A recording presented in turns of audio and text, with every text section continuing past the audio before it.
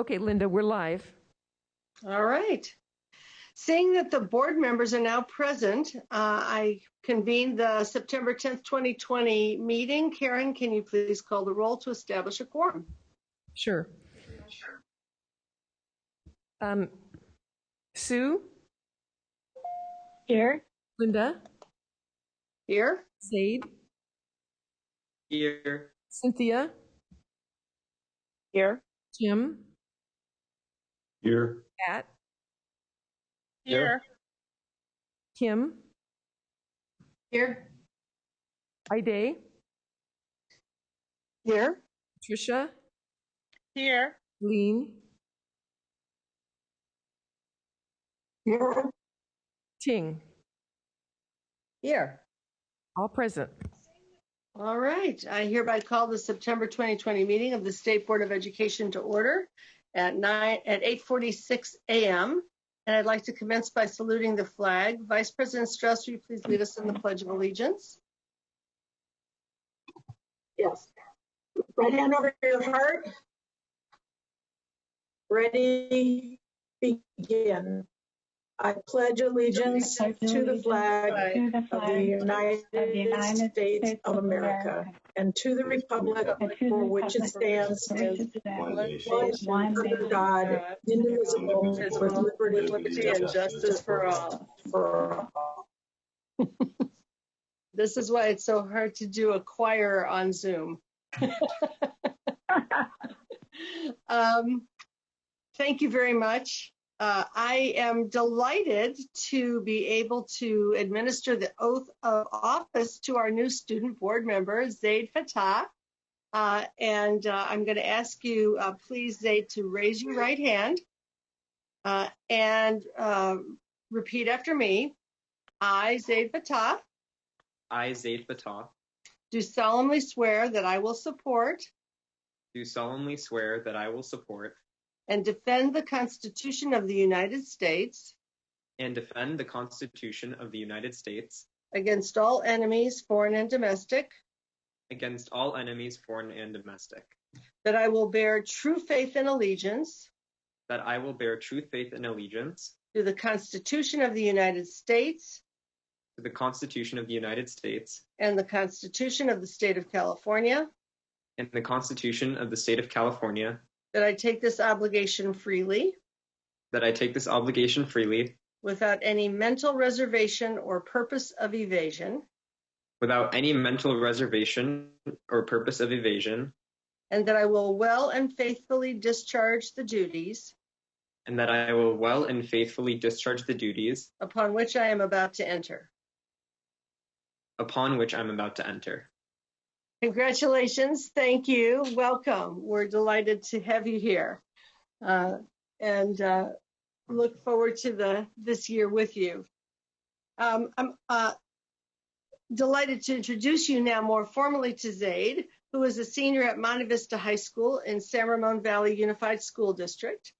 And would you like to share a little bit about your background so that we'll all get to know you a bit? Definitely. Thank you so much. Thank you so much, President Darling Cammond, and good morning, esteemed board members and everyone. My name is Zaid Fatah, and I am a senior at Monte Vista High School in the San Ramon Valley Unified School District, and I am incredibly honored and humbled to serve as this year's student board member.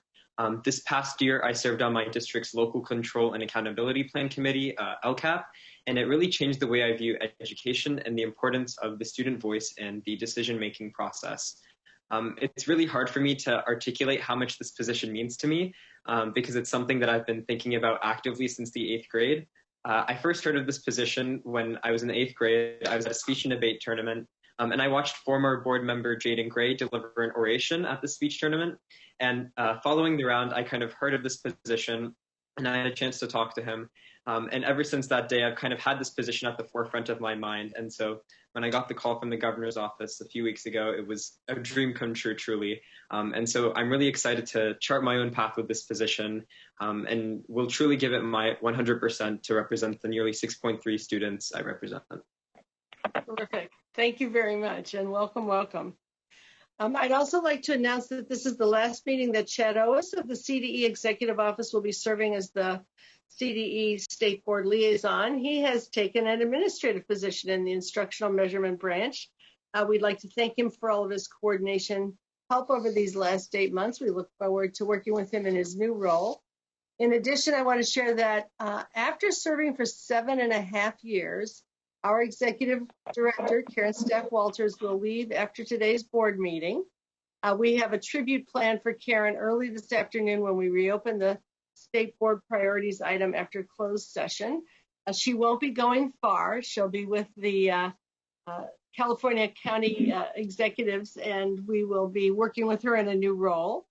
And finally, this is the annual time of year when the fall recruitment for the State Board Advisory Commissions and the 2021-22 student board member position have begun, and applications can be found on our website, and we're recruiting for the following positions. The Advisory Commission on Charter Schools is seeking applications from teachers who are employed by a charter school. The Advisory Commission on Special Education is recruiting for 3 positions. Strong preference will be given to parents of a child or a young adult with disabilities and to a representative of the charter school community. The California Practitioners Advisory Group is seeking applications to fill the Specialized Instructional Support Personnel and Paraprofessionals position. The Instructional Quality Commission is currently seeking applications for their 2021-22 student member position. And lastly, the State Board is currently accepting applications for the 2021-22 State Board student member position. Interested students who will be high school seniors in good standing in any California public high school during the 2021-22 school year and are available to participate in a virtual statewide conference, which is being held from October 31st to November 2nd, are invited to apply for the position of student member on the California State Board of Education. The final filing date for all of these positions is 5:00 p.m. on Thursday, October the 8th. I do have a change in the agenda to announce. There's an addendum for item 5 related to the state seal of civic engagement evaluation criteria. And as mentioned, we'll reopen item 1, which is state board priorities, following closed session to pay a tribute to our executive director, to take action on the draft minutes and receive the state board liaison reports. The board will go into closed session right after the lunch break. And as a reminder to board members, there is a separate Zoom line and access code set up for the closed session. There is one public hearing on the agenda, which we will take up this afternoon. Item 6 is an appeal to transfer territory from the Lawndale Elementary and Centinela Valley High School districts into Wiseburn Unified. The proposed waiver consent items are W01 through W03 and W05 through W08. The proposed regular consent items are items 7 through 10.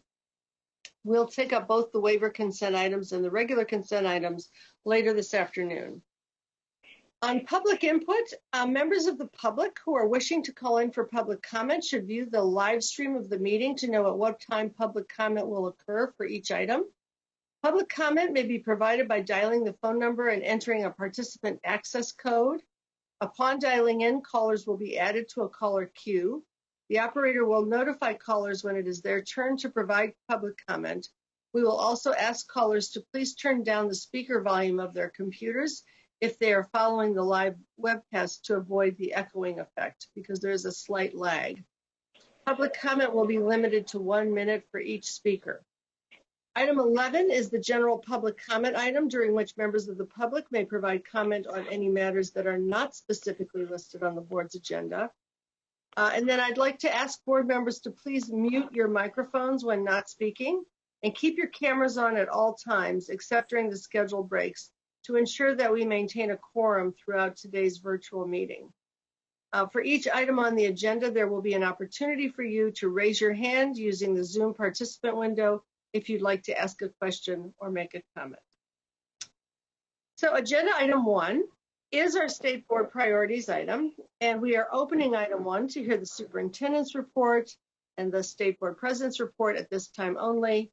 And then, as I mentioned, we will reopen the item after closed session for the remaining items. And I'll now turn it over to State Superintendent Tony Thurmond for his report. Superintendent Thurmond. Thank you, Madam President. Thank you for your leadership in these challenging times. I think we're on Zooms and calls almost always, and appreciate your stewardship and leadership during these challenging times. I'm honored to see all of our board members. I hope that wherever you are safe and well during these very difficult times, and grateful to be able to welcome our new student board member, Fatah. Welcome. And great remarks, and exciting that you've aspired towards this since you were in 8th grade.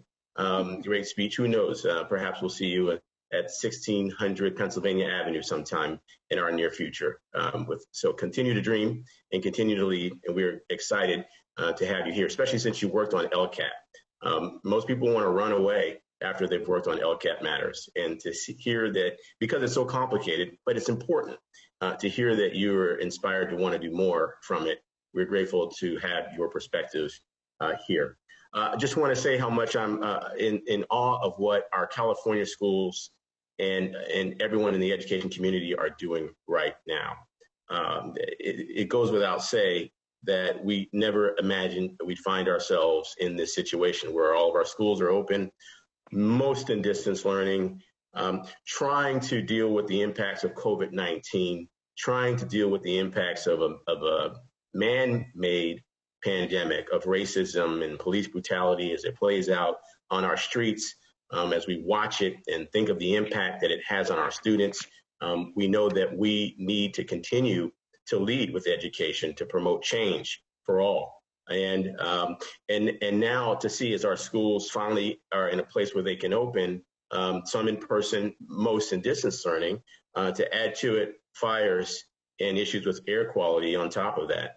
Our schools are dealing with the most difficult circumstances. There aren't words to describe it. Our hearts go out to those who've lost loved ones. Many have lost their home. We know that in Butte County, which has had its own share of challenges over the years, we've lost schools. We've lost Berry Creek School that was destroyed. We know that there are other schools that maybe not fully destroyed, have been severely damaged. This is a tough time, and this is a time for us to all lean in and to help in any way that we can. Obviously, we're doing all we can to defer any kind of requirements that these schools would have to provide. We've met with all the county superintendents to say that we will expedite any J13A waiver requests. These are the waivers that school districts who are impacted by disaster can use to be held harmless and to receive their ADA, even when they're dealing with these types of disasters that make it impossible for our students to be in school. Our team and I have worked on ways to send face coverings to communities that are impacted. We sent some N95 masks to a community in Tulare County, where many of the children of farm workers have been impacted, and their parents as well are working under the worst air quality conditions that we've probably seen. And so we know that these challenges persist, and we are doing all we can to offer our support to our school districts, but need to commend our students, their parents and family members, our educators, our administrators, our entire education community for its resilience under these conditions. On yesterday, we held a webinar for all 1,000 school districts to go over the latest guidance for when schools can be open and when they need to be closed. Well over 1,000 participants on that Zoom with lots of great questions We hosted it, but we're honored to be joined by Ben Cheetah, the Deputy Chief Cabinet Secretary in the Governor's Office, and by Dr. Erica Pond, who leads the team at the California Department of Public Health. And we are just staying synchronized with our partners in the health arena to make sure that our schools are getting the information as best that we can get to them. We continue to work with school districts on making sure that they have the tools that they need for distance learning. As you know, the governor and the legislature provided a learning loss mitigation fund that provides $5.3 billion for school districts to use for computing devices, for counseling programs and social emotional programs, and for training and professional development for educators around distance learning. And the CDE administers those dollars. We've been in touch with every district about exactly how much money they can have. We've even tried to play matchmaker between schools that are looking for computing devices and companies that still have supply, because as you know, there is a worldwide shortage for computing devices at this time. And so we've inventoried what exists in with every manufacturer who has it. A big shout out to Mary Nicely, who's been leading our effort and has almost single-handedly inventoried what every school district needs and has figured out a way to get distributors like Office Depot and Staples to hold on devices just for our students. Apple and T-Mobile have done the same in the face of a shortage of devices. They've held on to hundreds of thousands of devices for our students that are internet enabled.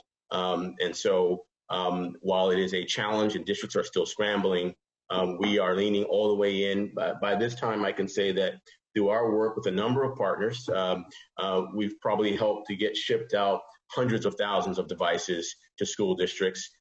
Many of you have been involved in asking for donations. Obviously, our board president has been a leader in asking for donations and securing donations. We've worked very closely with the CBE Foundation, which is a 501c3 that can accept donations and then move them to the school communities where they're needed.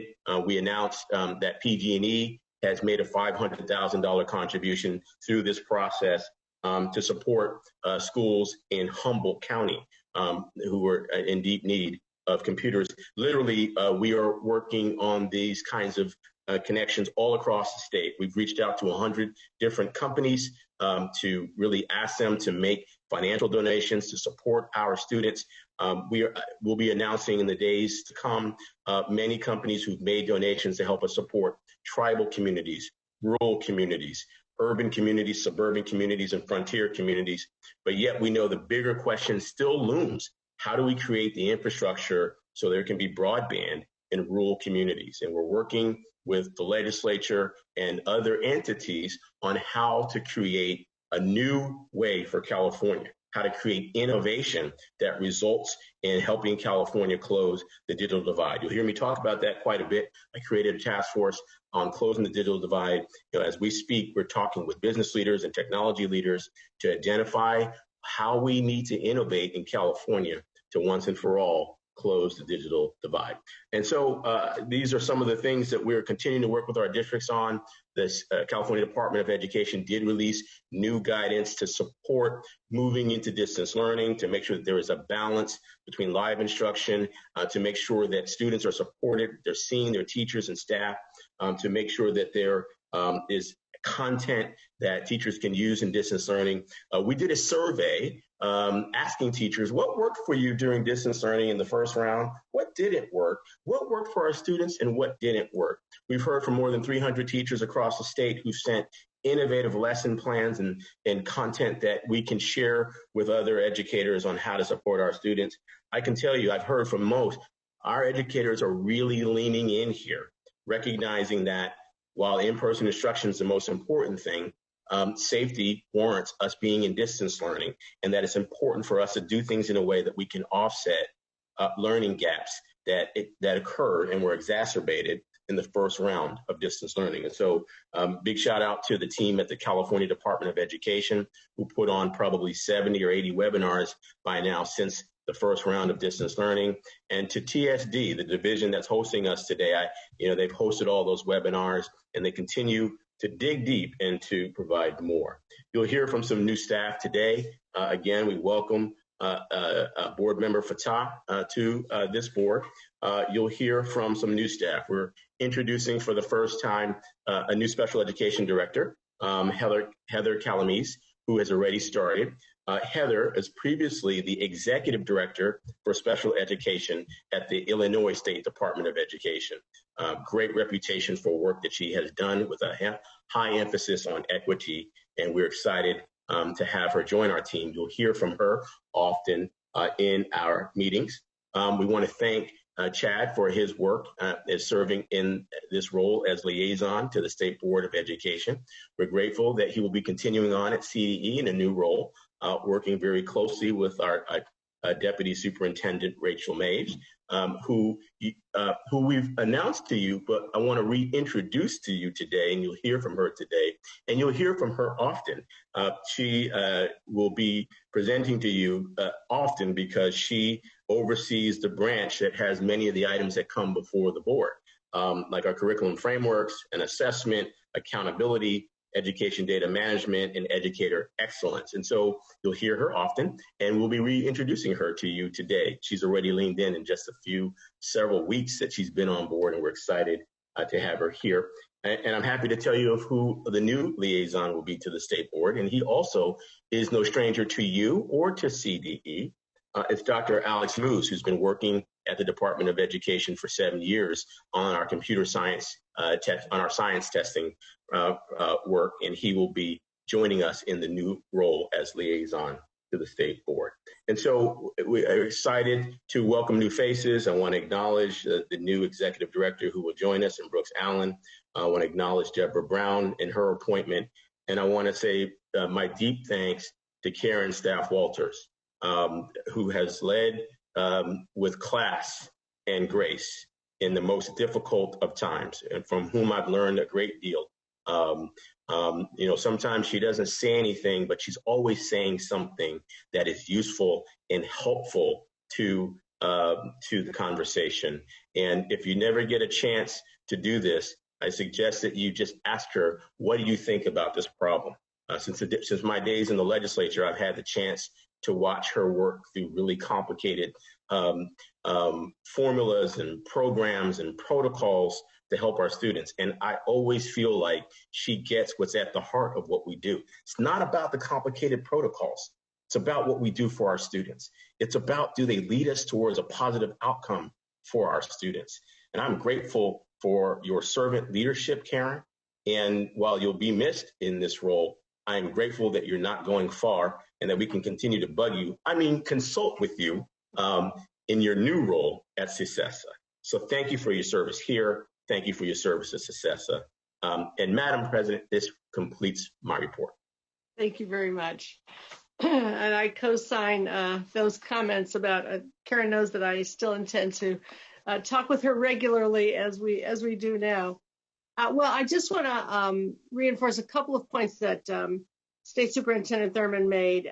We've come a long way in California in terms of figuring out how to provide high quality distance learning, and the efforts that are underway that were just enumerated about closing that digital divide are continuous, they're persevering.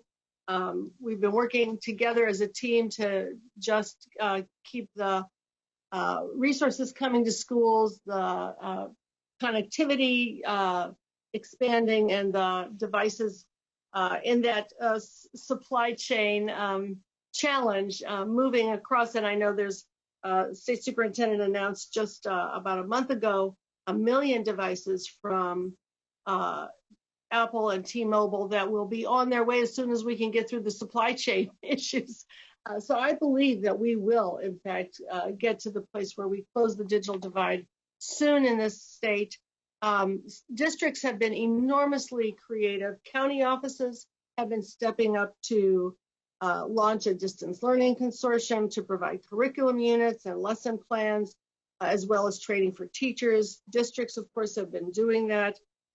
Many have reached out to parents to say, what do you want? What worked for you in the spring? What do you need? Many have found ways to connect to families in a one-on-one way to figure out what the specific family needs are. I hope that we continue some of the practices that are being invented now. It's a time for invention and sharing when we get back to what may never be regular school as we knew it, but what will become the new normal in the schools.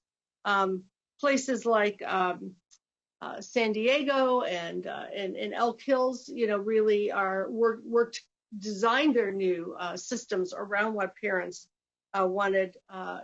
We're hearing from across the state. I'm talking to teachers and superintendents and parents. What a good start we're off to in distance learning in so many districts this year. Many of them reporting 95, 98, 100% attendance, kids showing up bright and shiny in front of their computers when they can't be there in person, and teachers understanding how to work with them in and out of the Zoom breakout rooms and with projects that are going on, and small group instruction to help kids catch up, and one-on-one instruction where it's needed. As you know, the state has developed a plan for districts to be able to bring back small groups for instruction and targeted services, particularly students who with special education needs, students who could not easily connect. Districts like San Francisco have started learning hubs with their Department of Family, Youth, and Children so that they can provide spaces for kids who need to do distance learning from a place other than the home, where they can be online, get support, get food and other supports during that time. So it's an extraordinary moment to see educators, cities, communities stepping up in the face of all of the challenges that Tony enumerated, both from the pandemic and from the fires that are going on now. The other thing that I am very heartened by is the recognition of the importance of social and emotional learning. Virtually every district I connect with says we're starting out with a social and emotional learning agenda, a platform, a way to figure out what supports students need, and also to engage in social emotional learning and practices on a regular basis. There are so many that in the wake of the shootings that occurred by police have begun to move away from policing towards restorative practices in schools, and are continuing their learning about how to create more inclusive and supportive environments for students. I think the key issue for us in the state is the issue of how to deal both with the ongoing chasm of inequality outside the schools, as well as the issues that we deal with inside, with loss of employment, with loss of housing, food security, and so on. Our governor and our legislature have stepped up over and over again to try to build back a safety net to the extent that's possible, but we really need to continue to work as we are in the federal environment for the kind of recovery that will allow us to see all of our children adequately supported both inside and outside of schools. The schools have been doing heroic work to step up into those gaps and be sure that kids are getting as much of what they need as the education system can provide. The final thing I'll just say is that I think in moments like this, there are moments of social upheaval like this, and we've had them in history. We see tremendous moments of social progress following. If you think back to the 1930s when the Great Depression emerged, think back to the 1960s in the middle of intensive civil rights gains and issues, assassinations, all kinds of things were triggering social mobilization. We transformed that into progressive policy that supported equity, that supported empowering education. We're at that moment. We are in that inflection point. We are working on that agenda in California, and we need to continue to double down on that. People are inventing ways to strengthen the relationships between schools, families, and communities, as well as the work that goes on within them. And we need to across in all of the ways that the department, the CCEE, State Board, and others are seeking to make sure that that sharing goes on. With that, I think we need to get into our agenda for the day. I'm going to move us of Agenda 1 and move us on to Agenda number 2. which is our accountability item. I'm going to ask that Cindy Kazanis please appear on our screen. Agenda 2 is a recommendation from CDE that the State Board adopt the following new career measures for inclusion in the College Career Indicator. Actually, I'll let them come to that in a moment and detail all of those measures. We'll also receive an update on the development of the growth model and the implementation of some statutory provisions. And Cindy, I see your slides. And I assume you are there, so please begin. Morning. Good morning, President Darling Hammond. Cindy Kazanis with the Analysis, Measurement, and Accountability Reporting Division. And I just wanted to echo Superintendent Thurman's comments about Karen Stapf-Walters and her tenure here at the board. We would not have gotten to the place we have with accountability without her leadership.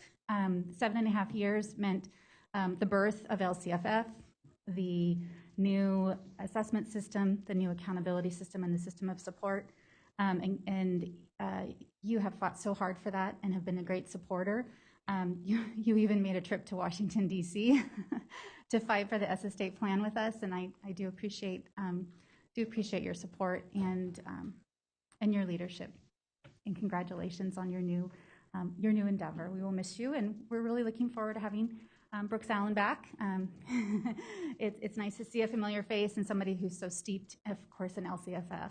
So we're looking forward to working with Brooks again. I wanted to get us started today. We're going to actually take our attachments out of order. We do have some meaty things to talk about today, but we only have one action item. So I'll walk through the attachments individually, and I'll be joined at the podium by Jenny Singh and others to present this item. So the recommendation for today is the adoption that the State Board adopt the following new career measures for the inclusion in the College Career Indicator: pre-apprenticeships, state and federal job programs, transition work-based learning experiences, transition classroom-based learning experiences. And before we get into that, we wanted to talk a little bit about what we've been doing. So in order to bring any item to the board when it comes to accountability, we go through an extensive stakeholder outreach process. And while we've all been working remotely since around St. Patrick's Day, we have been really getting out there in terms of accountability to make sure that the field understands things about the waiver that's been approved by the federal government around accountability, the subsequent legislation from the state that supports that, and then the items before you today. And so between April and August, end of August, we have had 6 work groups, which for us have been focused primarily on the College Career Indicator, and advisory meetings. We've had, and with those meetings, about 190 participants, 13 virtual presentations with over 2,000 participants, and then some work that we've started on that you're going to hear about at the next board meeting is around AB 1505, and that was the accountability hosted webinar that we did back in late June, where we had nearly 400 participants. So attachment 1 walks us through the options before you for the College Career Indicator. I will stop after I present this material for clarifying questions, and we'll do the same for the other attachments because there's a lot of material here to cover. So to begin, this has been a work in progress for many years. You all had an actual study session just around the College Career Indicator last year in May. And so we are at a place where we're ready to propose new career measures, and we'd like to publicly report out on these career measures in fall of 2020. Why that's important is because we want to make sure that schools get recognized for the work that they've done to prepare students for not only college but career. And we've known this indicator has been lacking on the career side, and so we've really spent the last year or so focused on collecting this data, analyzing this data, and what you see before you today for the recommendations. The data, it's important to note, will not be used on the dashboard to determine a color because of the the legislation that's referenced in the second bullet, SB 98. We are required, though, under that provision to report valid and reliable data that would have been included in the dashboard. And so we will be able to report out on our additional reports, the measures in which students demonstrated that they were prepared or approaching prepared for the college career indicator. And I think for the first time this spring, we are working towards a solution where we can provide this information back to school districts at the student level. I also wanted to note, and I think we put this in the item, that this, by adopting these measures, this takes us to the ultimate goal that I think you have all expressed to us in previous meetings, to make this not only a college career indicator, but a college and career indicator. And also to the place where we can actually have a category that's called well prepared. So there are 4 items that we are bringing before you for adoption. The first is pre-apprenticeships. And there's a nice summary chart, if it's easier for you to look at. It's on page 2 of the attachment. The pre-apprenticeship piece would be available to both traditional and our dashboard alternative school status schools, or DAS schools. The second is the state and federal job programs, which is limited to DAS schools. The third, transition work-based learning experiences. That would be available only to students with individualized education programs, or IEPs. And then finally, the transition classroom-based learning experiences, available only to students with IEPs and who have earned a certificate of completion. It's important to note that many of these measures were collected for the first time in 2018-19, and we're currently collecting our second year of this data as we speak. The collection is scheduled to close tomorrow, and so we'll have, I think, some robust data to be able to share with districts around this. So at your May 2019 study session, you provided, it was a very robust discussion. I think we had about a 4-hour session with you prior to your May board meeting. And there was a lot of talk around how we can start to bring on career measures and not tying them to how we do our college measures, which is through the Smarter Balance sum of assessments. So in order to do that, what we've been working on to make sure that we followed your directive was to base our proposed career measures on research and the completion of career technical education coursework. So we've looked at local, state, national research on the programs that are before you today, and you have those summarized in the item.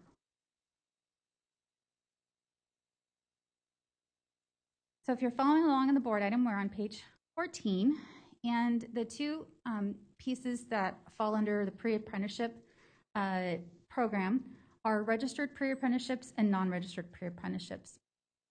And registered pre-apprenticeships are recognized by businesses and our industry and are registered at the state or national level.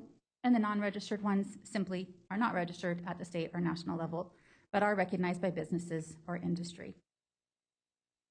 So for the first, there's actually 2 slides for this. The first slide is around traditional schools, and the second slide is around dashboard alternative school status schools, because there's a slight variation on the non-registered pre-apprenticeship piece. So the recommendation is for the registered pre-apprenticeship for traditional schools that in order to be in the prepared category, they've completed the program. There is no recommendation for approaching prepared. Well, this is similar to the state seal of biliteracy. So by earning that seal, you are determined to be prepared.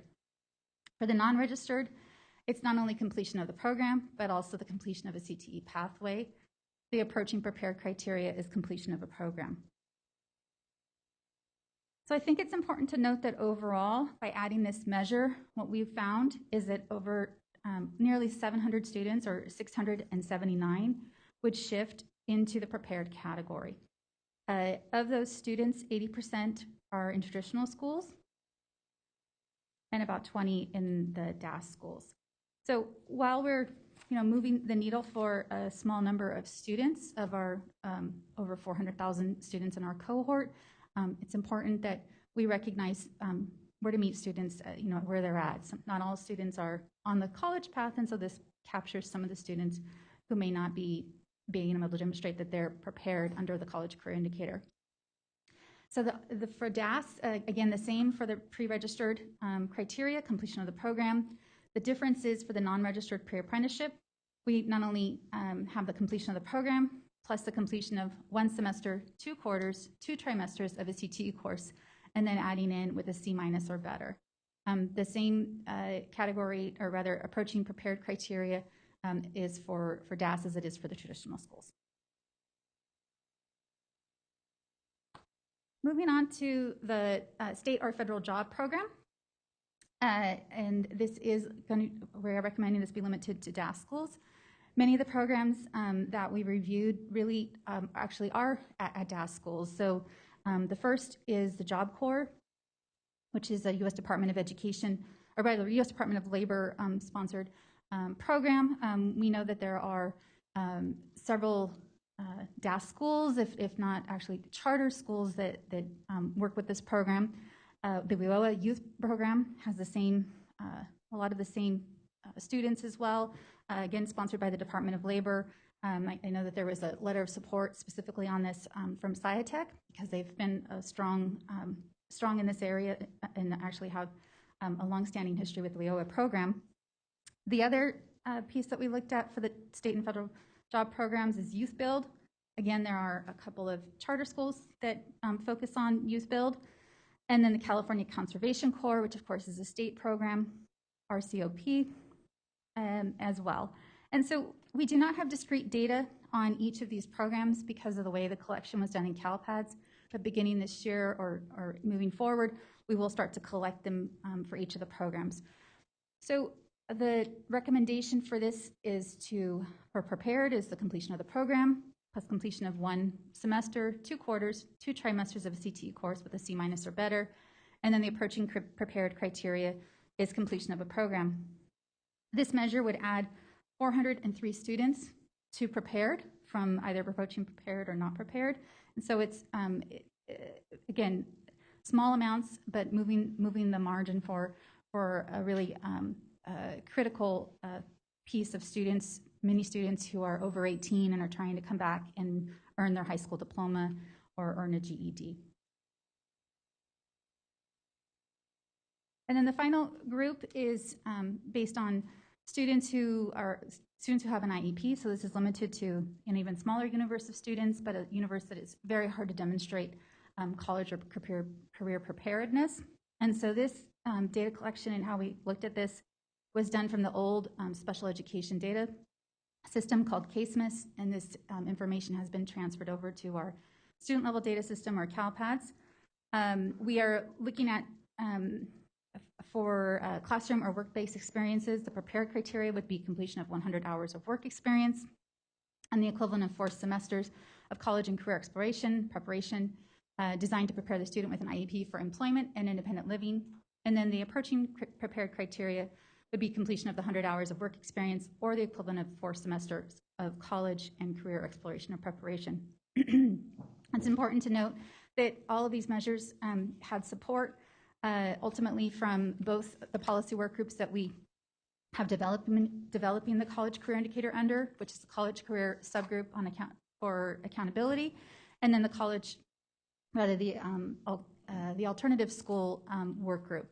And they had a meeting not only in February, but they came back in May, and then some came back even in August to work through these.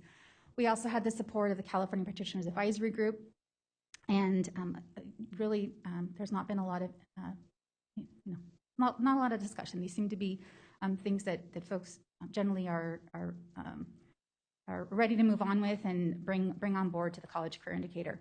So with that, I'm happy to turn it over to President Darlene Hammond to ask any clarifying questions. And then from here, we'll move over to the growth model discussion. Yeah, we'll just see if anyone has clarifying questions. And I need to make my screen function so I can see everyone again.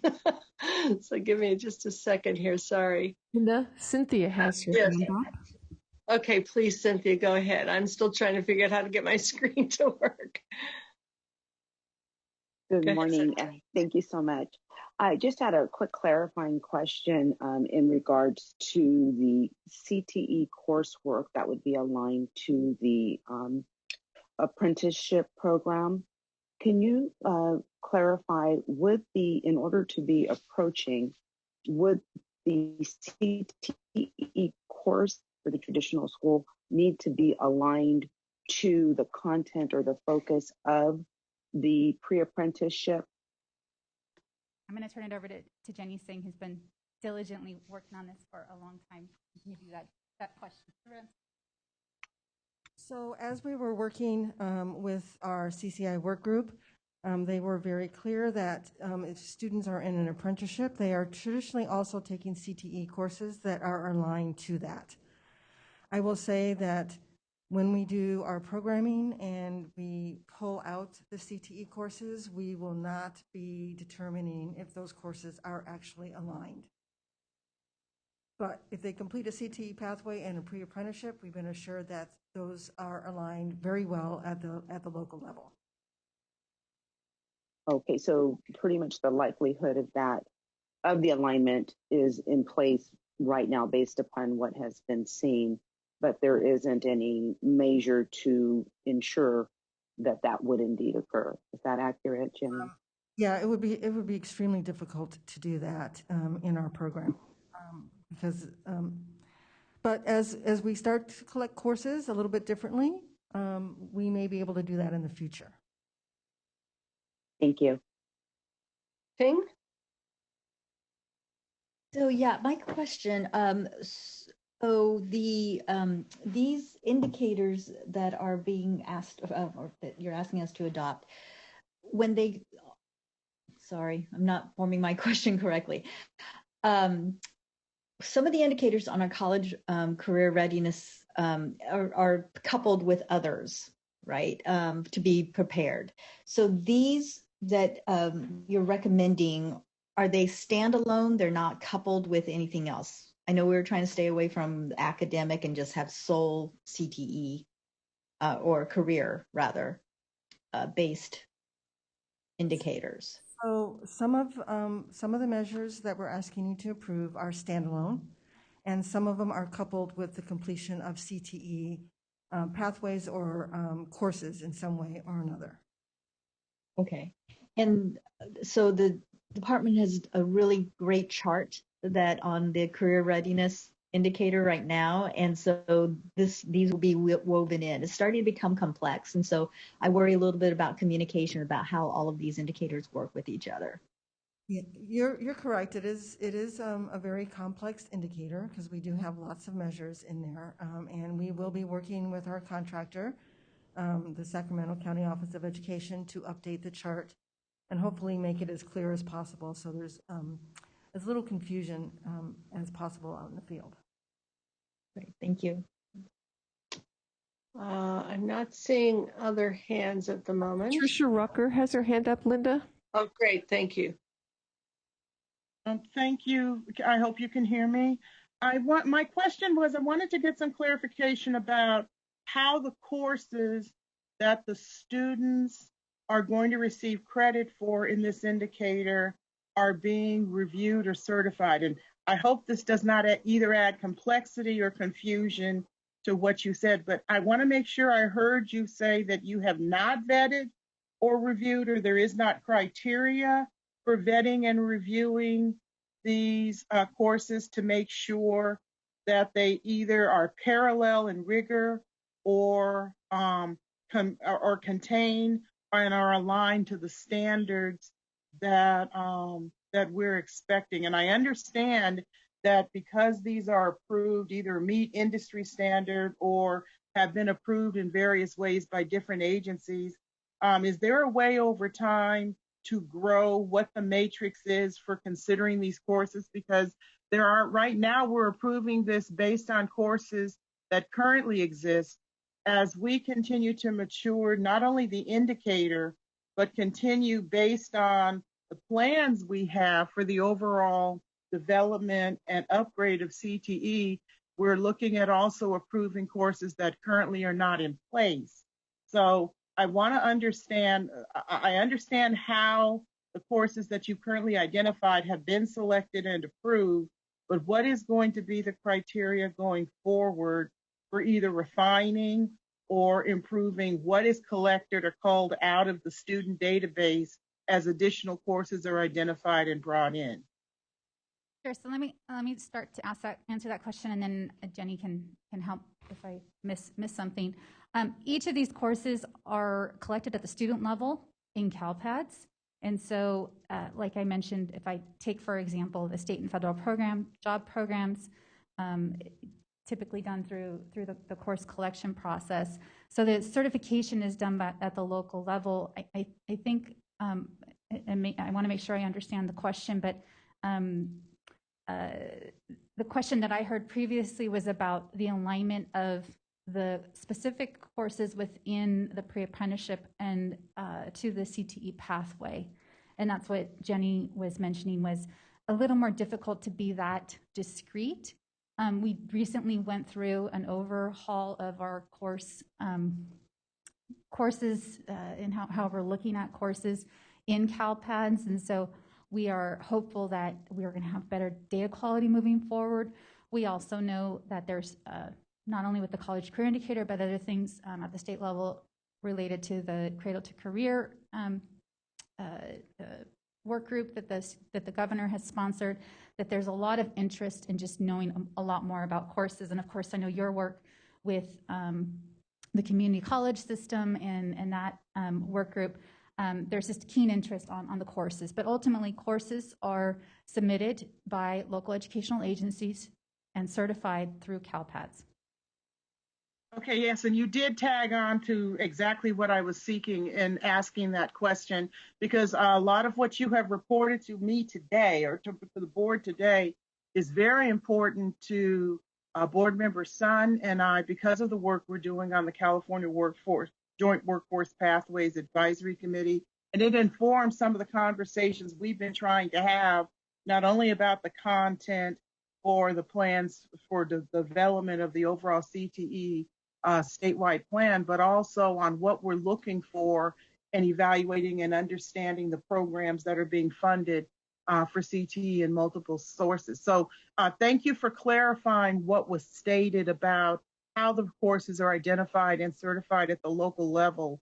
And also thank you for clarifying how this work broadens out or can be connected to the other ongoing activities for the project. So like board member Son, I'm having some problem this morning, it seems, trying to make sure I put my question out there correctly, but you answered what I was seeking. You answered and gave the information for what I was seeking, so thank you. And I believe I have lowered my hand. Okay, great. Seeing no other clarifying questions, we will have a chance to come back for board discussion, but I'm going to encourage Cindy to go ahead with the growth model discussion. I'm going to turn this over to Jenny Singh and to our partners at ETS to take over this piece of the presentation. Good morning, board members. As Cindy said, we do have some of our colleagues from ETS who are online. I am going to start out the presentation, and then we'll have staff from ETS take over after a few slides. So I'm just going to do a really brief overview of how we're exploring the empirical best linear prediction calculations for the aggregate growth measures. So I just wanted to start out with the timeline, because I think it's really important to remember that this has been a very long process. We've invested a lot of time into the growth model. We started work in March of 2015, looking at various growth models that we should explore. And then we started the technical work in September of 2015. Then in March of 2016, we started collaborating with the Education Testing Services, or ETS. Then in January of 2017, we had a conversation with the board members about the criteria that we should be looking at when we're selecting a growth model. And then in April, we actually contracted with ETS for an evaluation study. So in 2018, in February, ETS explored 3 models: the residual gain, the change in distance to Met, and the conditional percentile ranking. And these were models that were recommended by various groups as we were going out and asking for input. And I have a chart that will explain what that study looked at.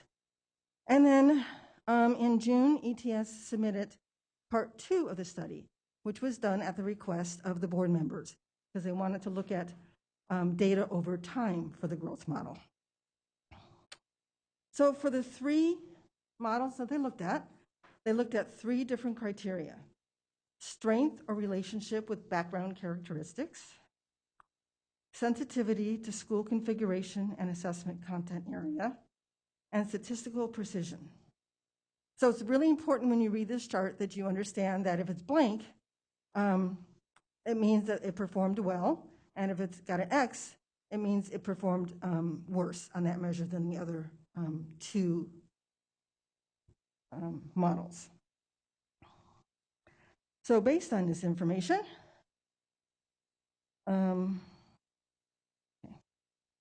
so in July of 2018, the board asked us to put a pause on our growth model work. And that's because the student level growth model really didn't align with the requirements that we established for our multiple measures accountability system. The stability of the growth model over time, it wasn't what we wanted it to be.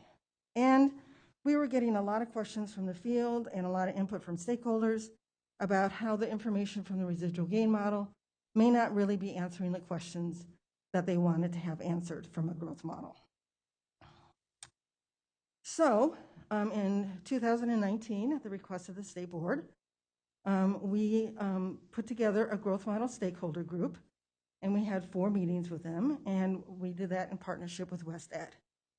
And so the work from these meetings did influence the CDE and the SBE to continue to pursue the residual gain student growth model.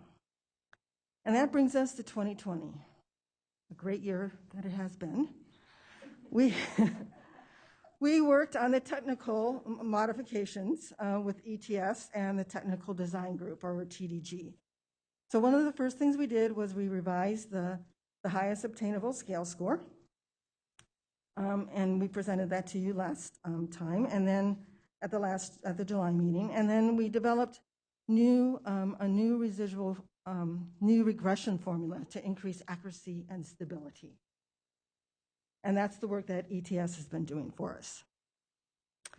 So with that, I would like to turn it over to our colleagues at ETS, and I believe J.R. Lockwood is going to be presenting this material. J.R.? Yes, I'm here. Thank you for the opportunity to present. If anyone cannot hear me clearly, please speak up. I feel like I'm unmuted now.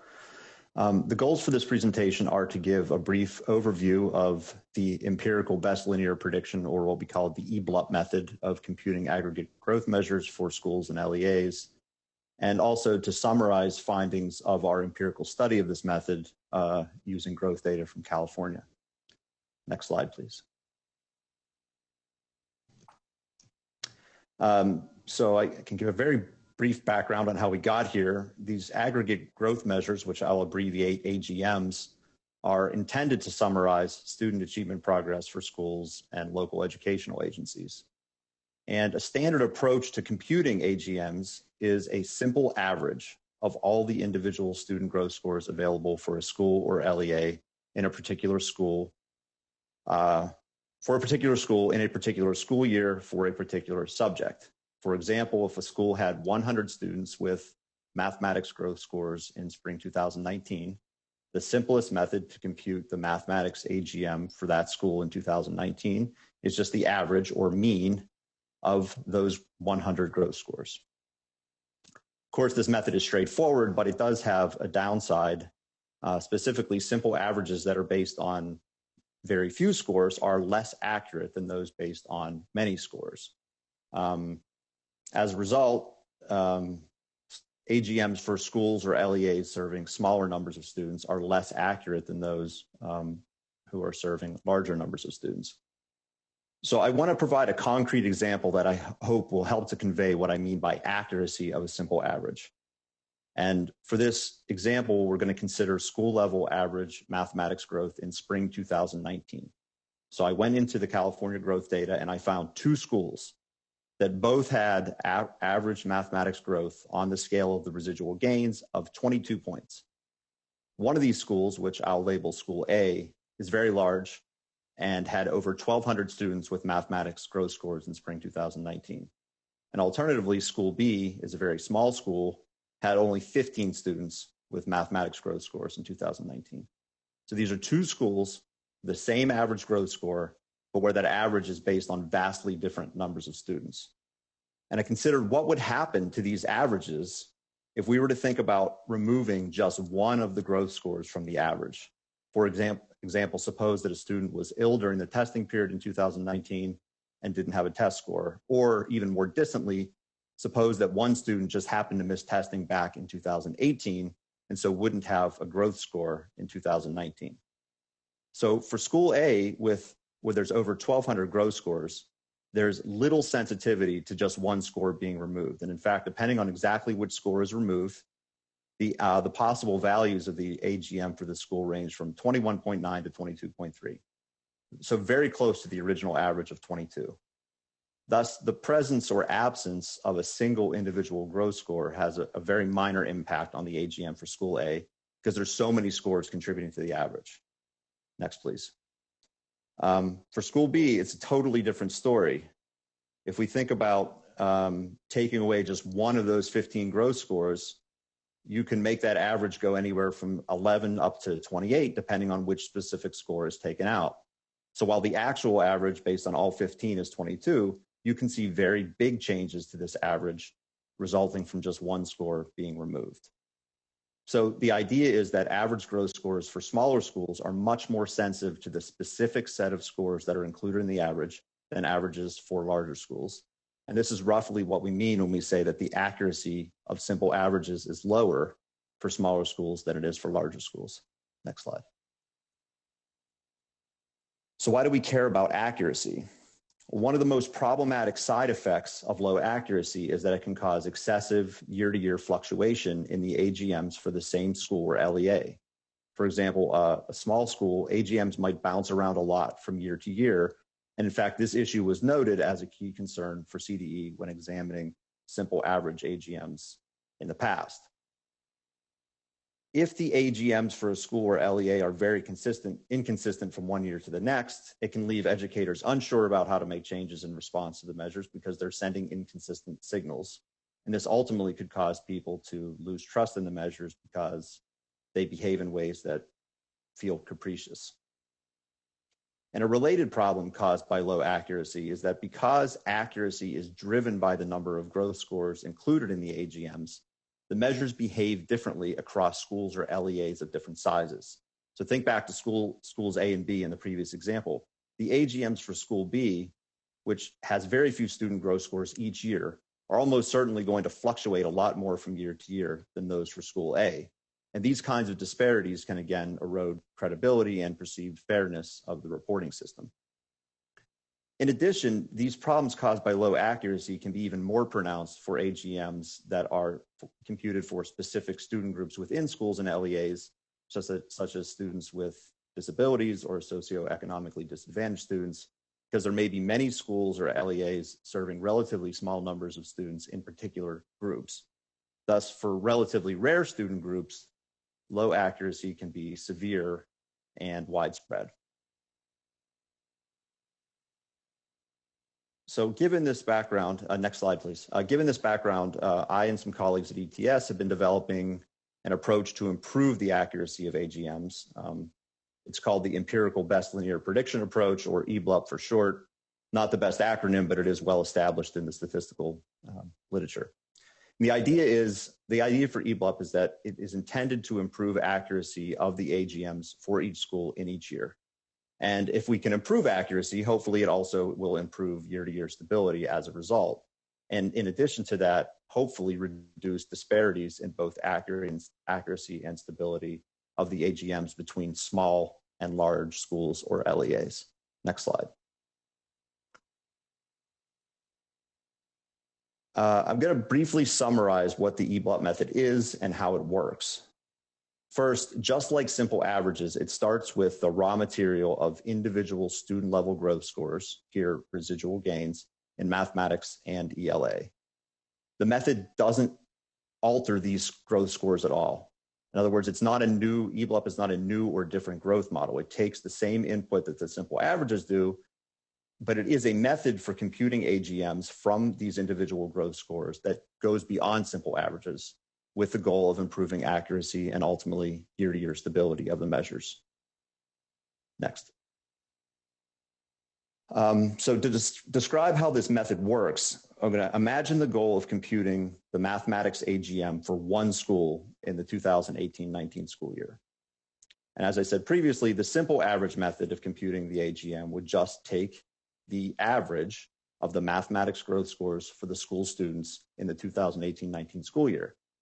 Alternatively, the EBLUP combines that information with not only the mathematics growth scores for those students, as well as the ELA growth scores for those students in 2018-19, and mathematics and ELA growth scores for the school students in one or more prior school years.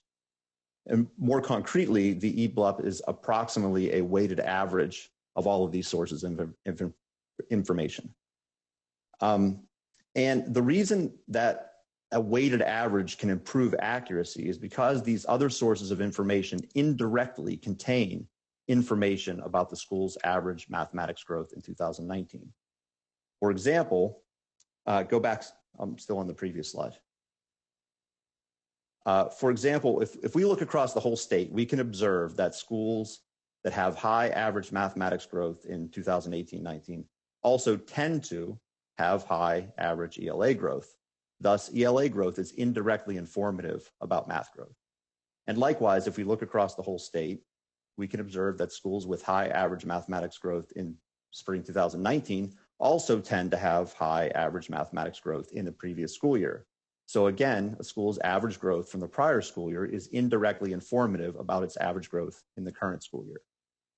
And so EBLUP is a method for incorporating this indirect information via a weighted average when it is needed to improve accuracy. Next slide.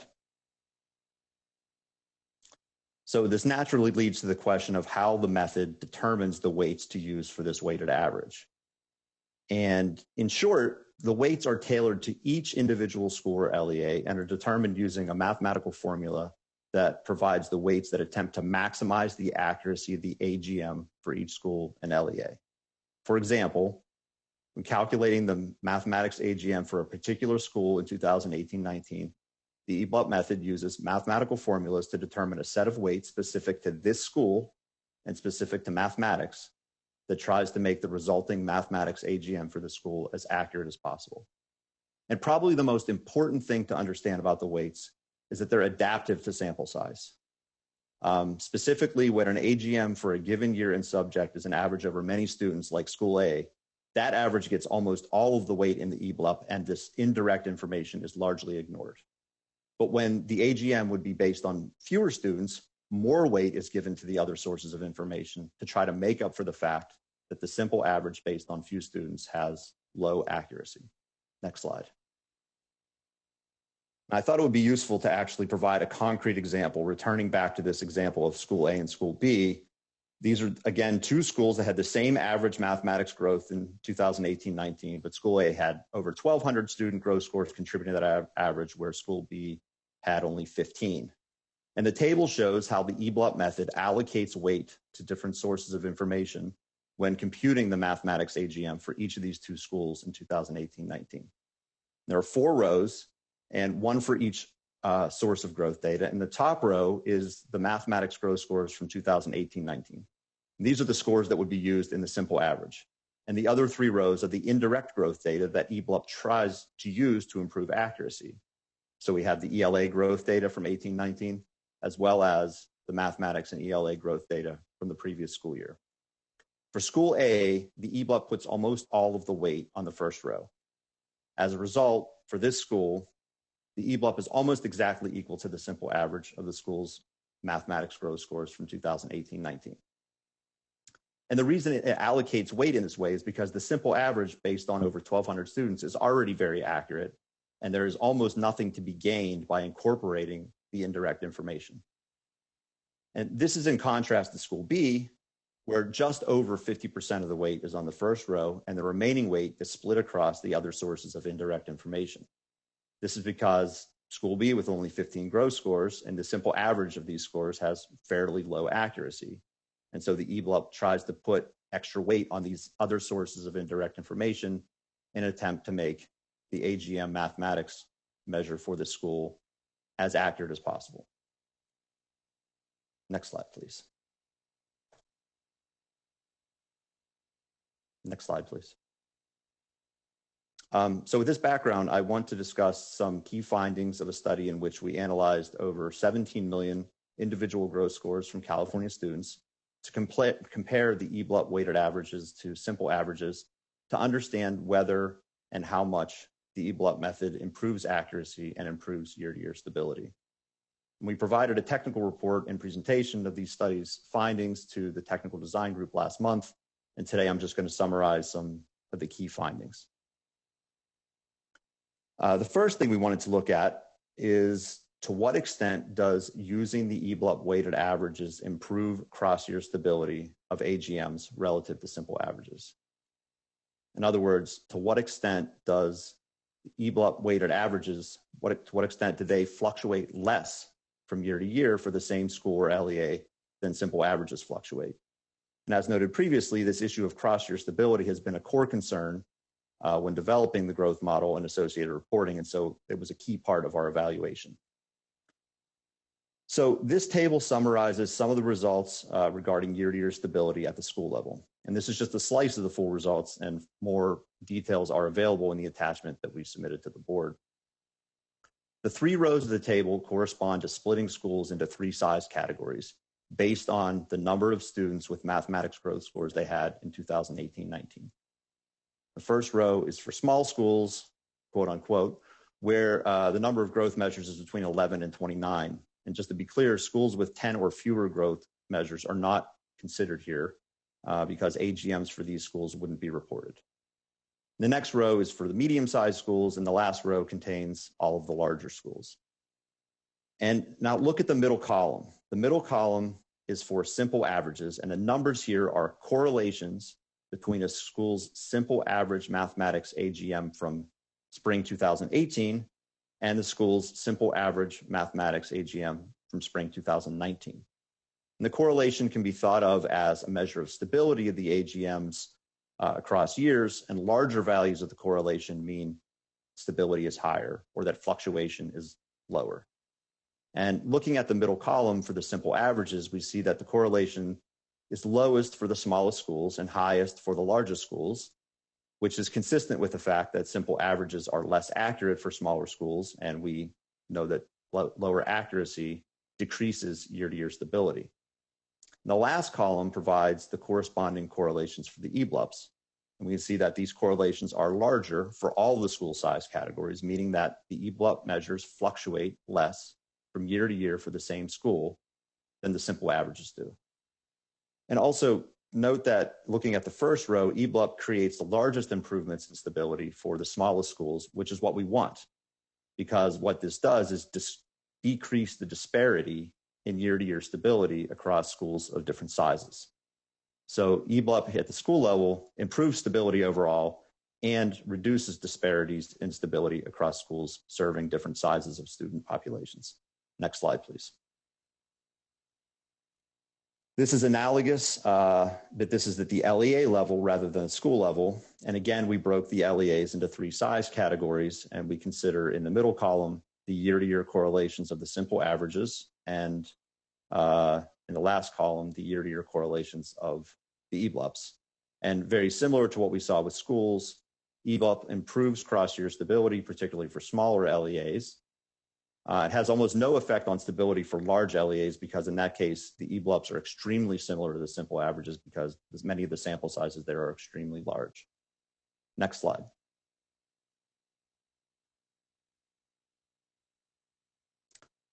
So those are the key findings regarding year-to-year stability. Now I want to present some results on accuracy. EBLUP is a method that theoretically is designed to improve accuracy, and we wanted to see to what extent these theoretical benefits were actually realized with California growth data. And as before, here's a slice of results for school level mathematics AGMs. And again, we broke the schools into size categories, and for each size category, we computed the percentage of schools for which the EBLUP method improves accuracy relative to the simple average. And these percentages are in the last column and make clear that EBLUP is actually improving accuracy for all schools, regardless of size. The attachment to the board agenda provides some more details about the actual magnitudes of these accuracy improvements, but just to summarize, consistent with the theory, EBLUP has relatively large accuracy improvements for smaller schools, and then the size of the accuracy improvement goes down as school size gets larger. So next slide. So the story is actually less clean at the LEA level. This table here is analogous to the previous one, but is now at the LEA level. And again, we use 3 size categories. And we see that EBLUP does improve accuracy for all the smaller LEAs, but unfortunately, this is not the case for larger LEAs. Specifically, there are some larger LEAs for which the EBLUP is actually less accurate than the simple average. And to be clear, the simple averages in EBLUPs are extremely similar for large LEAs. So it's not as if the EBLUP method is producing bad or misleading results. It's just that whatever additional changes or adjustments it's making to the simple averages don't appear to provide any benefit in terms of accuracy. And in fact, for many large LEAs are reducing accuracy by a small amount. So next slide, last slide actually. Next slide, please. So as a result of these findings, CDE is recommending further evaluation of options for reporting AGMs for large LEAs, because the goal is to provide the most accurate possible AGMs for all LEAs, and right now the EBLUP is not quite there. And with that, I will stop and take questions. Well, we do have one more slide before we go to questions. Oh, sorry. I just wanted to point out, though, that the TDG is in alignment with the department's recommendation. So if ETS does this additional work, that's going to modify our timeline. So I wanted to be very clear that this additional work will push the timeline for when we can release the growth model. So with this additional work, we will not be bringing a growth model to the board for approval until the March 2021. That means we'll release the data based on prior CAFS data from 2016 to 2019 for informational purposes only in April of 2021. And then from April 2021 through November 2022, we will work with LEAs and stakeholders on communications, trying to figure out the best way to display the data, provide hopefully some tools for LEAs to use as they talk with their schools and with their parents and community. Then when we produce the dashboard in December of 2021, it's really important to understand that we will not have another set of growth scores, and that we will continue to use the academic indicator methodology that is currently on the dashboard. And this is because in order to get a growth score, you have to have 2 consecutive years of data. So we won't have that until December of 2022. And that's when we will have the CAST data from 21 and from 22. And that's how we'll get that growth score. So with that, we'll open it up for technical questions. All right. Are there clarifying questions from anyone?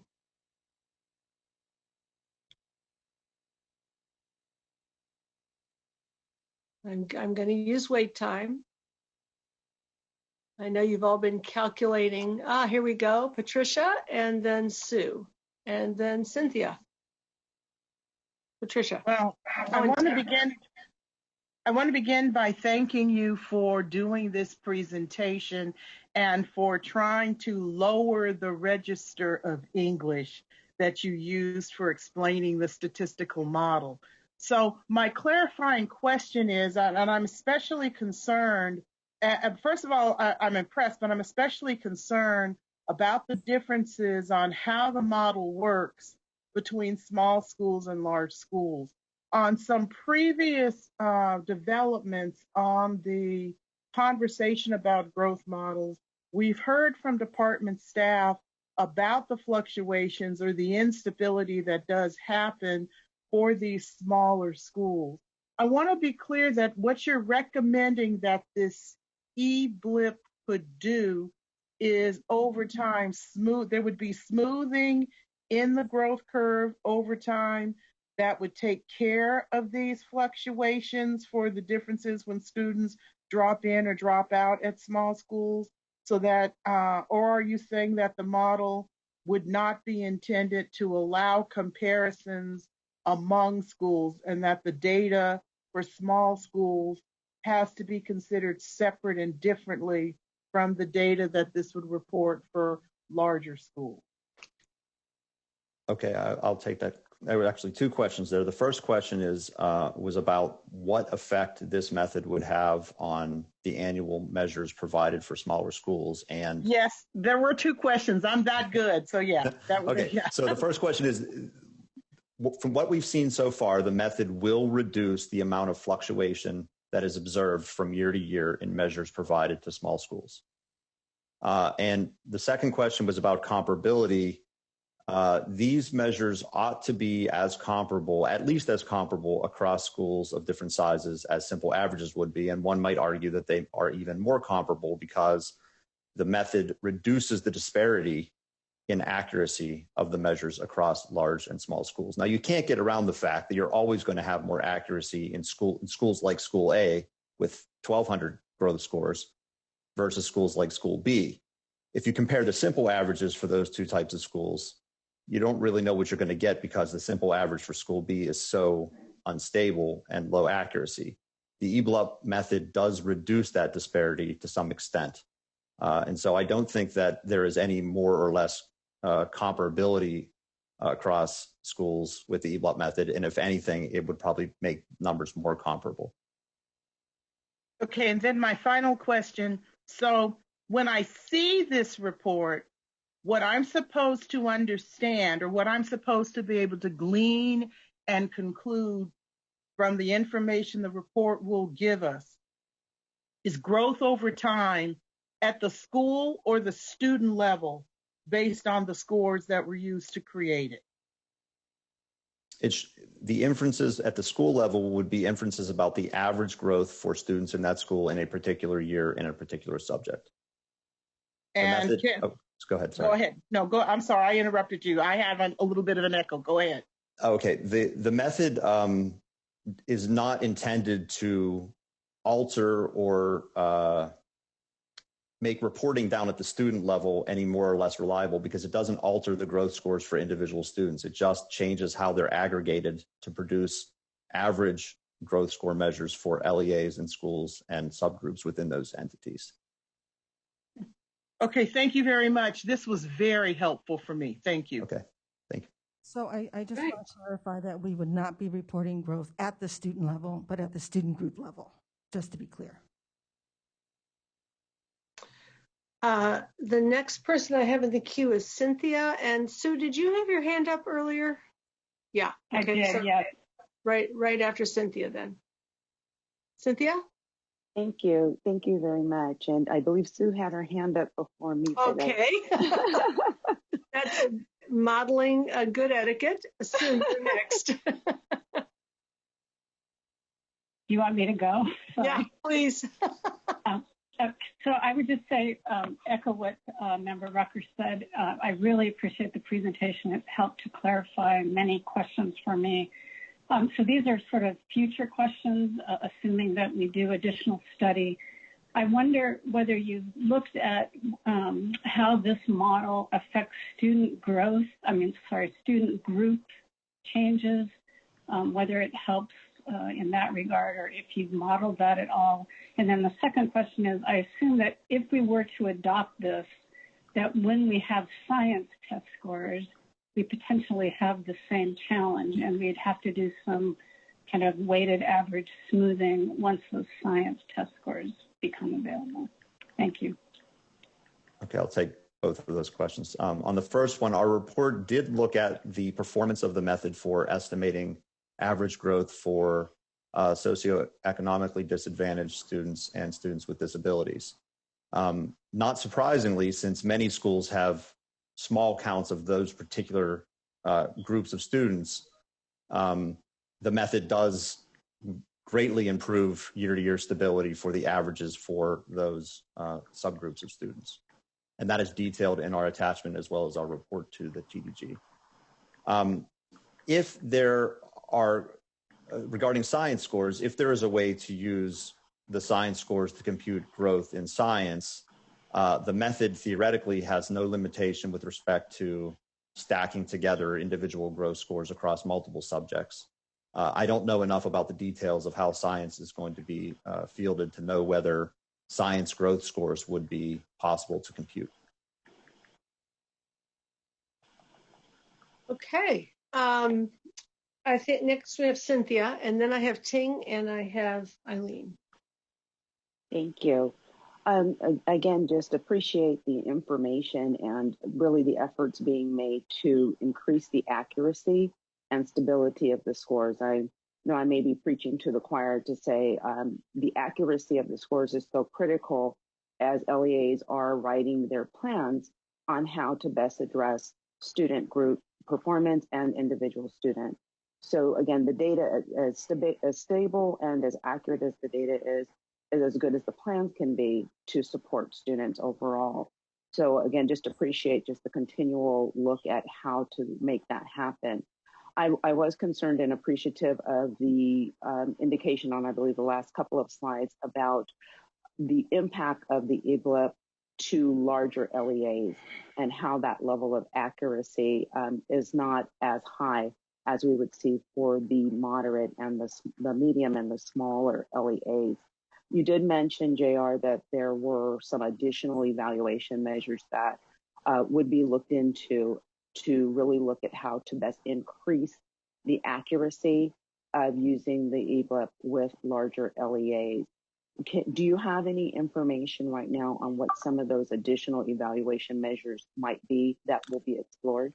Yes, we haven't done the work yet, but the idea of the EGLIP is that it is intended to improve accuracy when you're starting with a simple average that wouldn't be very accurate. It is not intended to make the averages for large school districts where growth scores may be based across tens of thousands of students. It is not intended to make those growth scores more accurate. So the things that we are considering are figuring out ways of simply not using the EGLIP for really large districts. And there are a couple ways of implementing that type of decision rule. But the idea is that the method wasn't designed to improve simple averages for very large school districts. Therefore, we shouldn't be using this method to report simple averages for large school districts. So we are exploring ways of coming up with a decision rule to decide when a district is large enough, we wouldn't use the EGLIP, would rather just stick with a simple average. But we have not explored the implications of those decision rules yet. Thank you. And I had one other question. It actually is more a question for clarification for Jenny. You mentioned that the timeline would be, let's say, pushed out a bit to provide more opportunity for exploration. Can you repeat for me the impact of this timeline change on the dashboard and when districts may begin to see the growth measures in the dashboard and again, the goals that have been set out from doing this work? Just some clarification, Jenny. You said it, I'm sure. I just want to hear it again. Sure. So we had intended to release the growth scores in January for informational purposes only. So instead, we'll be releasing them in April. That will give districts some time to look at and to look at the growth scores, and we can have conversations with them about how we could report it so that it's easy for people to understand. And we actually had a meeting with CABE a couple of weeks ago, and they have offered to help us put together some parent groups when this comes out, so that we would have some parent groups from CABE for parents who have children who are English learners, and then they can help us try to come up with a model for communicating this out to parents as well. So we're really excited about that. But for the soonest that it could be incorporated into the dashboard would be December of 2022, because that's when we would have our next set of growth scores based on 21 spring assessments and 2022 spring assessments. Okay. Next, I have Ting, Eileen, and Matt. Ting? I just want to echo all of my colleagues and thank you for the presentation. It was actually one of the more clear and concise explanation of the e-blip that I've heard so far, so thank you. I have a couple of questions and one comment related to what Cynthia just said, with questions about the release in 2021-22. So first, let me go to that first. We're all concerned, I'm sure, that because of the skipping of the 2020 administration of the test, we won't know what we get in 2021. And so I wonder that, we will be looking at approving the model based on the 2016-2019 scores so that we can kind of see how the model works on those scores. But then, I think we might get very different results for 21-22, just because we may not be comparing apples and apples, given that we've got this 1 year skipping. And I just don't understand, I don't know how, technically what that would mean. And maybe we just need to wait and see what happens with that and before we make any policy decisions. The other question I had, I think I may have misunderstood. I was really disappointed in the conversation at the last board meeting because I thought we would not get individual student growth scores. But it does sound like we will have individual student growth scores upon which to base these averages. We're just not publicizing them.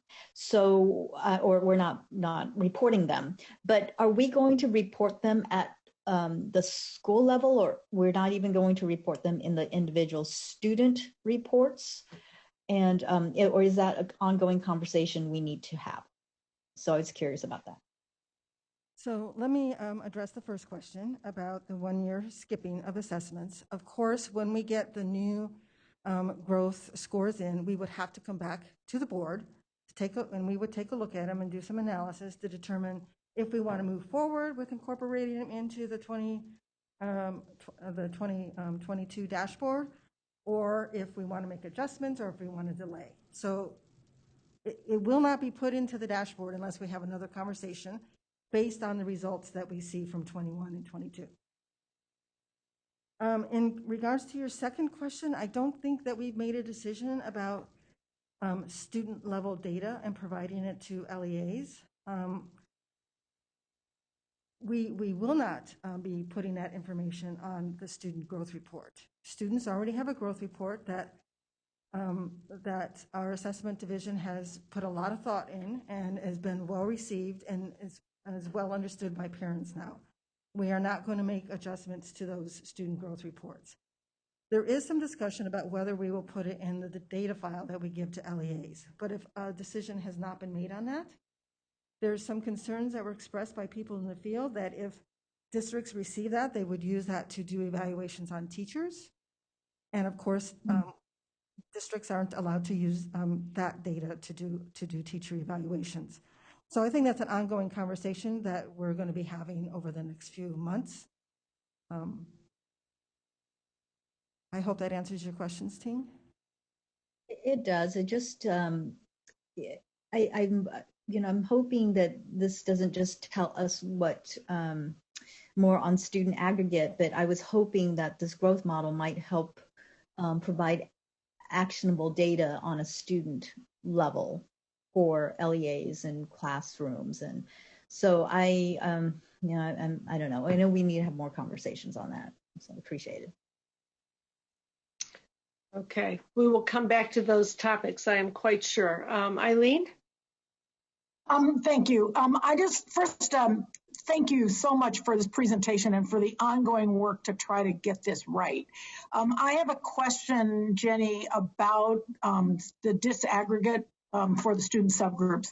So my understanding from the presentation is that we, in the analysis, it was disaggregated for students with disabilities and socioeconomically disadvantaged. Did we also do any disaggregation around all our English learners, our RFEPs, to see if this is actually reliable and accurate around the subgroup data? That's my first question. And secondly, you said that the plan is to release subgroup data when we release this data. So I just want you to expand on that. I can take that if you wish, Jenny. Sure. So we looked at, those are the two groups of students that we did look at in addition to all students. And we did this only because we had a limited number, limited resources to do the analysis. And we're still in the stage of sort of finalizing the methodology and making sure it makes sense. And for example, the decision rule about how to report these numbers for large LEAs is still pending. The method absolutely does apply and can be applied to all the student subgroups that are important to track in California, and we have intention to use the method to produce those numbers as soon as we finalize the exact under the hood details of the method. I have started to look at it a little bit for some of the less prevalent racial ethnic subgroups, and so far I have seen no indication that the method is doing anything other than very much helping the accuracy of those numbers. Okay. Sorry. And Jenny, Jenny, what's the plan at this point for what data would be then released and reported? Would all the subgroup data for all the groups that we report on be available to LEAs? We would Yes. we would release the data for all the student groups that we currently provide data on, and that also includes separating out. As you know, right now, on our detailed report, we do provide data separately for ELs, RFEPs, and English-only students, and we would provide that same data when we report out in April. So all student groups that Thank you. Okay. I have Matt, and then Patricia and Ide. Thank you. So I'll be really quick, as Board Member Sung and Board Member Glover had covered the questions I initially had, but I do want to thank you for this report. It was immensely helpful for me. The growth model has been a long time coming, and local educators have been asking for this for some time. And it's amazing when you go back into the timeline, Jenny, how hard and how long CD has been working to get this right. And I appreciate the reality that we're trying to improve the accuracy of these scores prior to putting it in front of our districts, where they're going to make decisions about how to improve. So I appreciate it very much. And the only comment I would add would be to Board Member Sun's comment, that I know that we have a decision to make about individual student scores, and I know that there's some concern, as Jenny, as you'd pointed out, around how those scores might be used. But I think that my food for thought would be just consideration for the reality that if we want districts to be able to improve and support their students, I don't necessarily believe that it's in their best interest or students' best interest to hold back data that could be helpful. So that's all I have to say. Thank you for the report, though. It's very good, very nice, very, very informative. Great. Patricia, and then Ide. And hopefully at that point we can move on to the next item. With respect, President Darling-Hammond, since I'm asking a question for the second time, I would like to let Ide go first, and then I'll come back. All right, we are modeling good etiquette this morning. Ide. Thank you so much, Board Member Rucker, and thank you for the presentation. And I just want to, what I was going to say has been said, but I just want to echo how important it is to, be able to break down the data so it'll be useful for us, especially with our large English learner population, that we're able to see, the data broken down with, the RFEPs and the EL within this model. And I'm glad to see that this was just a sample, but that it can all be done. So thank you. Terrific. And Patricia. Okay, thank you very much. I just want to ask a clarifying question and also make a comment concerning the data that's being reported at the individual student level. If I heard correctly, and I'm asking either the staff or the presenter who explained the model to us to clarify this, because I believe I'm going to make a misstatement here. There is this issue about the model and how it works with very large school districts. And I think I heard in the presentation that some consideration has to be made for deciding whether or not to use this model at all with very large school districts by creating criteria that defines very large. Did I misunderstand that? Oh, that's exactly accurate. Okay. So this would be my concern about what I'm hearing my colleagues on the board saying about what could be given to school districts. There is a possibility going forward with this model that we're already going to be differentiating what is reported for all school districts in the state. So I'm not sure what is the utility for providing data to some schools whose data and statistics about student performance will be analyzed by this model, while other school districts that serve very large and a significantly large portion of our student population overall will not have that same information.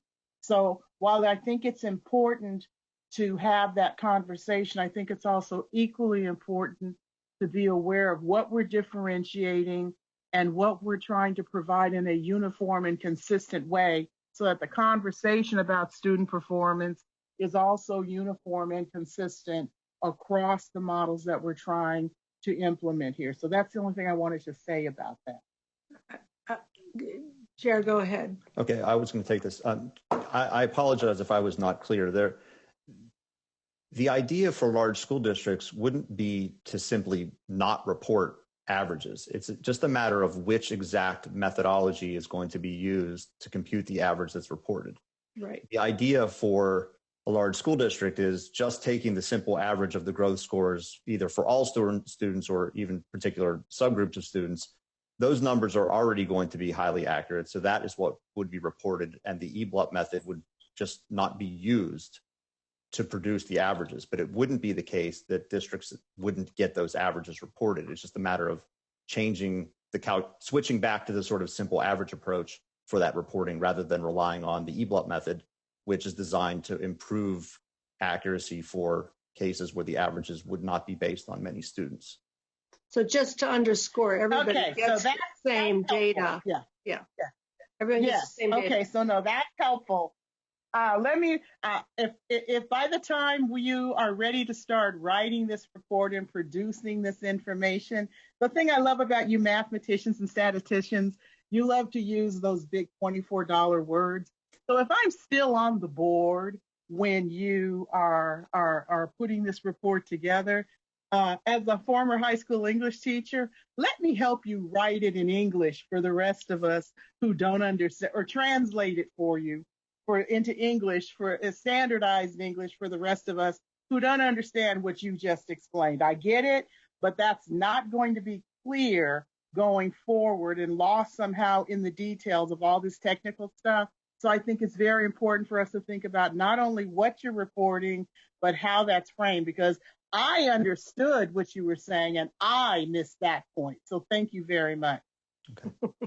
All right, I think we have gotten our clarifying questions in. Thank you again for that wonderful and clear presentation. And we have one more set of accountability items. Great. I'm going to turn this over to Jonathan Eisler in just a moment. But before we get started on the specifics of this education code section, I just wanted to provide some framing remarks.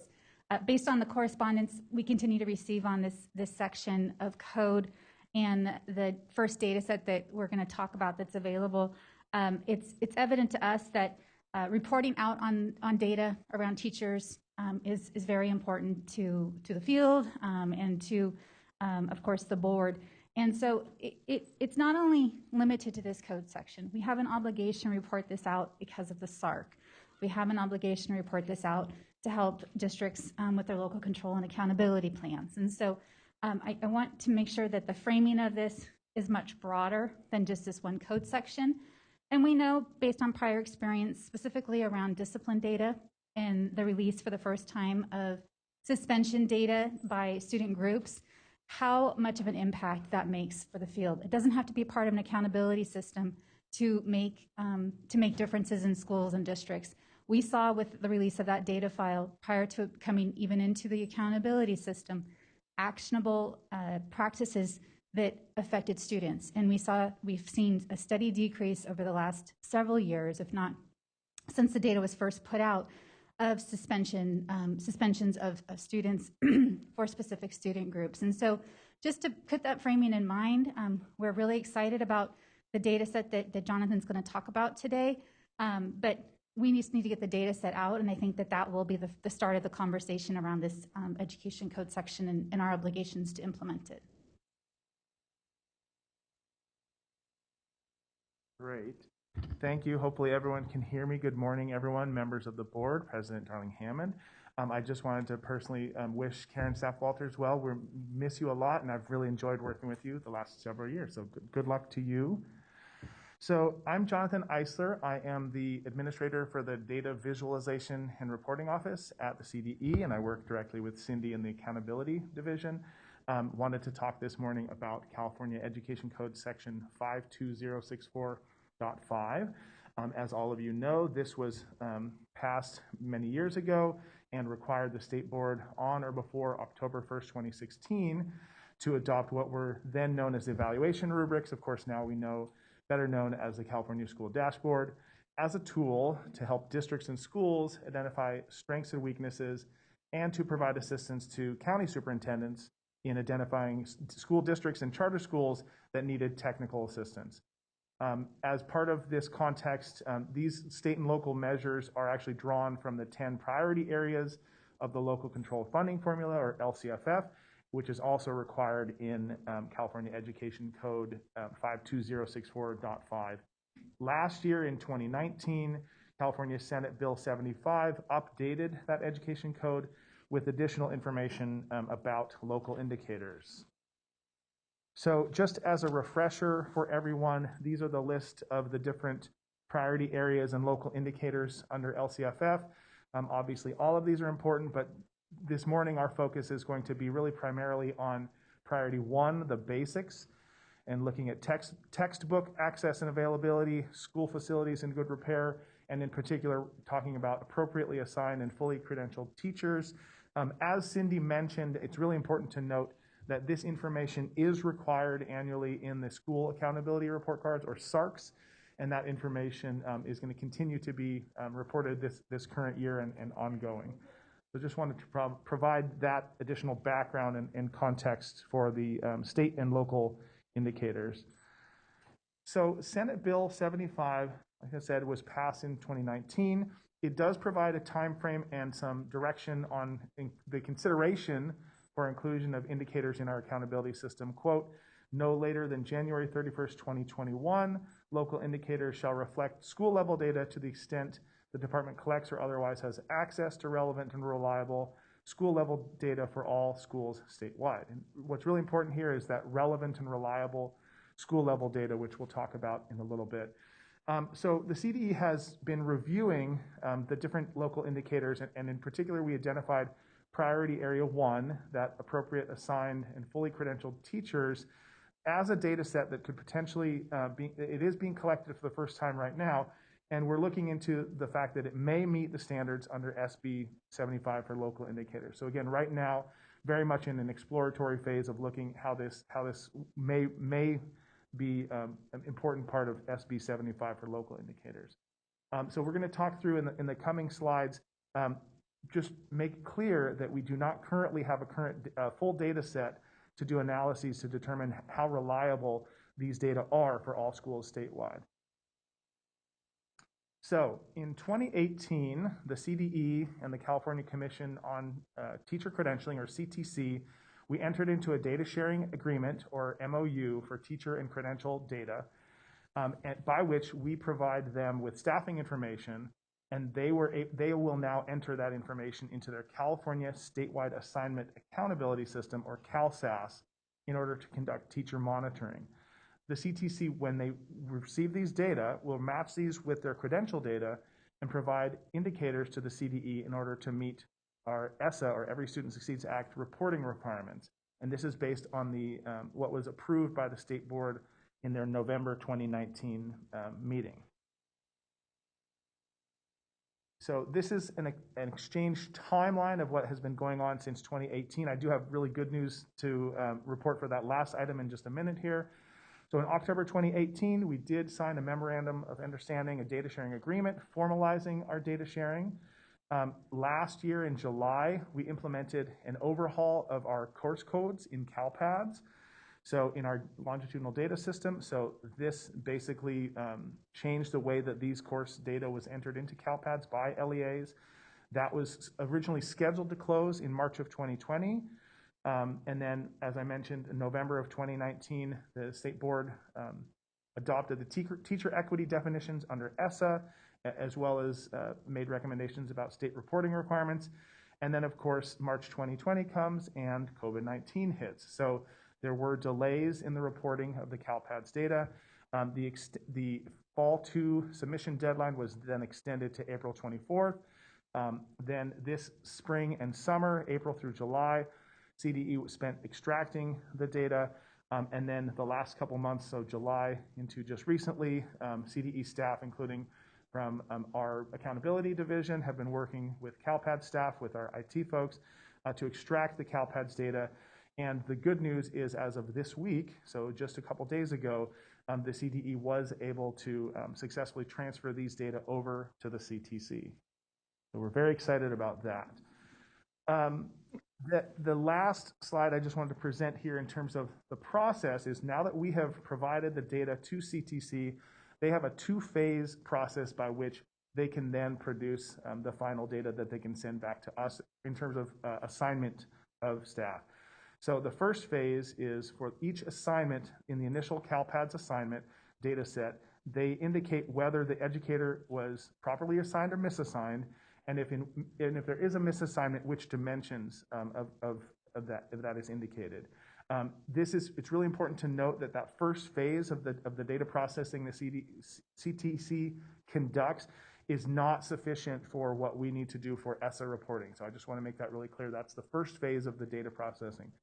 After they are able to accomplish phase one, phase two will occur, where they will then match the data with their credential data and provide necessary indicators back to CDE in order to meet our ESSA reporting requirements. So as of right now, we anticipate that the CTC will accomplish these by early next year.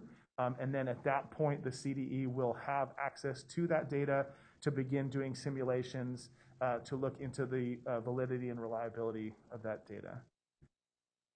So that is my portion of the presentation. Will we open it up to questions? So we can, I think, either open up to questions, or we can open up the whole item to questions, whatever your preference is, President Darling-Hammond. Do you have anything else in this section, or prior to public comment? This concludes the item. Sorry? This concludes the item. Right. Okay, great. So what I'd like to do is just take clarifying questions on this portion.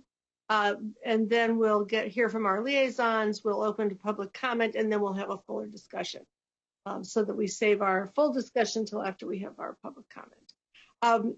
So are there any questions, clarifying questions on this? I see Patricia's hand is up. Patricia?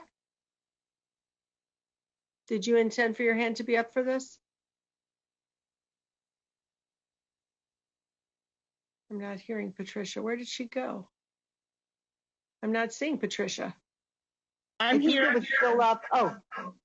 I'm what I said was, I apologize. I had raised my hand because as he was closing down his comments, but he answered my question about what the next steps from the commission were going to be. So I don't have that question anymore. I apologize. I didn't lower my hand. That's okay. Thanks. I do have a question, and if anybody else does, I'll keep Matt will have one also. So first of all, Jonathan, thanks so much for the very good news. You know, I'm extremely excited about this. When I was chair of the Commission on Teacher Credentialing, we were having these conversations about sharing the data. The fact that the data has been successfully shared. For those of you who have been watching this gripping, drama that has been unfolding for several years is a big, big deal. So thank you, Jonathan. I know you've played an important role in that. And I just wanted to return not only to the state law around reporting in priority one, but to the ESSA plan, where we also will need to be reporting based on our educator equity plan, the proportion of teachers who are on waivers, permits, and then according to our educator equity plan, interns, fully credentialed, and among fully credentialed teachers, those who are assigned properly and misassigned. So I just want to clarify that while those analyses are going on, all of that will be happening in that time frame.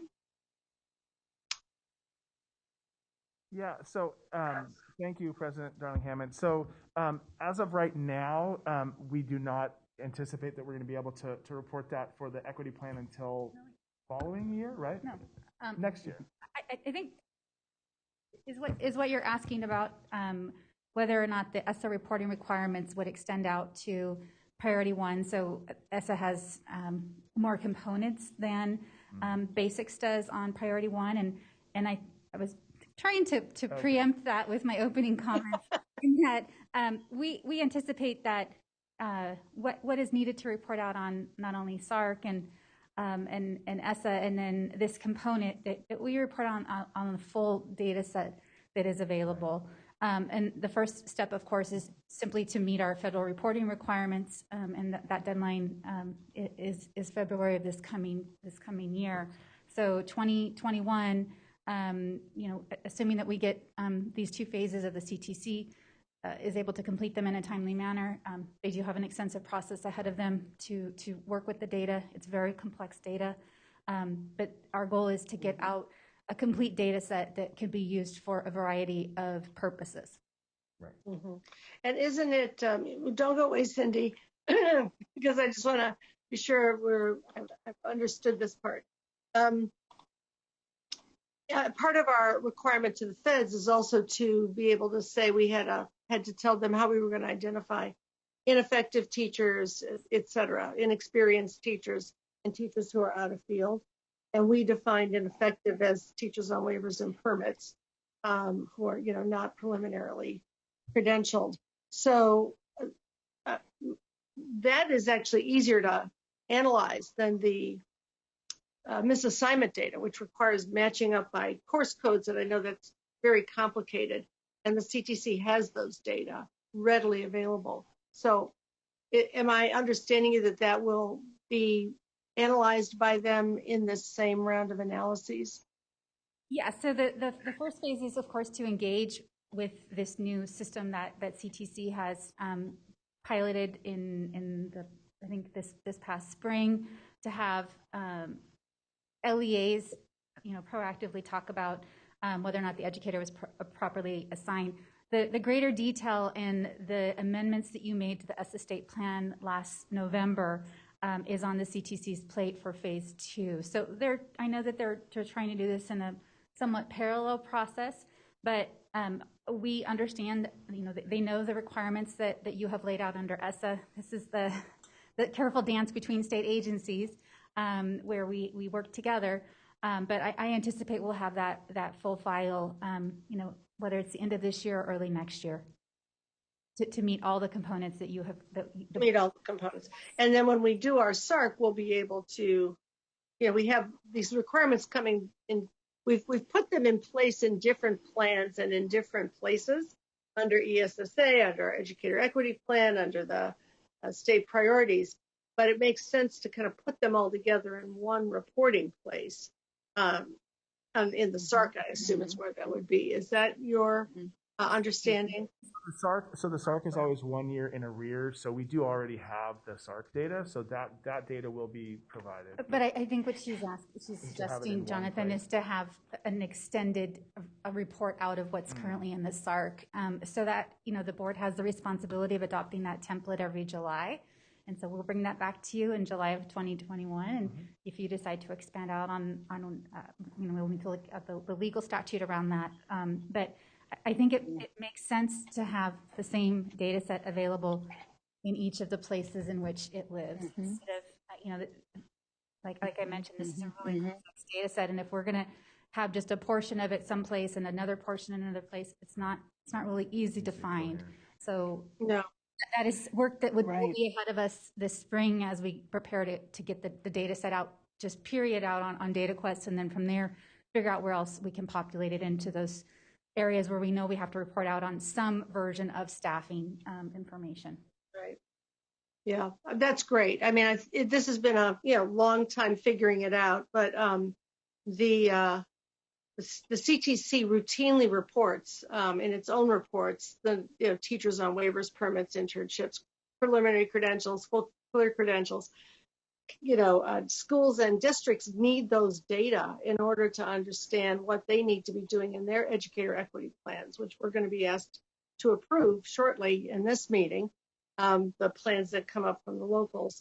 There's a lot of desire for us to be able to give a clear rendering of what's going on that very, very important component of equity. If we don't know where we have to make investments to get a well-qualified teaching force, it's hard to figure out how we're going to make progress on those agendas. And Mrs. Simon is identified as one thing, but it is actually the tiniest portion of the problem. It is not the major concern that a lot of communities have around getting plans in place to strengthen the teaching force. So I just want to be sure that we're maintaining a clear focus on how to bring all these pieces together, because they've been living, as you said, Jonathan, in different places. And we have to figure out how to put them together in a way that is useful for the state and for local communities to address this really pressing set of issues. So thank you for the progress you're making. And we'll look forward to the pieces coming out, hopefully as quickly as possible. I know the CTC is working as hard as they can on it. So eager for the next report. And I know you Are there any other? I was just going to say one other thing, and I know you know that we're in very regular contact with CTC staff on all of these items. So yeah. And we appreciate that. And thank you so much for your report. Are there any other clarifying questions before we begin to move to public comment? All right, I'm going to ask that you go ahead and put the public comment slide up. And then we will, when that comes up, we'll open the phone line for the public comment queue. And members can call in. Is that there? I've got so many screens open. The dial-in number there? Yes, Linda, it's up. Okay, great. I have multiple screens covering each other so that I can see the people and the hands and the slides. So while we're waiting for members of the public to call in, because there is a little bit of a lag time, I want to ask Sue Burr first, and then Eileen Strauss as our accountability liaisons, if they have any initial framing comments. And then we'll take public comment, and then we'll come back for discussion. Sue? Thank you. Yeah. Sure. So first of all, I just tried to remember the very beginning, but I would like to reinforce, I think, what Cindy led with, and I think it's so important for all of us to realize the level and depth of outreach that the department staff and the board staff do with our various stakeholder groups is really to be commended. And they're very thoughtful, collaborative. They take, every minute of time that they have to try to make sure that they're understanding people's concerns and, to the extent they can, addressing them in these very complicated areas. So just wanted to say that as a start. And I think I don't need to go into a lot of other detail. I think we've had a full discussion, actually, of each one of the components. And when you're ready, Linda, I'm happy to make a motion to approve the criteria for the career measures. Terrific. Thank you. Eileen? Well, let me just say to Cindy and Jenny and the entire CDE team, I just so appreciate how hard and how detail focused and how clearly they're just pursuing getting all of these details correct and relevant in our system. And I just think the outreach, the communication, just the work they did at CPAG and helping to explain everything, they just are just persistent. And I just so appreciate all the work we're doing to get it right. And I would make the second when we get ready for a motion. Okay, you have dibs. And so now I'm going to see if there are public comments. For those who are making public comments, we encourage you to please state your name and affiliation for the record. Please remember to turn down the speaker volume of your computer if you're following the live feed. And speakers will be limited to 1 minute each. Are there public comments? Yes, we currently have 13 people signed up for public comment. I will go ahead and open the phone lines now. Good morning, caller. Please state your name and affiliation for the record. We have unmuted you and your time starts now. I'm Marta Hernandez, Executive Director of Californians Together. One of our strategic priorities for the past few years is supporting an accountability system that is coherent and effective for English learners. For the past 8 months, we have studied with Dr. Pete Goldschmidt. He is a professor at Cal State Northridge who has served as the Assistant Secretary for Assessment and Accountability for the New Mexico Public Education Department, a senior researcher at UCLA Crest focusing on the use of growth models for accountability and evaluations, and for the past 3 years with the Council of Chief State School Officers to provide state departments of education support to develop and utilize growth models to monitor programs for English learners. He has followed the work of the Growth Model Advisory Committee and the State Board and has submitted a paper with recommendations that we are supporting and hope the board will recommend while further developing California's future growth model. Thank you. Thank you.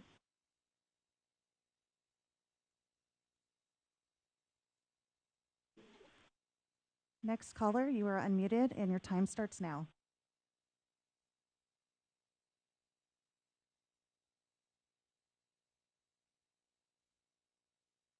Caller, are you there?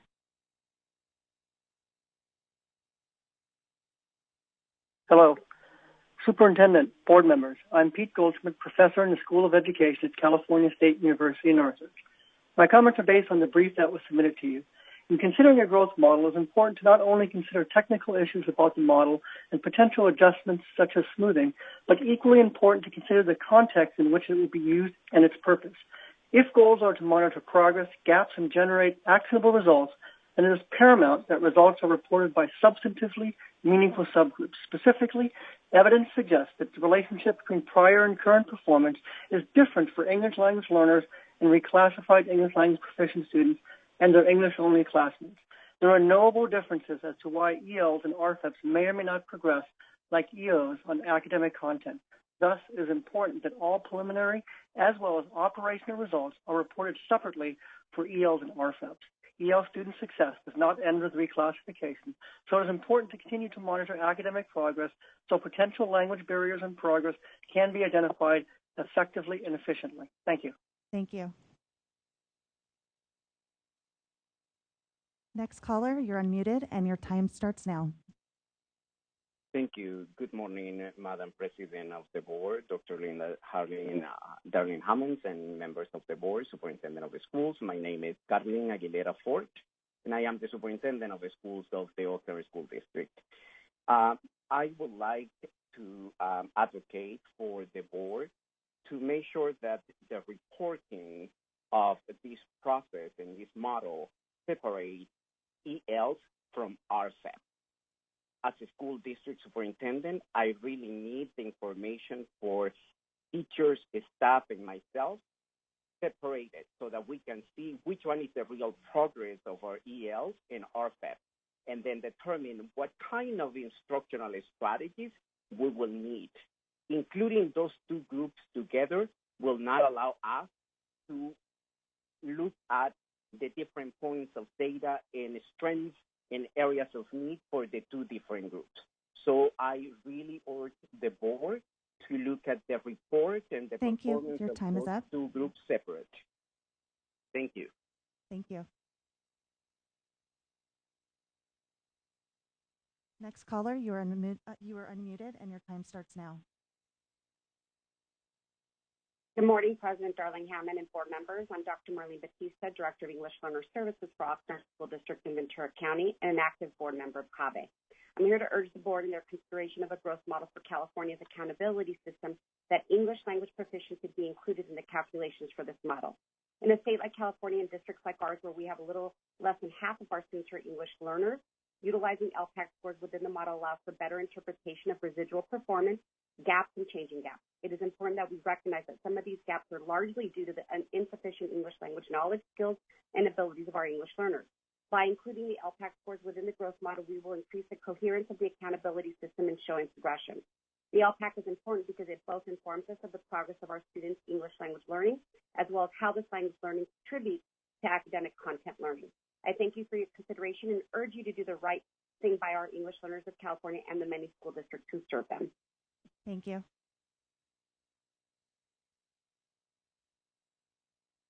Next caller, you are unmuted and your time starts now. Board President Darling Hammond and members, I'm Shelley Spiegel-Coleman, Strategic Advisor for Californians Together, and I want to address one of the recommendations from Dr. Goldschmidt's paper about including the English language proficiency level from LPAC in the calculation of the growth model for current English learners.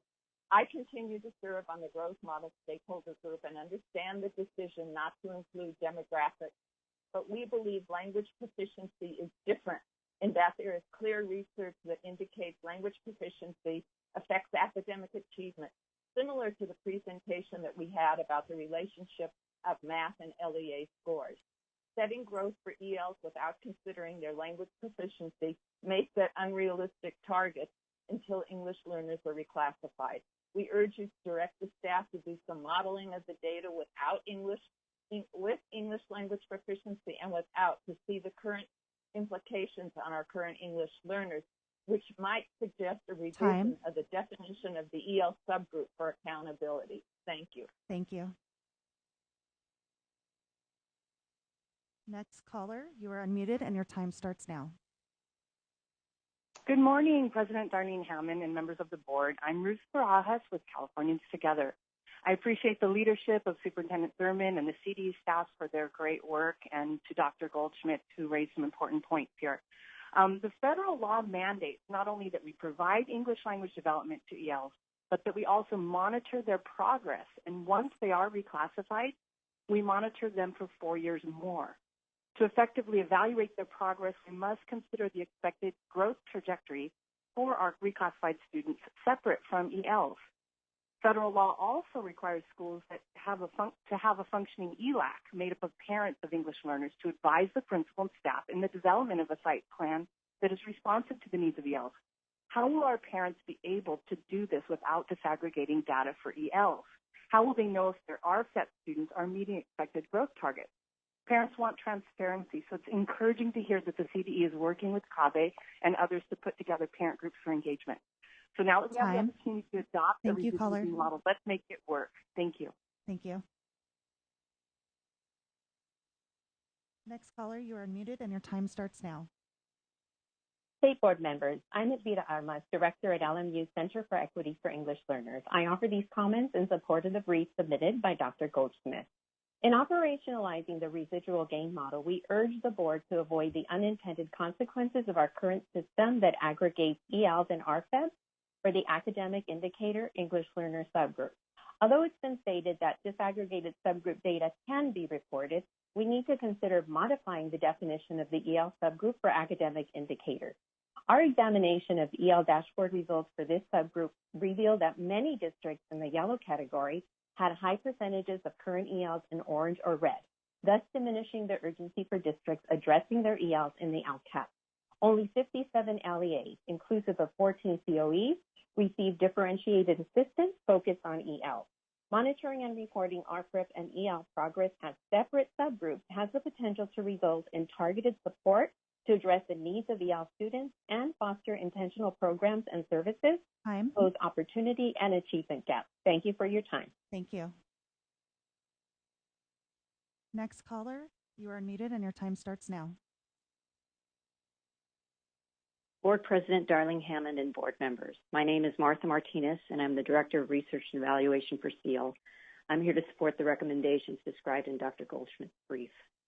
By including English proficiency levels in the growth model for ELs, the state would strengthen the validity of using English assessments of language arts and mathematics for ELs.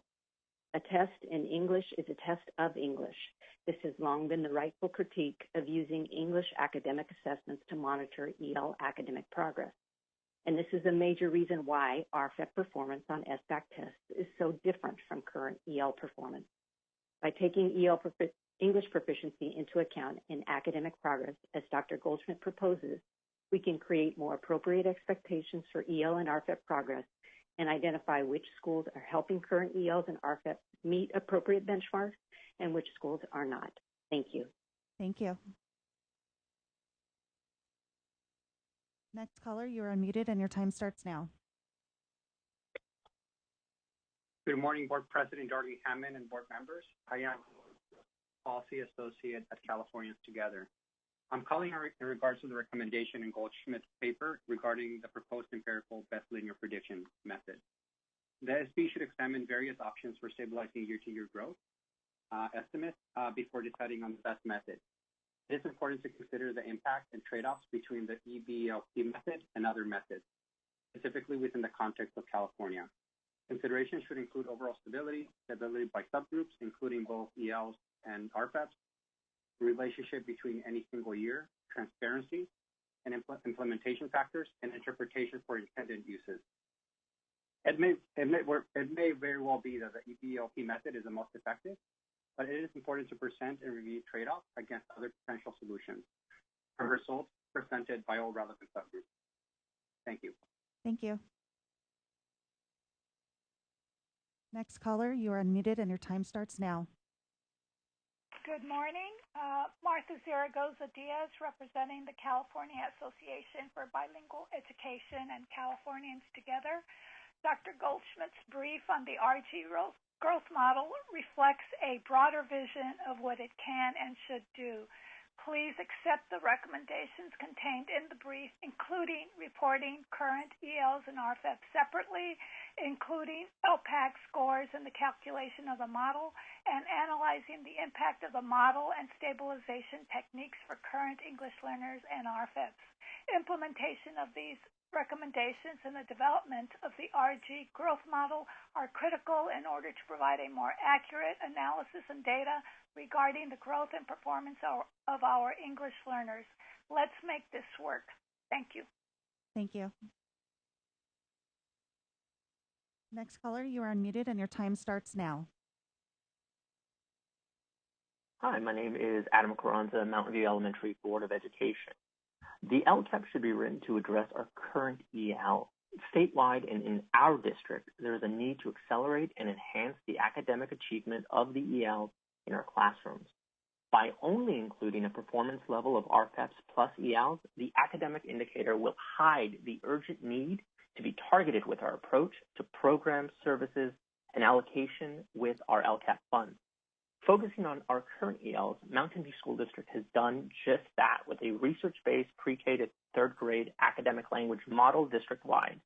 But now we need to be able to follow those students into the upper grades and see the success and possible remaining challenges.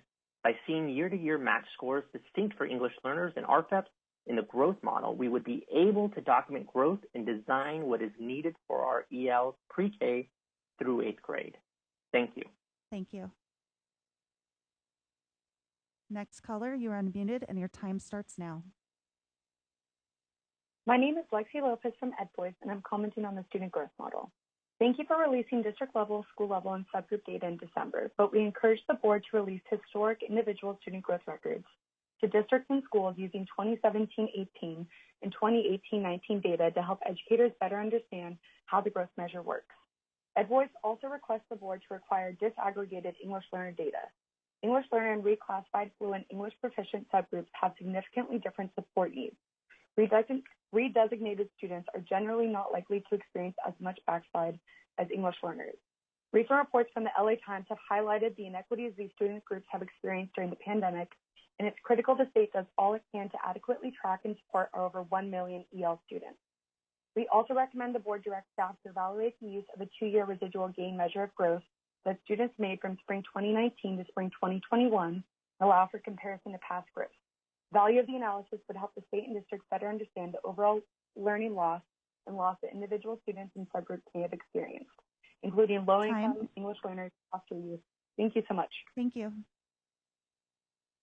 Next caller, you are unmuted and your time starts now.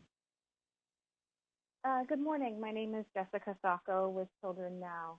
I would first like to urge the State Board and CDE to begin the process of developing objective criteria for both fully credentialed and misassigned metrics of teacher quality as identified in Priority 1 for the release of the 21-22 dashboard. The data is going to be available via our ESSA reporting, and it's critical that this information make its way to the dashboard and be incorporated into the LCAP process.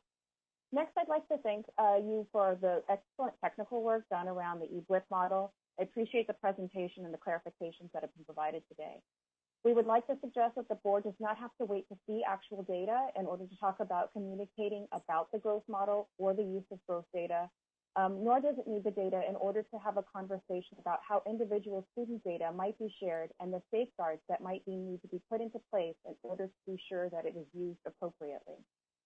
Finally, measuring learning loss is going to be a critical need this year.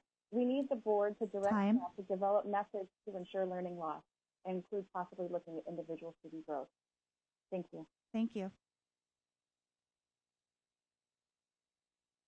Next caller, you are unmuted and your time starts now.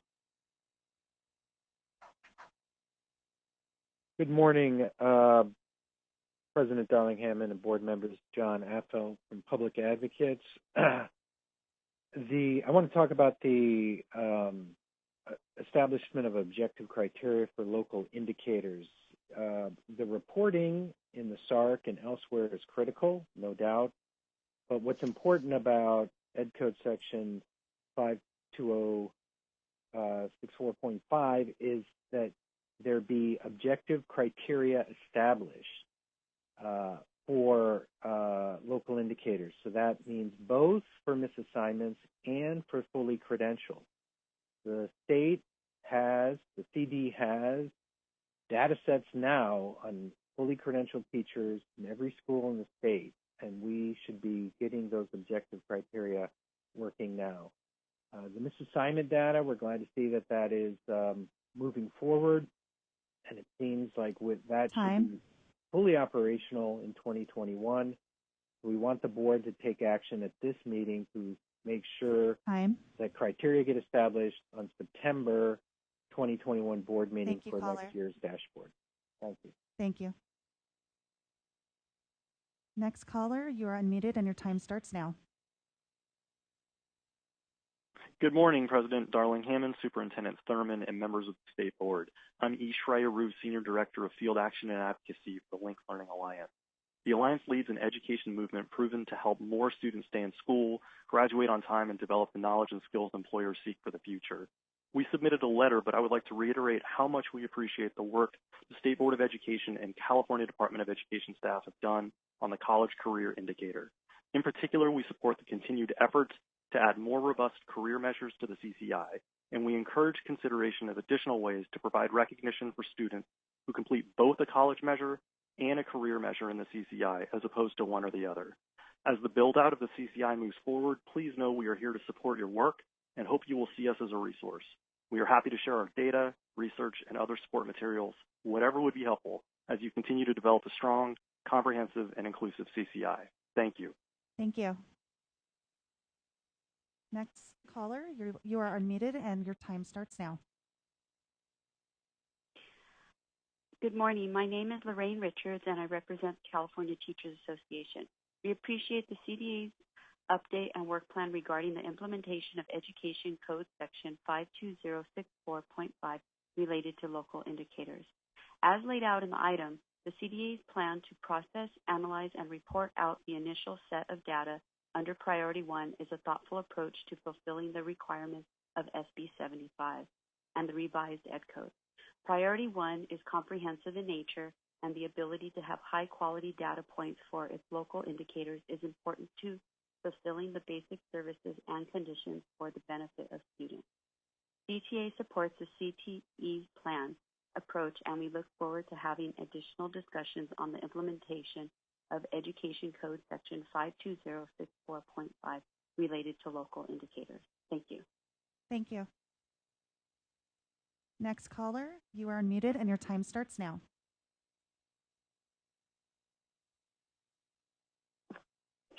Hello, Madam President. This is Brian Rivas calling on behalf of the Education Trust West about the growth measure. We think this is one of the most important things that you can add to the dashboard. It's going to get a lot of attention when it comes out. And I think to that end, to be most productive, we would recommend that you take steps to ensure broad consensus and buy-in to the methodology. So we're requesting a lot of stakeholder input, lots of communication, a lot of opportunities to ask questions about the e-blip. We don't want to be in a situation when the data comes out of having disputes over the methodology. We want the emphasis to be at that point about supports to LEAs that are showing problems and really talking about what we need to do as a state to accelerate growth. Our partners at CABE and CalTOG have been opinion leaders in this space, so please work with them and listen to them, which I think you're already doing. Time. And we support the recommendation to disaggregate English learners in RFEP. Thanks. Thank you. Next caller, you are unmuted and your time starts now. Good morning. This is Sarah Lillis with Teach Plus California. We just wanted to associate our comments with those of our colleagues at Public Advocates and Children Now to focus on, to urge the board to set recommendations for identifying objective criteria now on Priority 1, the local indicator. We appreciate the really thoughtful conversation you had about the data, but we believe that we could begin discussions with stakeholders right now about what that objective criteria might look like for fully credentialed and misassigned metrics of teacher quality in Priority 1 to be included then in the 21-22 dashboard. We also associate we also want to support the recommendations of our partners at CalTOG and CABE about, again, disaggregating English learners in RFEP in the growth model. Thank you. Thank you. And next caller, you are unmuted and your time starts now. Good morning, Dr. Darla Hammond and state board members. My name is Diana Vu with the Association of California School Administrators, and we want to state our support for the inclusion of CDE's recommended career measures in the College Career Indicator.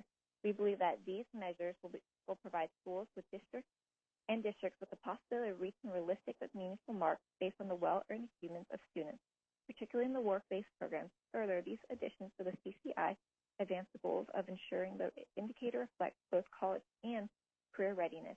While we support the inclusion of additional work-based proposed metrics in Item 2, we urge the board to review and incorporate other important metrics, particularly for students who pursue less traditional paths in college and career. This includes recognizing students as college and career ready and when they enroll in college courses through dual enrollment and alternative education programs. In addition, as the board reviews additional changes to the accountability system, ACSA requests the board consider ACSA's report published in May 2019. Thank you. Thank you. Next caller, you are unmuted and your time starts now.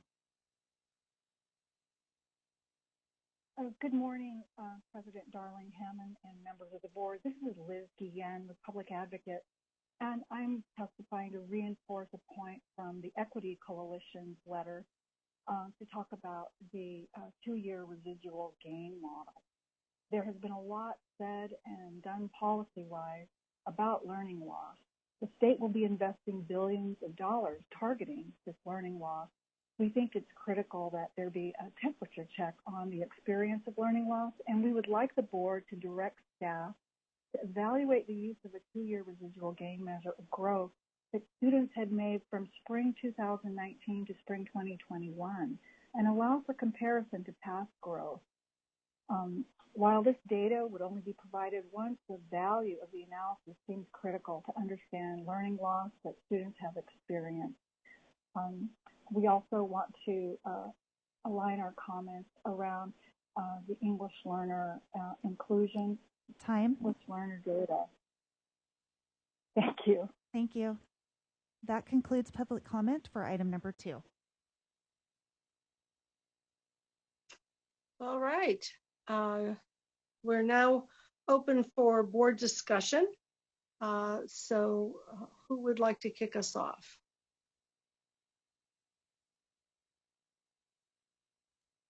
Well, I have some questions for staff. Oh, here goes a hand. Patricia, do you want to start us off?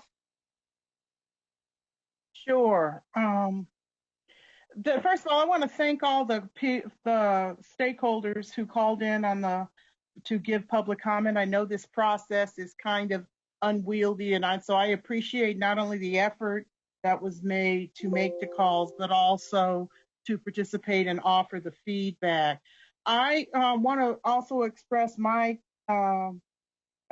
thanks, my appreciation for Californians Together. I received, I'm sure along with the other board members, a copy of the information brief that was prepared concerning the data system and the upgrade on what can be reported concerning English learners. And I read the full report with great interest.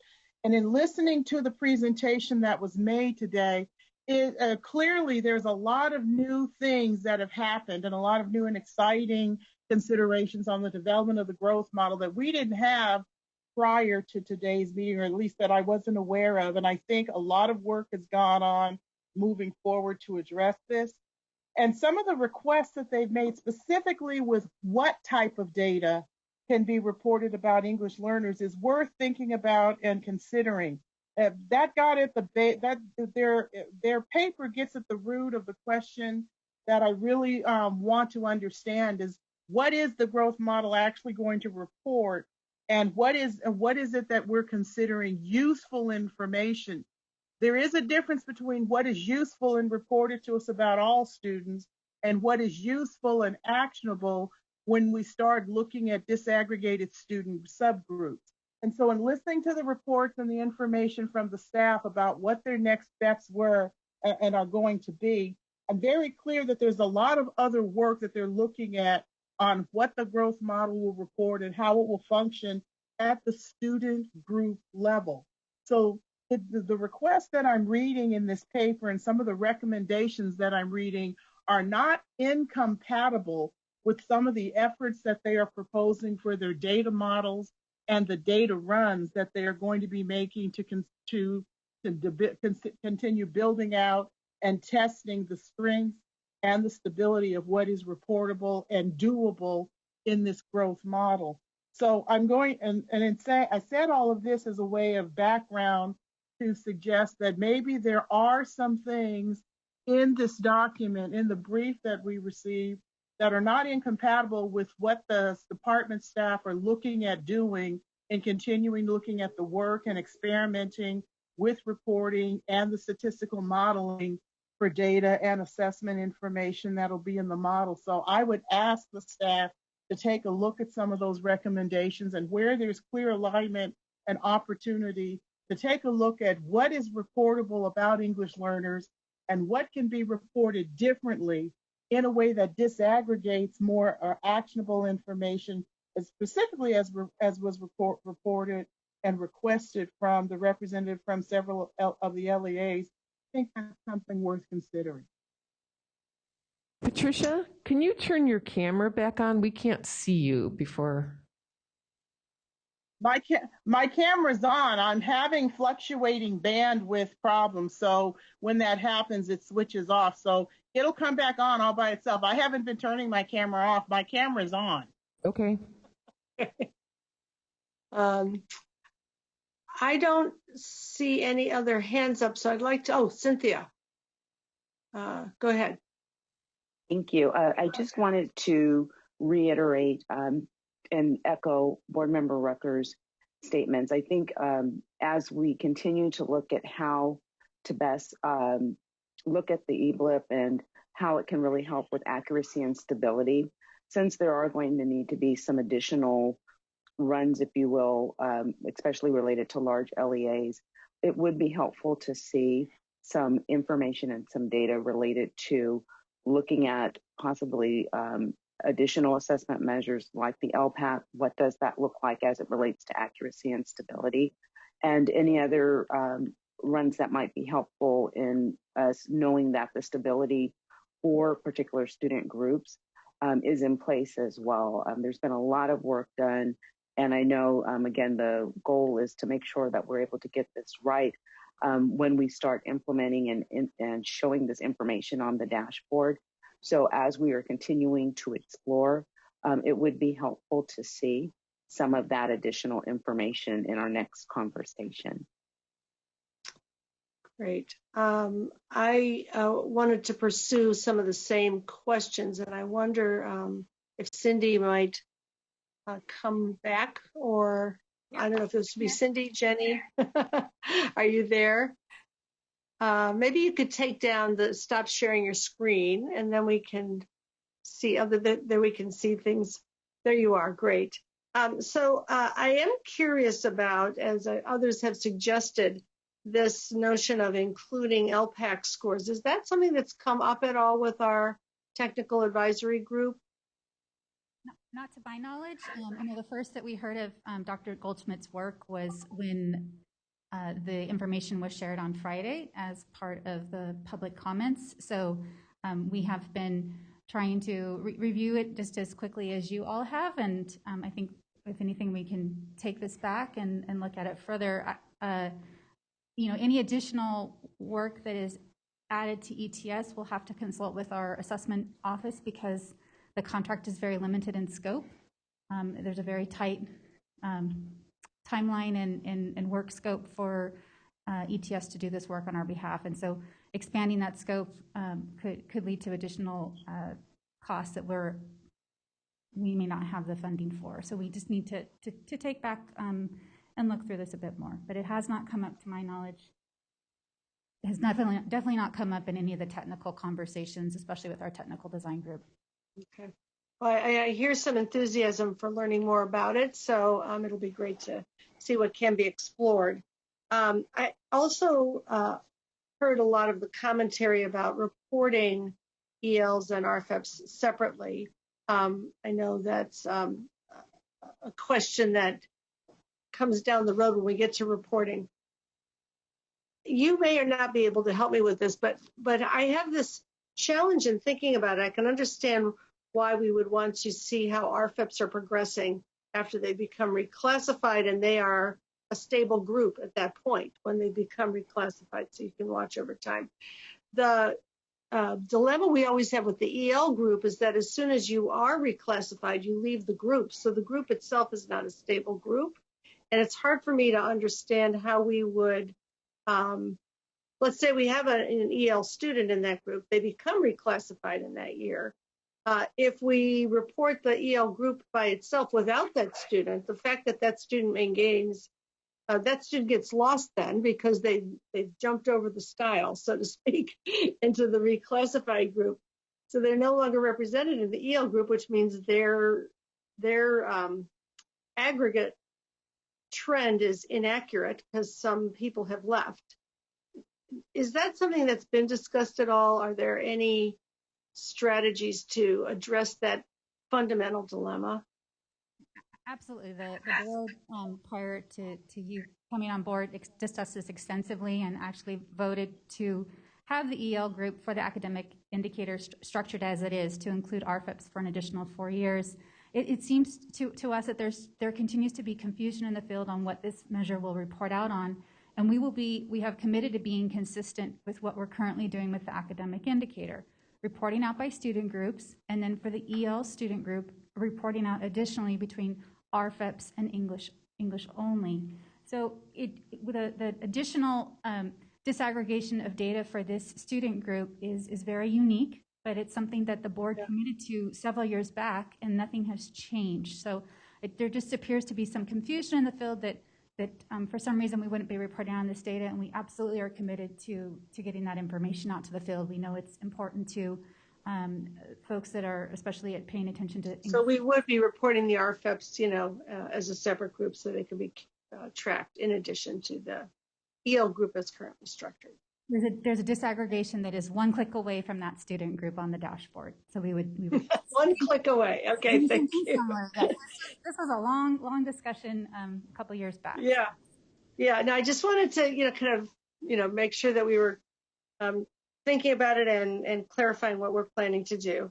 On the objective criteria for teacher data that was called for priority one, the percentage of teachers who are fully certified, as well as those who are certified but misassigned.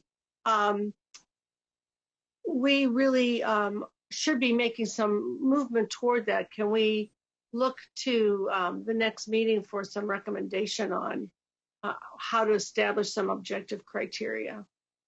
We can definitely provide you an update at the next meeting. I think my hesitation is I don't think by the next meeting we're going to have data back. So your next meeting is in November. We have a time frame right now that CTC won't be able to give us the full data set back until December at the earliest.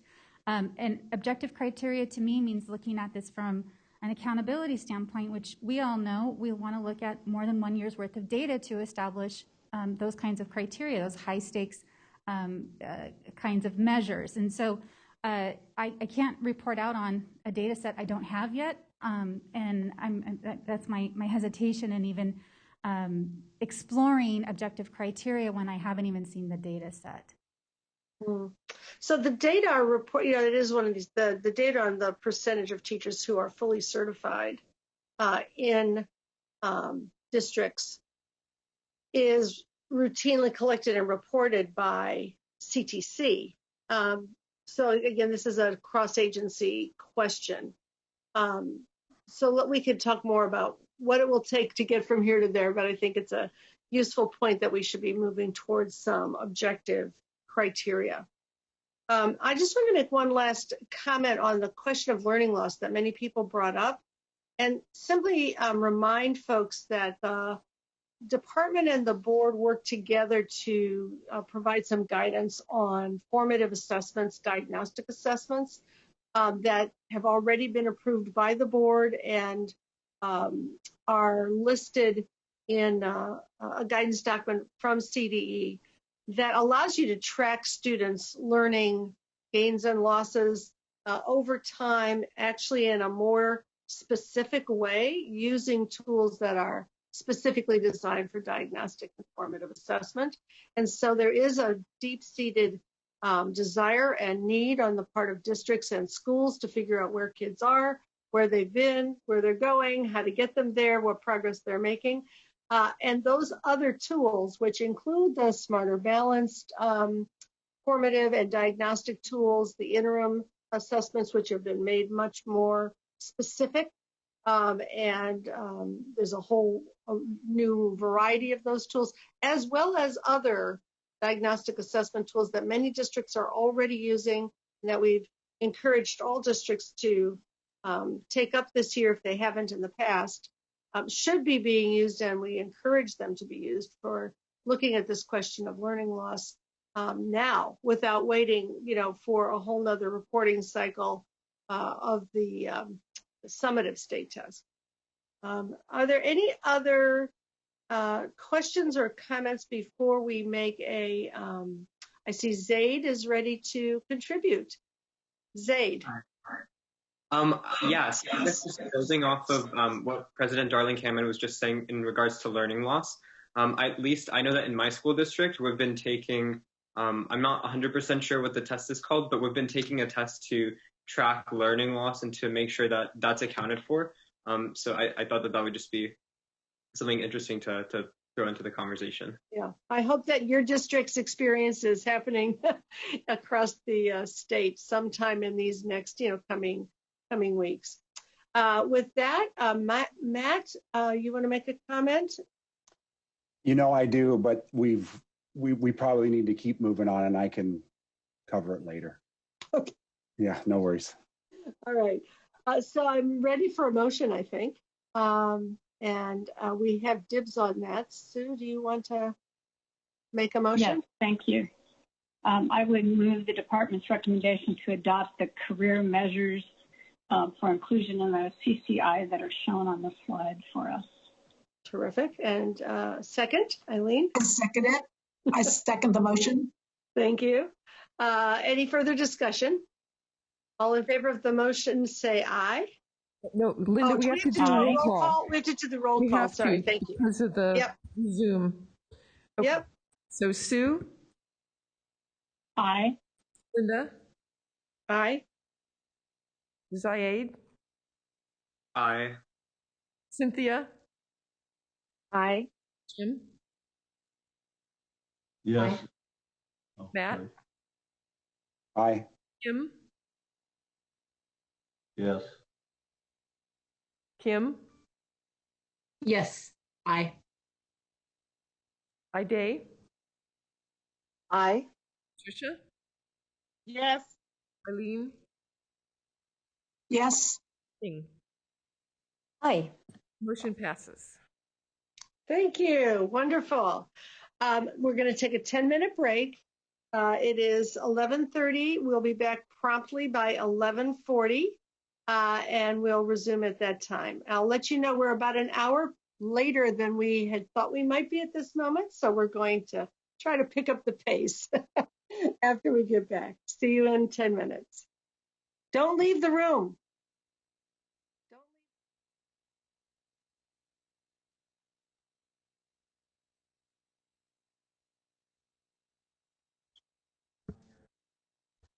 Well, Linda, do you want to get started? I'm guessing they're going to join. Do we have a quorum? I think yes. Here we do. Okay, so I need to You need to reestablish the quorum. roll. Yeah, so I'll do that. Are we ready to go? Are we rolling?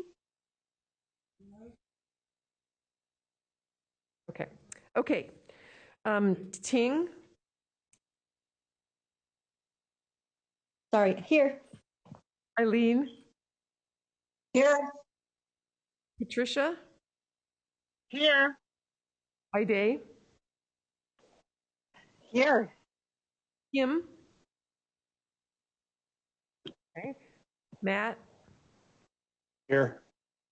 Jim? Here. Cynthia? Okay. Zaid? Here. Linda? Here. Sue? Here. You have a quorum. All right.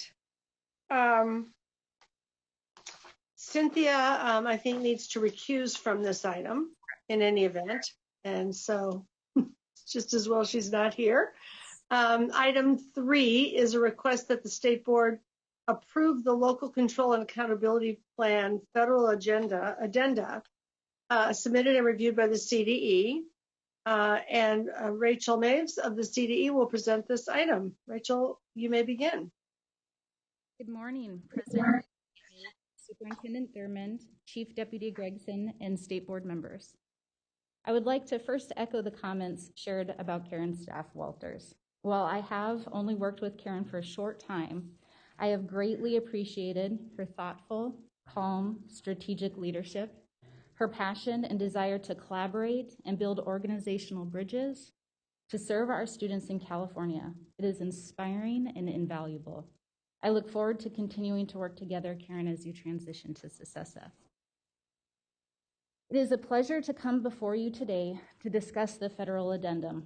I am joined by CDE staff, Josh Strong, Barbara Murchison, Veronica Aguila, as this item has spanned branches and divisions within CDE. Each of my colleagues holds an admirable depth of knowledge and expertise in their respective fields, so I will likely defer most questions to them. This is the first time I've appeared before the State Board of Education. You have my title as Deputy Superintendent of Instruction, but I wanted to give you the briefest sense of who I am and what I care about. My name is Rachel Maves. I grew up in Minnesota, but all of my professional career has been here in California. I have been a high school English teacher, a curriculum writer, an instructional coach, a principal, a district superintendent, and most recently directed continuous improvement at the Sonoma County Office of Education. I'm married to a wonderful man, and we have 3 children. All of us and our dog are making the adjustment of having moved to Sacramento. Friends, it is hot here. This is my 101st day at CDE, but given the current circumstances, it seems much longer. I think many of us would agree these last few months have felt like years. My teenager continues to point out that even my eyebrows are starting to go gray. My hair was dark when I first interviewed for this position. A few years ago, I was asked to tell colleagues in only 5 words my educational why. And this is what I said: to see the invisible child. To see the invisible child. Let me tell you why.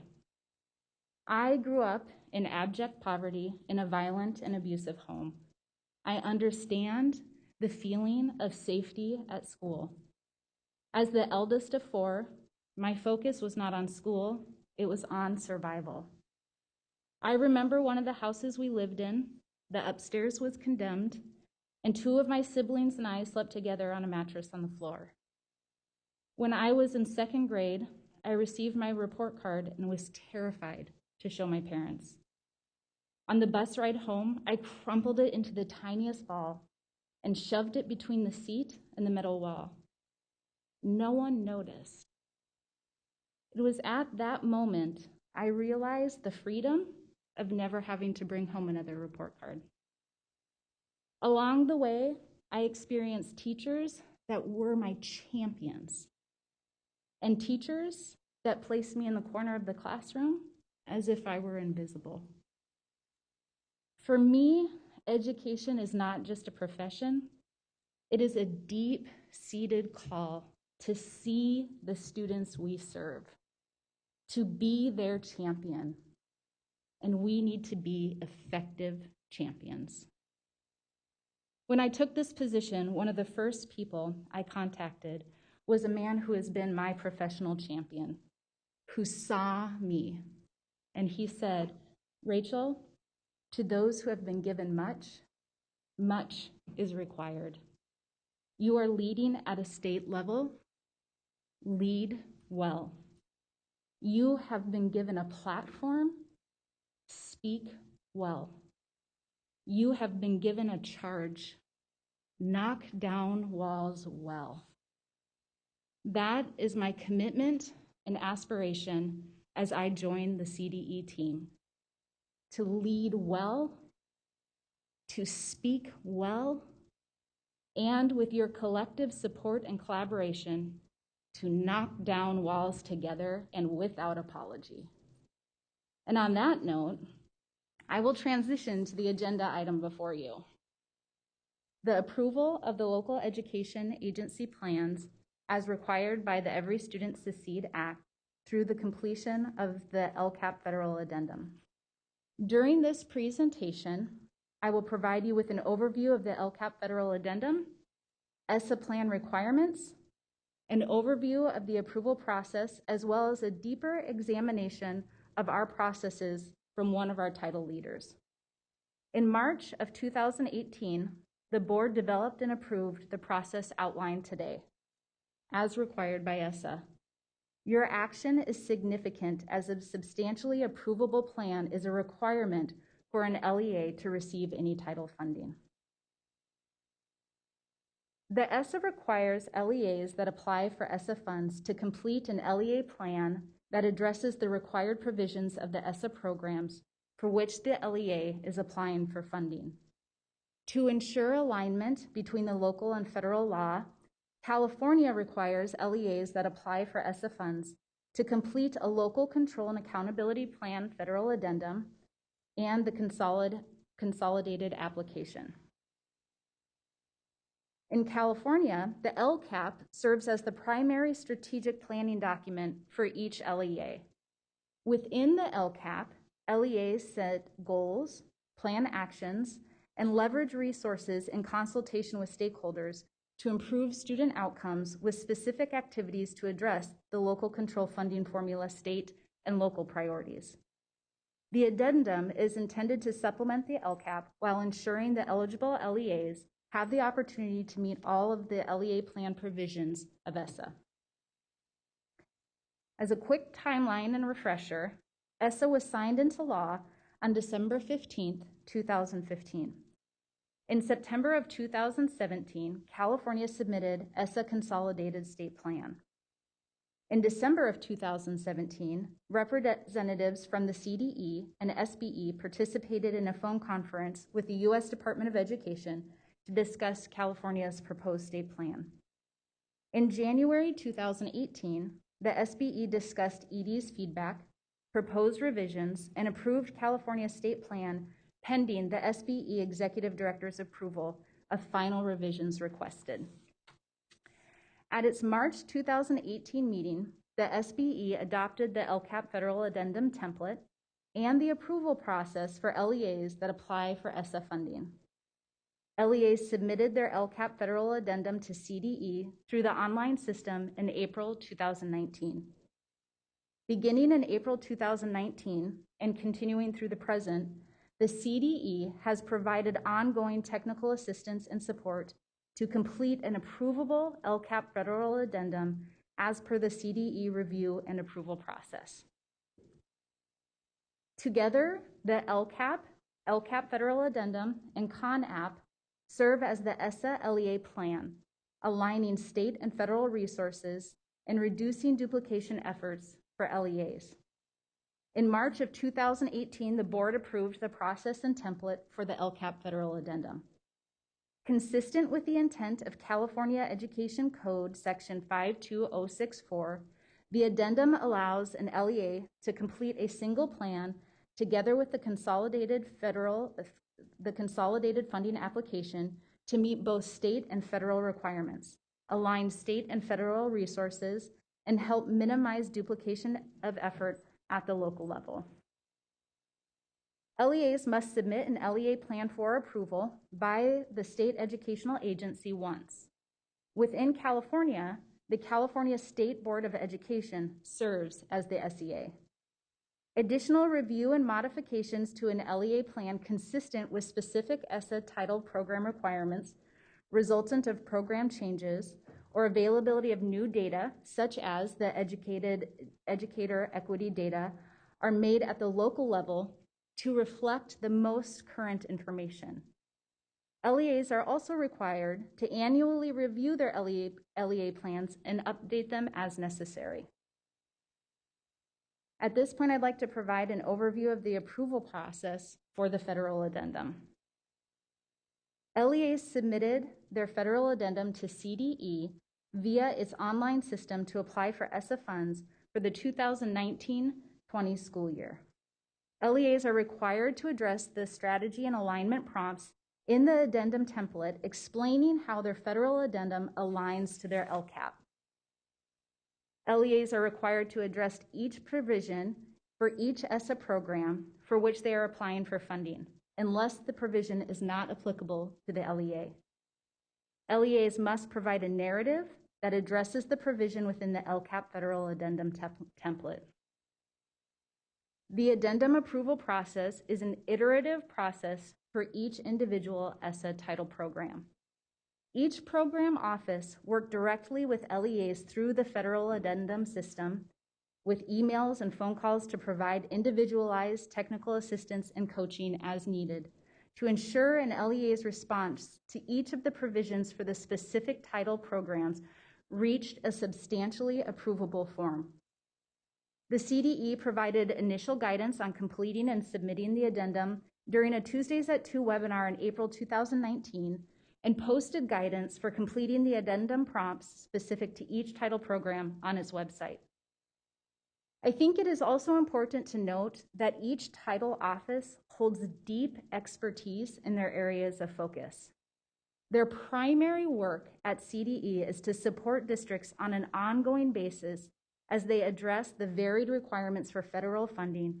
Reviewing the federal addendum is one component of the services they provide, including ongoing support services and guidance to LEAs, webinars to ensure districts are receiving the most current information about program requirements and available resources, conducting federal program monitoring reviews, and much more.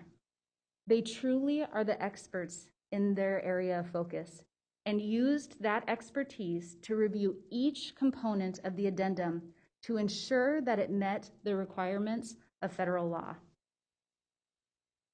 On August 26, 2020, the CDE sent a letter to LEAs informing them that their LCAP federal addendum met the necessary requirements for approval and would be brought forth to the state board for approval.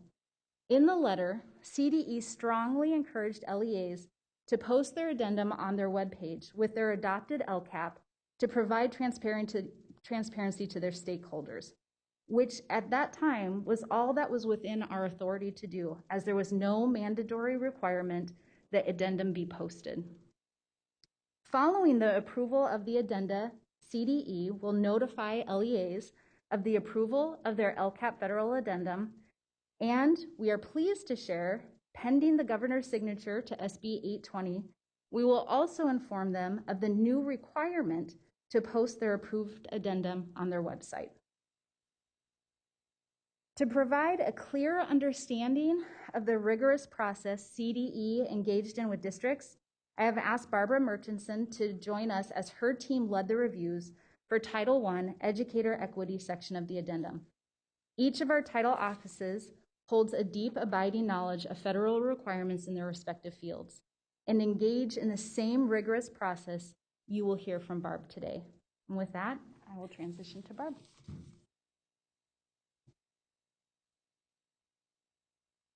Thank you, Rachel, and good morning, President Darling Hammond, Chief Deputy Gregson, board members. I'm Barbara Murchison, Director of the Educator Excellence and Equity Division here at the CDE. I really appreciate having the opportunity to speak with you today about the LCAP Federal Addendum Review process.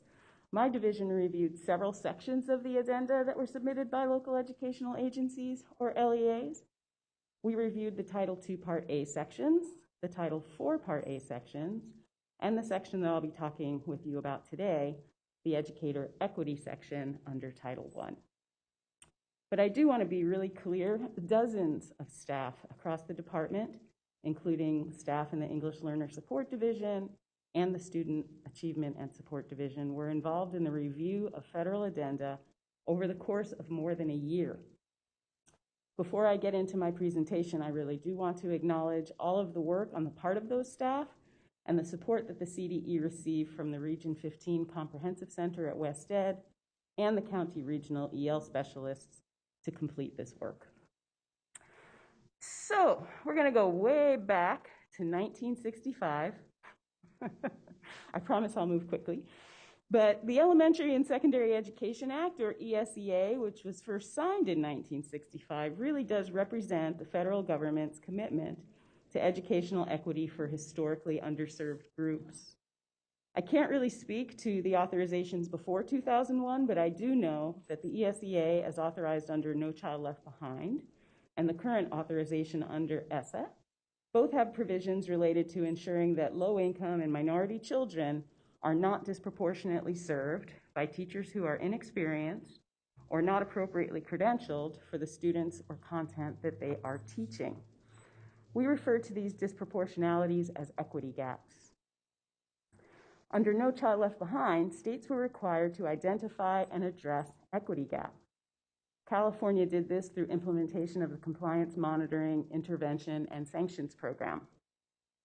Under that program, the CDE required LEAs with identified gaps to convene local stakeholders to examine data and develop local equitable distribution plans. LEAs were required to adopt board policies around addressing gaps. If gaps did not close after a couple of years, sanctions came into play, and LEAs were required to direct their Title II Part A funds to activities that would address those gaps, like paying for additional coursework for teachers. Well, a couple of things changed when the ESEA was reauthorized as ESSA in 2015. First, under No Child Left Behind, the educator equity language referred to unqualified teachers. Recall that for many years, the system paid a lot of attention to whether or not teachers were highly qualified or HQT. HQT sunset along with NCLB, and now under ESSA, states are required to report on which students are being taught by ineffective teachers. Before ESSA, California did not have a definition for ineffective, and the board and the department have spent considerable time addressing this new requirement. The other big change under ESSA is that the responsibility for identifying and addressing equity gaps has shifted from the state level to the local level. This is more consistent with California's local control system as well. Under ESSA, the state evaluates and reports, and LEAs identify and address. So here's the ESSA provision that describes what LEAs are required to do around educator equity to address those gaps. Each LEA must submit a plan to the state educational agency that describes how it will identify and address any disparities that result in low-income and minority students being taught at higher rates than other students by ineffective, inexperienced, and out-of-field teachers. The CDE, moving from a compliance role under NCLB to one of support, has developed the Promoting Equitable Access to Teachers, or PEAT program, to help districts identify and address equity gaps. PEAT, which is housed in the Educator Excellence and Equity Division, is a suite of tools, guidance, and technical assistance. I'm not going to go into too much detail around PEAT now because I don't want to get too far afield from the LCAP addendum, but I do feel that it is important for everyone to have this additional context. We spend a lot of time talking about accountability through teacher data, which is a key part of this system, but I feel it's important for everyone to know that we see our work reviewing the LCAP federal addenda as a key piece of the PEAT program. The addenda work is embedded into a larger body of ongoing work, which includes ongoing technical assistance and support and ongoing accountability through data sharing and federal program monitoring. Much more information regarding past and current efforts to provide low-income and minority students equitable access to teachers under the ESEA is available on our web pages. And President Darling Hammond made note of California's educator equity plans. You'll see that on these web pages, on these links, which we get to from, I think it's the main PEAT page, we do have 2 information memoranda. We provide those to the board annually, providing updates on implementation of these efforts and also providing the most current data. And we will continue to provide that as required by our ESSA plan. And also, I think it's really good institutional historical knowledge to review the annual educator equity plans that were required under No Child Left Behind. Multiple years for those are available on the PEAT webpage. So if you have time, teacher data is going to be a big discussion for the board moving forward. And I think, again, having some expertise around some of these efforts as we move forward will be very helpful. So we partner really closely with the Commission on Teacher Credentialing on all matters related to educators. As Cindy and Jonathan mentioned during their presentation of Item 2, we are currently working with them to streamline the collection of teacher data with the intent that we will have better data quality and have it more readily available in one system. We also, in spring of 2019, partnered with our colleagues at the Commission to provide trainings on a few key topics. We shared updates around CalPADS. We had just updated all of the course codes as misassignments become more consequential to the larger education system. We looked at the course codes and realized they hadn't been updated since before the adoption of the Common Core. So it was very much time to take a good look at all of those course codes and bring them into alignment with our current standards. So we did that work and wanted to go out and talk to folks in schools and districts directly about the changes to those course codes and how they would need to be entered into the CalPADS system. So our colleagues in the CalPADS office were partners in this endeavor as well. We talked to them about the new California State Assignment Accountability System, or CalSAS, just so Folks knew the changes that were coming around how data would be collected and shared. And finally, and most relevant for today, we shared information regarding the educator equity section of the LCAP federal addendum. We provided an overview of what would be required and information about the tools that could be used to successfully complete the section. The team conducted 31 in-person trainings across the state and presented webinars to ensure that everyone could participate. So we partnered with our counties and our County Office of Education colleagues and conducted 31 in-person trainings across the state. Then, after the training series was complete, we followed up by offering weekly office hours so that people could ask specific questions on any of these topics and receive more personalized technical assistance. More than 5,000 people participated in these trainings last spring, and the recorded webinars are still available for anyone who is interested. So if we were in person today, I would probably take the chance of going out to the internet to show you some of these PEAT tools. But since we're Zooming, I'm just going to give you a screenshot.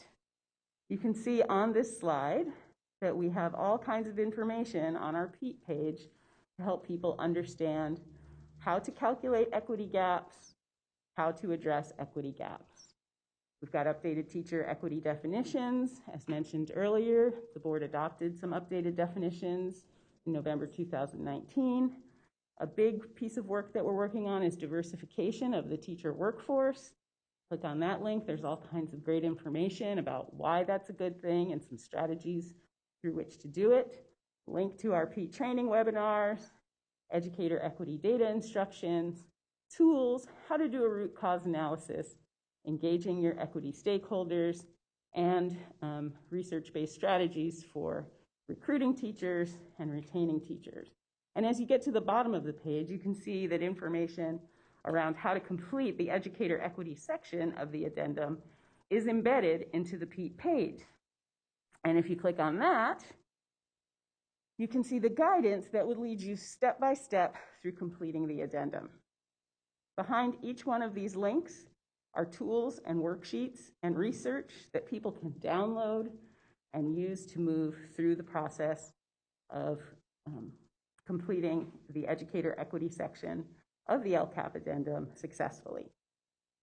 So I know that there's a lot on CDE web pages, and over the years have heard that people are sometimes challenged to find what they are looking for. But to be really clear, we shared information regarding these web pages, tools, and LCAP addendum requirements with more than 5,000 people to get them ready to complete this section of their addenda. So we didn't just post something and put it up and hope for the best. We created these tools and then went out and shared with thousands of folks the availability of these tools and how to use them.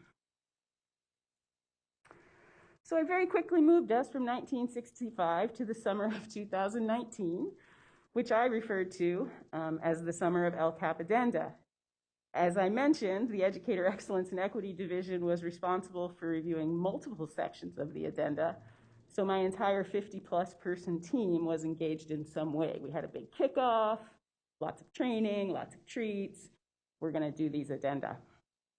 All told, 12 reviewers reviewed the Educator Equity section submitted by more than 1,700 LEAs. And again, I need to thank our colleagues at the Comprehensive Center who provided support to help us with this task. All reviewers were trained and calibrated on ESSA requirements, the suite of PEAT tools, how to provide the actionable feedback, and tracking responses. Each one of our reviewers adhered to a rubric, and written responses were standardized. So here are the elements we used to assess the LEA responses. These are taken straight from the ESSA provision that I described earlier in this presentation. Did the LEA describe its data collection process for identifying disparities? Did the LEA describe the distribution of ineffective, misassigned, inexperienced, and out-of-field teachers working with low-income students? Did the LEA describe the distribution of ineffective, inexperienced, and out-of-field teachers working with minority students? did the LEA describe how it engaged stakeholders in its process for identifying strategies for addressing those discovered equity gaps? And did the LEA describe the actions it will take to address any disparities discovered during the data analysis process? If any of these questions was not answered completely, the section was returned to the LEA for more information. So as I hinted at before, the summer of LCAP addenda lasted much longer than anticipated. It turned out to be really a year of LCAP addenda. After each submission, the reviewer provided actionable written feedback to the LEA via the addendum system. Many of the addenda, as you can see, were approved after the first submission. So folks submitted something, and for some folks, it was complete and considered substantially approvable. And I should qualify here, the CDE did not approve LCAP sections. We approved them to move forward to the board for actual approval, so substantially approvable. Many more of them were approved after 2 submissions. So they got some feedback from us around what was missing, and they were able to make those revisions and resubmit something that was substantially approvable. We provided much more intensive technical assistance to LEAs with sections that were not approvable after 2 submissions. For these LEAs, in addition to specific actionable written feedback, CDE staff called the LEA to help them to better understand the requirements and to complete the section successfully. So quite a bit of individualized coaching happened if after the second submission, the LEA was not substantially approvable. As you can see, more than 300 LEAs received this intensive technical assistance, with 55 of them submitting 5 or more times before being approved. So, and this again is for the educator equity sections. This was happening for all of the sections in the LCAP federal addenda in a variety of divisions at the department. As challenging as it was to provide these supports over the course of many, many months, in addition to lots of other projects that staff have assigned to them, I know my team is really grateful for the experience. Ultimately, it was very rewarding to connect with our colleagues in districts, to learn more about their workforce challenges, and to ensure that they understood the requirements of the law and the tools that were available to them. The hard work of building and maintaining a strong, stable, well-prepared, and supported workforce is ongoing. And in the spirit of continuous improvement, we adjust as we go. In September 2017, the board approved definitions for ineffective, inexperienced, and out-of-field teachers as part of the ESSA state plan approval. LEAs used these definitions to develop their LCAP federal addenda educator equity responses. And then last November in 2019, the board approved updated definitions for ineffective and out-of-field teachers to include more specificity around permits and authorizations that fall under each one of the definitions. And now LEAs will need to update their section of the LCAP federal addendum related to educator equity using these new definitions. I think we've been very clear in writing, both in the November 2019 item that presented the updated definitions and in the August 2020 educator data information memo, that LEAs will need to update this section with these new definitions. All along, LEAs have been encouraged to review the LCAP federal addendum annually with their LCAP, as ESSA funding should be considered in yearly strategic planning. We're optimistic that with the new CalSAS coming online in early 2021, and with all of the training, supports, and technical assistance that we've provided to LEAs to get their section for educator equity substantially approvable to you today, LEAs will find it much easier to locate the data they need and be able to update this section relatively easily. And then they'll update their addenda in tandem with their LCAPs as they undertake that next spring. And of course, CDE's federal program monitors will continue to review the federal addenda to ensure that they're updated as part of the monitoring process. So to help LEAs understand these expectations, we're developing a set of recorded webinars that people can access on demand. We know like scheduling webinars for a certain time and place has proven to be challenging as much of our lives have moved into the internet. So we're going to record these webinars, these videos, and release them this fall to help people be ready to update their LCAP federal addenda, but also to address equity gaps moving forward. This is an ongoing piece of work, and the LCAP federal addenda, in our mind, represents how things are going in a particular space and time. So our goal is to have this set of videos posted and available by the end of this year, and to reestablish weekly office hours in early 2021 as the new data becomes available in CalSAS and folks are undertaking the update of this section of their addendum. We're confident that these additional supports will help LEAs successfully update their addenda and address any equity gaps moving forward. So I hope all this information has been helpful, and Rachel and I and our colleagues online are here to support with any questions that you may have. The recommendation is that the CDE recommends that the State Board of Education approve the LEA's addendum list referenced in Attachment 1 of Item 3. Thank you very much. We're going to get to public comment quickly, but if there are any clarifying questions, that was a very thorough and clear presentation. Thank you so much, Barbara. We'll get the public comment slide up there. I don't see any clarifying questions, so let me turn to our liaisons, Sue, Burr, and Eileen, to get us started with framing this. Sue? Thank you, Linda. I just want to express my very deep appreciation to both Rachel and to Barb for an incredibly comprehensive overview of how this process has worked.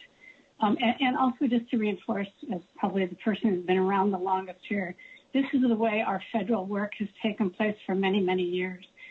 We rely on the department staff, as you can tell, and I'm proud to see the expertise and depth of knowledge that they present.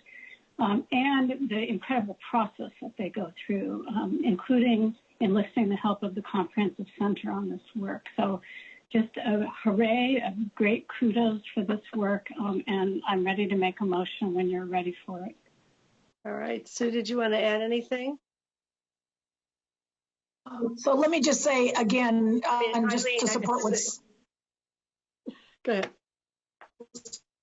I do. Rachel and Barb, and I just appreciated the data that showed how many LEAs went back a second time, third time to get this aligned the way it needed to be. So I have confidence in the thoroughness and also the responsiveness to support individual districts. And I also appreciate the recorded webinars and the continued support from the districts. So this money is tied to this, and there's clear expectations of what districts need to do. So I just really want to thank the department for their ongoing work in this area. Thank you. Really impressive. With that, we want to see if we have any public comment. There are 4 people signed up currently for public comment. I will open the phone line now. Next caller, you are unmuted and your time starts now. My name is Lexi Lopez from EdVoice. EdVoice supported the removal of this item from July's agenda, and we remain concerned and strongly urge the board to refrain from approving LEA addenda. This 98-page item only includes 3 examples of addenda with no links to the other nearly 2,000 LEAs which are recommended for approval. Very few districts have followed CDE guidance to make their addenda public, and of the few LEA plans stakeholders have reviewed, most do not meet federal ESSER requirements to identify and address inexperienced teachers teaching students of color and low-income students. As noted in our letter, EdVoice urges the board to request how and why LEAs are recommended for approval when they are providing inaccurate information to the federal government. We believe it's improper to condone CD staff passively allowing LEAs to obfuscate stakeholder engagement and recommend approval without verifying that CD guidance was followed by each individual LEA in order to be accountable to address the needs of disadvantaged students and English learners. Thank you. Thank you. Next caller, you are unmuted and your time starts now.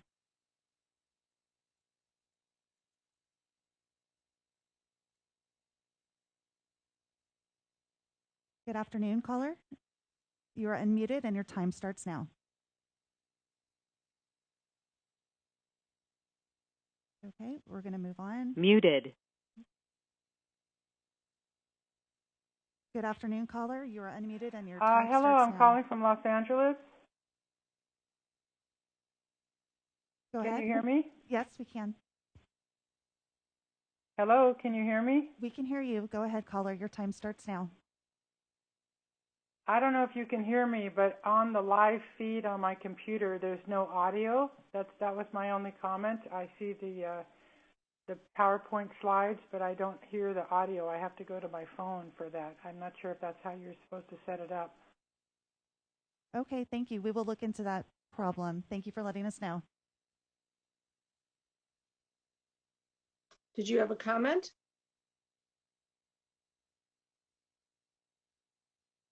Okay, we'll move on. Hello, can you hear me? Yes, we can hear you. Did you have a public comment for item 3? Hello? Okay, I'm sorry. We can hear you, but apparently you cannot hear us. So we are going to move on to the next caller. You are unmuted and your time starts now. Good afternoon, caller. You are unmuted and your time starts now.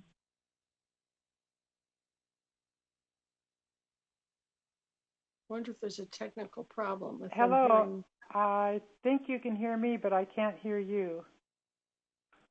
Please, yes, we can hear you. We can hear you. Go ahead and proceed. My only comment has to do with trying to get the audio to come through on the live feed. Thank you. Okay, thank you.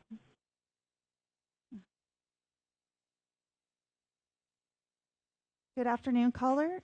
You are unmuted and your time starts now. Good afternoon. John Afterall from Public Advocates. I appreciate the training that the department has gone around the state on the teacher Unmuted. and the PEAT system.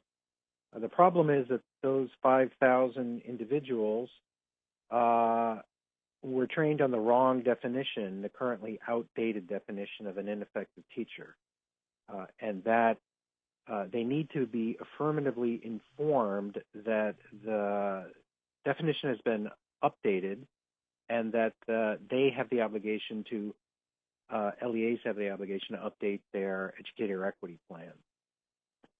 People don't all read August memos and board items as many of us do. So we need the department to affirmatively send a letter to LEAs informing them that they are obligated to update their educator equity plans according to the new ineffective definition by June 30th. Time. Thank you, caller. Thanks.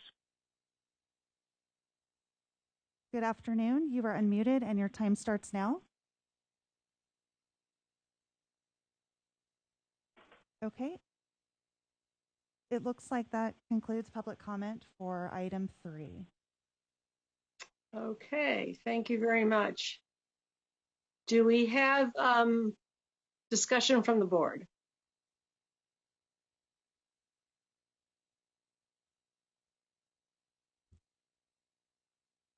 Well, I see Matt and I see Ide. I just want to add, I appreciate the callers. I appreciate the sentiments about being very thorough about this. I do, however, believe and really appreciate the efforts of Rachel and Barbara and their staff on being incredibly thorough in supporting the local LEAs in meeting the requirements of this. So I appreciate that very much, and I appreciate the presentation. It's very clear. And I'm willing to move a motion when ready. All right, Ide. Yeah, I'm on mute. I was actually going to say what Board Member Navo said, and also wanted to ask about the adding the definition of teacher in the reports, just updating that from the LEAs, the last comment that was made by public advocates. Rachel or Barb, do you want to respond to that, how that's being handled?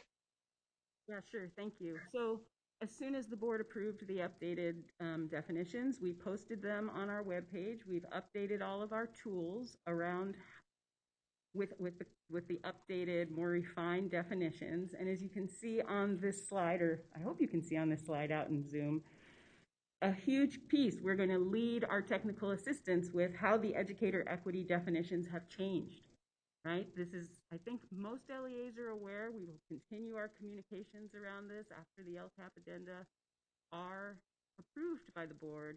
We will continue to communicate with LEAs, our county office of education partners who support LEAs, and anyone who will listen. The educator equity definitions have been updated, and that LEAs will need to update this section of the plan, and that we encourage them to do that using the new data that will be available through the CalSAS system and with our support as they develop their LCAPs next year. So yes, a big part of our work is the outreach and helping LEAs understand what is required and providing them with the support to meet those expectations. Thank you. Thank you. And I just want to add my thanks, Barbara, for both the history of ESEA, which was a wonderful trip down memory road, and the description of this process. As I know you believe, the educator equity gaps are a really important part of getting to equity in this state. It's so useful to raise consciousness about these issues. I know there are glitches in the process sometimes, but the various ways in which the data are coming online, which allow us to, both at the local level and the state level, to make policy decisions that will, support, as you said, a well-prepared, well-supported educator workforce are just critically important. So I know you've been working on this for many years, and your passion and commitment come through. And I appreciate both how challenging this process was, but how much you're gathering it together and moving it forward to keep that consciousness raising and those policy steps moving forward. Are there any other comments before we go ahead and take a motion? I know Matt said he would like to make the motion, if that's okay. I'm happy to let Sue make the motion. Okay. We are so polite today. That's great. Sue, would you like to make a motion? Sure. Thanks, Matt. I would move the department recommendation to approve the LEA addenda as listed in the agenda item. Terrific. And Matt, would you like to second? I'll second. All right. Any further discussion? All in favor, say aye. We have to call a roll. Say aye to Karen as she goes around. Okay. Ting? Aye. Eileen? Aye. Patricia? Aye. Ide? Aye. Kim? I think she had to step off. Matt? Okay. Aye. Jim? Aye. Cynthia? That's right, she's recused. Zaid? Aye. Linda? Aye. Sue? Aye. Motion passes. All right. Thank you very much. What we're going to do now is postpone agenda item 4, the mega assessment item, until after lunch. We are going to break for lunch. I'm going to ask that you take 15 minutes to get your lunch, stretch your legs. You can continue to eat lunch in the closed session. Board members will come into closed session. We'd love to see you there by 12:45. You can disconnect from this Zoom link. And then after lunch, you're going to use the closed session Zoom link that was provided to you by the State Board staff.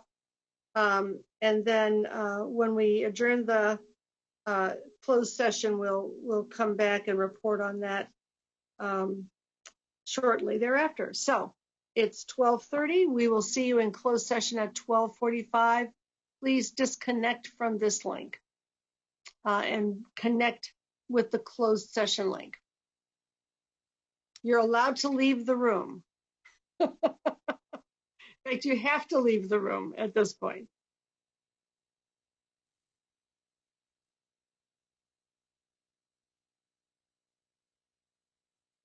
We're returning to open session, and Karen, please establish the quorum. Ting. Ting. No Ting. Sorry, I was on mute. Hi, I'm here. Sorry. Okay. Eileen? Here.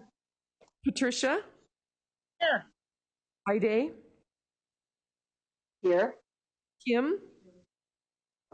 Not back yet. Okay, Matt? Here. Jim? Here. Cynthia? Here. Zaid? Here. Linda? Here. Sue? Here. Okay, so we do have a quorum. Okay. So I'm going to start by reporting out from closed session. Yesterday, Governor Newsom announced Brooks Allen as his education policy advisor and nominated Brooks as executive director of the State Board of Education. In closed session, in a unanimous vote, the board ratified the governor's nomination and appointed Brooks Allen as executive director of the State Board of Education. And I think we have to report the roll call. But since there were not any no votes, do we have to do that? No, you just need to say it was unanimous. I did say that. I'll say it again. It was a unanimous vote. And the board also discussed the MSC litigation, much less exciting. So we're going to start by saying, congratulations, Brooks. We're delighted you're here, and maybe you'd like to say a few words to us. Sure. Thank you, Dr. Darling-Hammond.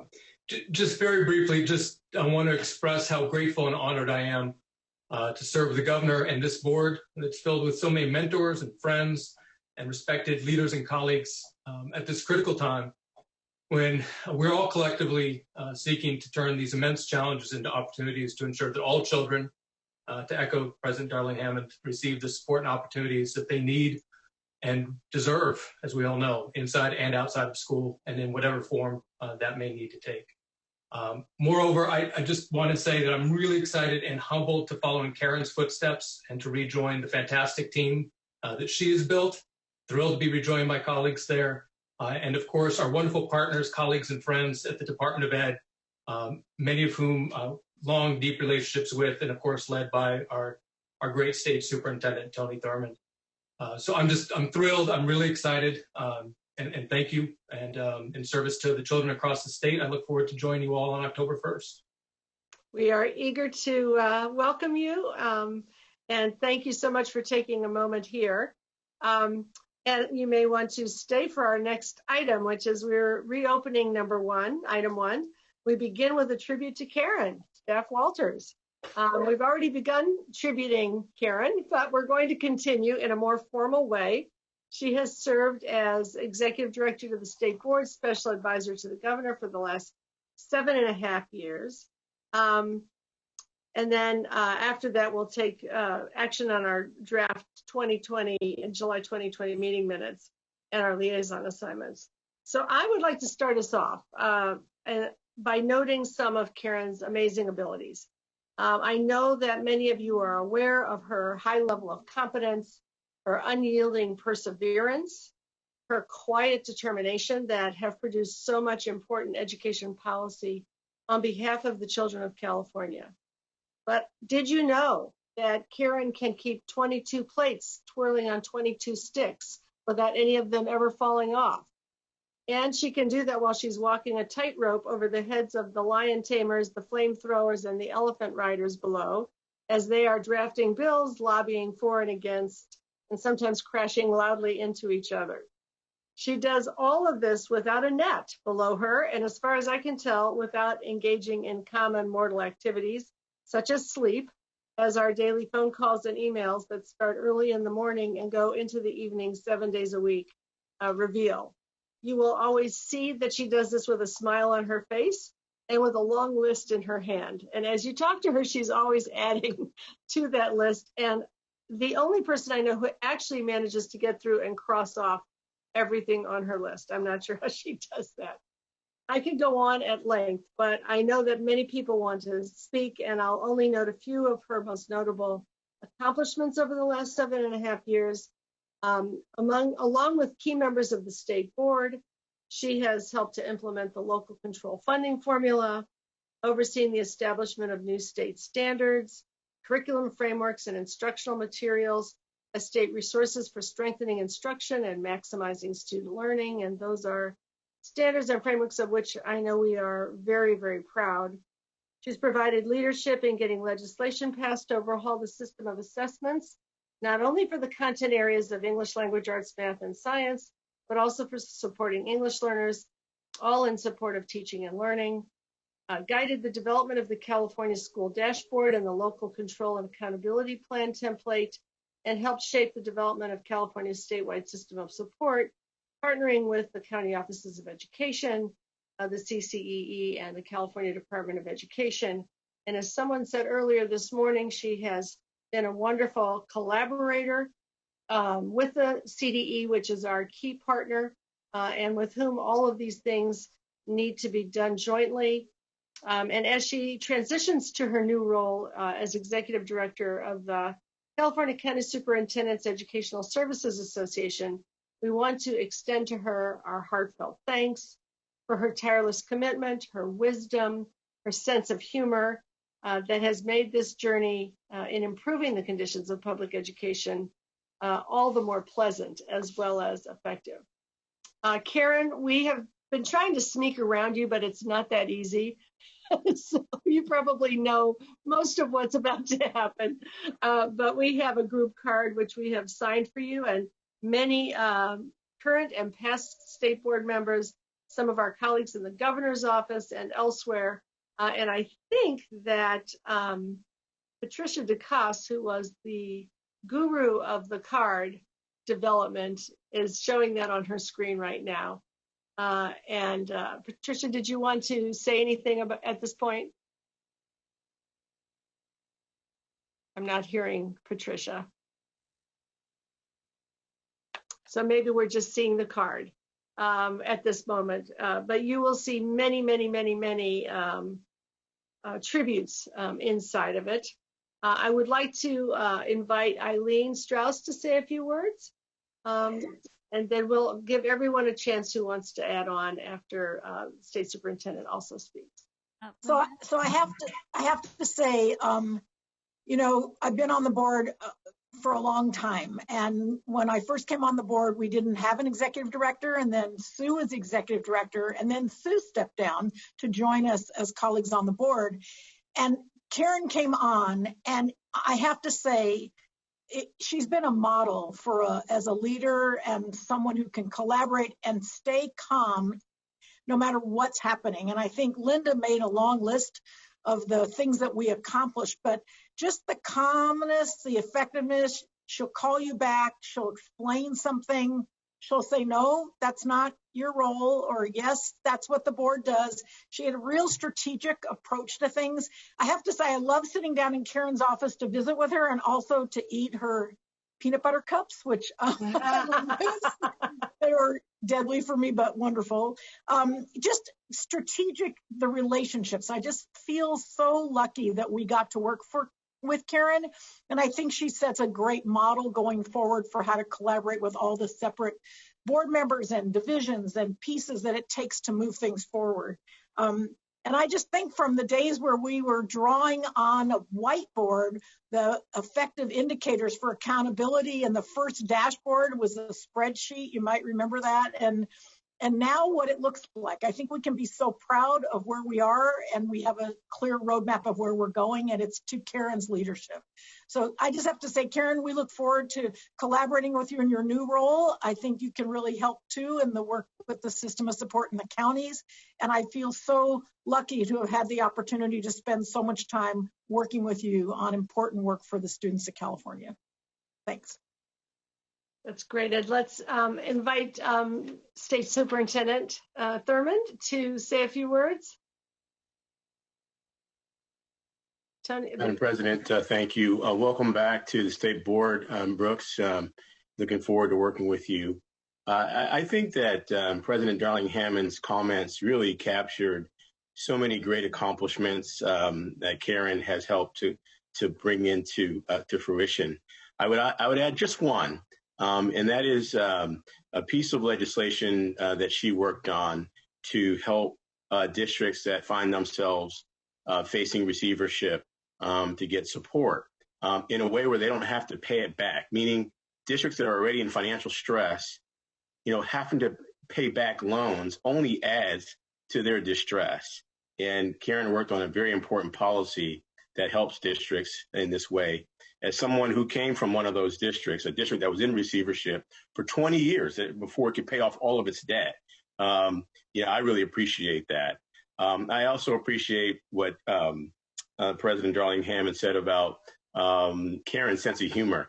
It kind of sneaks up on you. I think that Karen, you're an example of. I think of you as a quiet leader, but an effective leader. And it tells me that you don't have to be yelling and screaming to get things done. That quiet leadership should not be mistaken for not being a strong leader. You are a strong leader, and a strong leader knows when to use, a laughter or a quiet voice, and also knows how to get their message across, regardless of what the speed or the cadence is of what's happening in the room. And I've appreciated that sense of humor, because let's face it, we live in times that would just bring you to tears and bring you to your knees. And the ability to have some levity in those moments is greatly appreciated. And I'm sure it will serve you well. You went from having to report to a board, now you have to report to 58 county superintendents. And so I would encourage you to continue to use that sense of humor. But I'll just say again, I'm grateful for the time we've had to work together, and looking forward to working with you in your next capacity. And obviously, we're available to you in any way that we can be helpful. So, congratulations and thank you for your service. All right. I'm guessing that Sue Burr, you would like to kick off the rest of the comments. I would love to. Thank you so much. I've had the distinct pleasure of knowing Karen. I won't tell how many years because it might age both of us, and worked with her in a variety of roles. When I got ready to retire, Governor Brown said to me, "You can only go if you find your replacement." And so I went, oh, I know the first person top of my list, and that was Karen. I certainly know that none of us that we're all grateful that we had the opportunity to bring Karen in to work on the board. I will say, just kind of building on what Superintendent Thurmond said, that one of my greatest mentors was Gary Hart, who was a longtime chair of the Senate Education Committee. And the trait he valued most in people was their ability to listen. And at the time that he shared that with me, I probably didn't think about it as carefully as I should have, but over the years, I certainly have. And that's one of Karen's number one traits and characteristics that I think makes her that very effective, quiet leader that Superintendent Thurmond just described. So I'm just thrilled, Karen, for your next challenge. You're sort of following me around all the time. No, just kidding. I know it will be a great, you'll enjoy the experience, and they will certainly value having you in that role. And all of us on the state board will value having you in that role, because the county superintendents are such key partners in all that we do, along with the Department of Education. So I will certainly miss you greatly in this role. I'm always just a phone call away, and look forward to working with you in your new endeavor. Thank you. Awesome. Are there others who would like to say a word? I guess I'm not looking at the hand raising. I should be. Patricia and Matt. Patricia? Well, first of all, I'm grateful that I'm making this comment and my camera is still working so that Karen can see me as I'm speaking. Karen, like Sue, although I have not known you as long as Sue, I first met you when I stepped out of my classroom and began working with the California Teachers Association. At the time, you were working as a legislative advocate at AXA. I was always impressed with your preparation and the background and research you did, but more so I was impressed as all the education lobbyists worked together and met together and did our collaboration, particularly with No Child Left Behind. It was just wonderful to figure out ways that we could find consonance and agreement. And I was just so impressed with the ways that you were always reaching out and seeking ways that there could be some common agreement. But more importantly, I was impressed by your grace, your sense of style, and the way that you approach not only relationships, but work, but just doing things to do the work together and to encourage all of us to be together. So while everybody is lauding and praising what you do and expressing great expectations about what you'll be doing next, I want to take this opportunity to offer you some words of advice. As you step away from the board, this has been a very high profile, high fidelity, high intensity, and high energy activity, and step over to work with the county superintendents. This is an opportunity to do the thing that I always hear Superintendent Thurman say, lean in. One of the most important things that I've already heard Sue say is that the county superintendents are an important partner for us in the work we're doing as we move forward. Well, you're leaving us at a very important inflection point because we're turning a new phase and looking at a new stage in the implementation of the accountability system, as well as the blossoming of the system of support. And so this is the inflection point where, as an entity and as a group of stakeholders, we need the county superintendent to lean in. And that's something that prodding and leading and guiding is something you've been very good at and something that you have been very careful with. So I encourage you to engage the county superintendents to lean in, to look at not only how to use their authority, but also how to use their platform, their bully pulpit, and their position in the relationships they have with all the schools across the state to move this agenda and to move this process to the next level, because we really will rely on them to do that and to take the reins to blossom and build out the system of support. My second piece of advice is to remember who your friends are. Ever so often, even though Linda has already told you she plans to call you, ever so often, call up some folks just to have a cup of coffee. That's something we don't, right now in this environment, we don't have time to do that and we're not allowed to. But probably the thing I appreciated most about you when I first met you at AXA is that's the thing you did all the time. We met and we worked it out over a cup of coffee. We worked it out over lunch. So take the time to call up folks and just go out for a cup of coffee. And finally, and probably most importantly, have fun. Because if you're not having fun, it's just work. So I will miss you and I appreciate you. And I've already told you privately, I don't have the words or the superlative adjectives to describe how much I honor, admire, and respect you. But you will be missed. And I'm just so glad I'm going to be able to find an excuse when I go to work at CTA to call you as well. So thank you very much. And I'm just so happy to know you and so happy to see you taking on this next important role. Awesome. Matt, did you want to say a couple things? Sure. I imagine this is very difficult for Karen. She's so incredibly humble. So I'll be brief, Karen, but I just, in the short time that I've had to get to know you, your optimism, your positivity, your courage, your integrity, and most importantly, your character is one I respect and admire. And I wish you well in your new venture. And I know that the system of support and the kids of California will benefit from your contribution there, as well as your contribution you're leaving here. And Brooks, welcome aboard. Our paths keep crossing, so I'm sure you're going to do wonderful. And Zaid wants to say a word, and then Ting. Hi, Ms. Staff Walters. I just wanted to say that your work on the LCFF and the LCAP truly opened the door to welcoming student voices to the decision-making process in school districts. And it truly started the next generation of student leaders in the California education system. And I know personally that I don't think I would be in the position that I am in today if it wasn't for you really looking out for the state of California and for its students. And so for that, I'm really thankful for your service. And you've clearly touched the hearts of all the members here on our board. And although I wish I could have had the opportunity to work with you, I wish you the best of luck in your future endeavors. Awesome. Ting?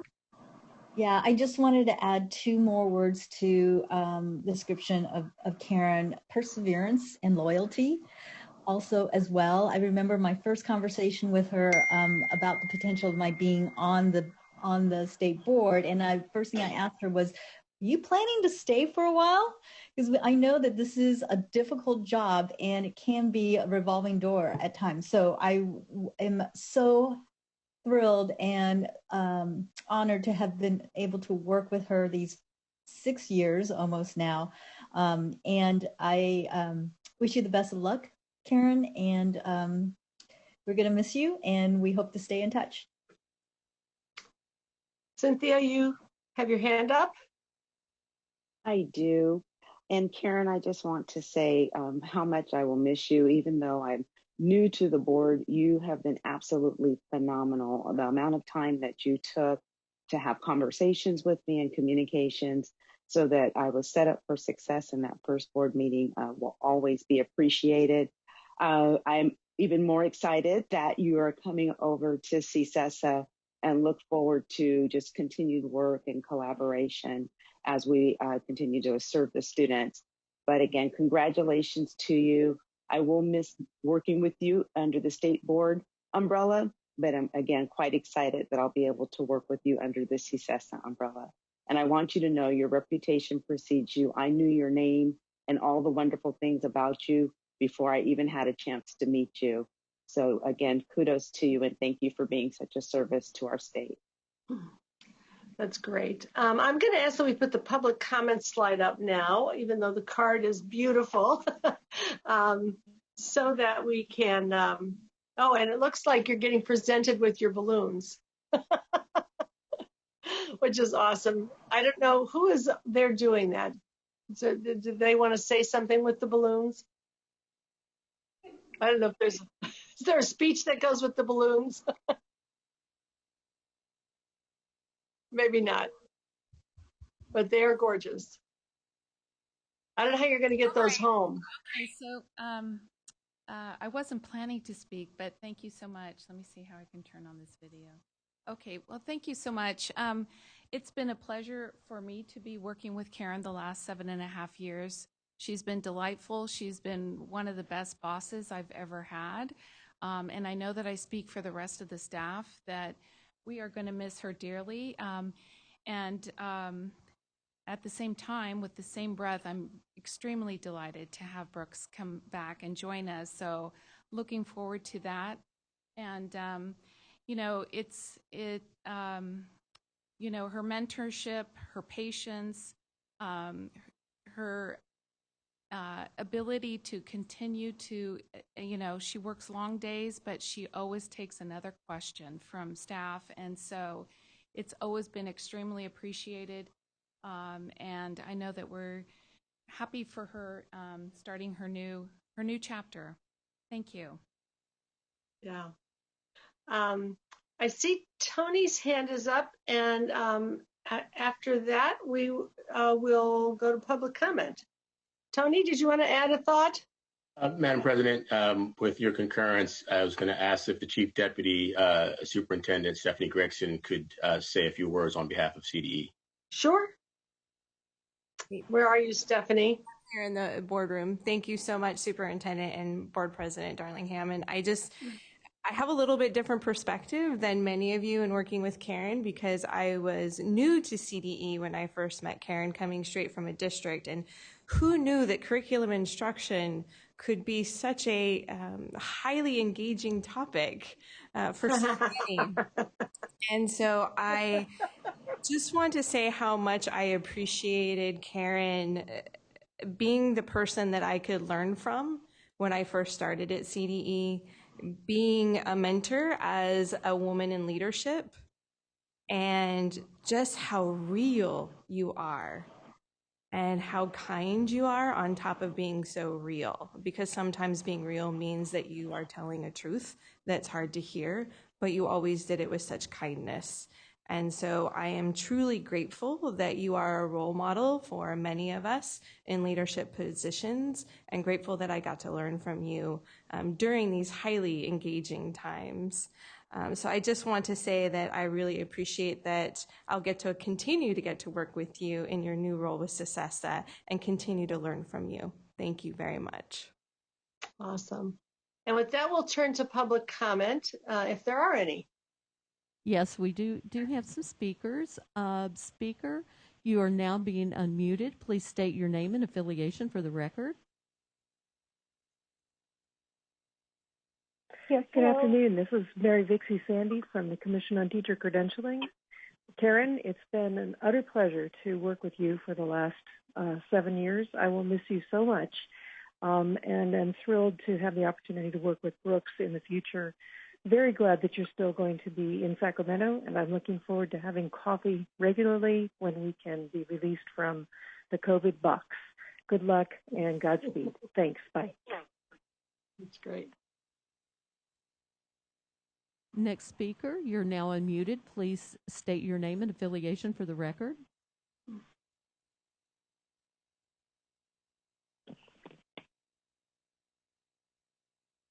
Hi, this is Andrea Ball.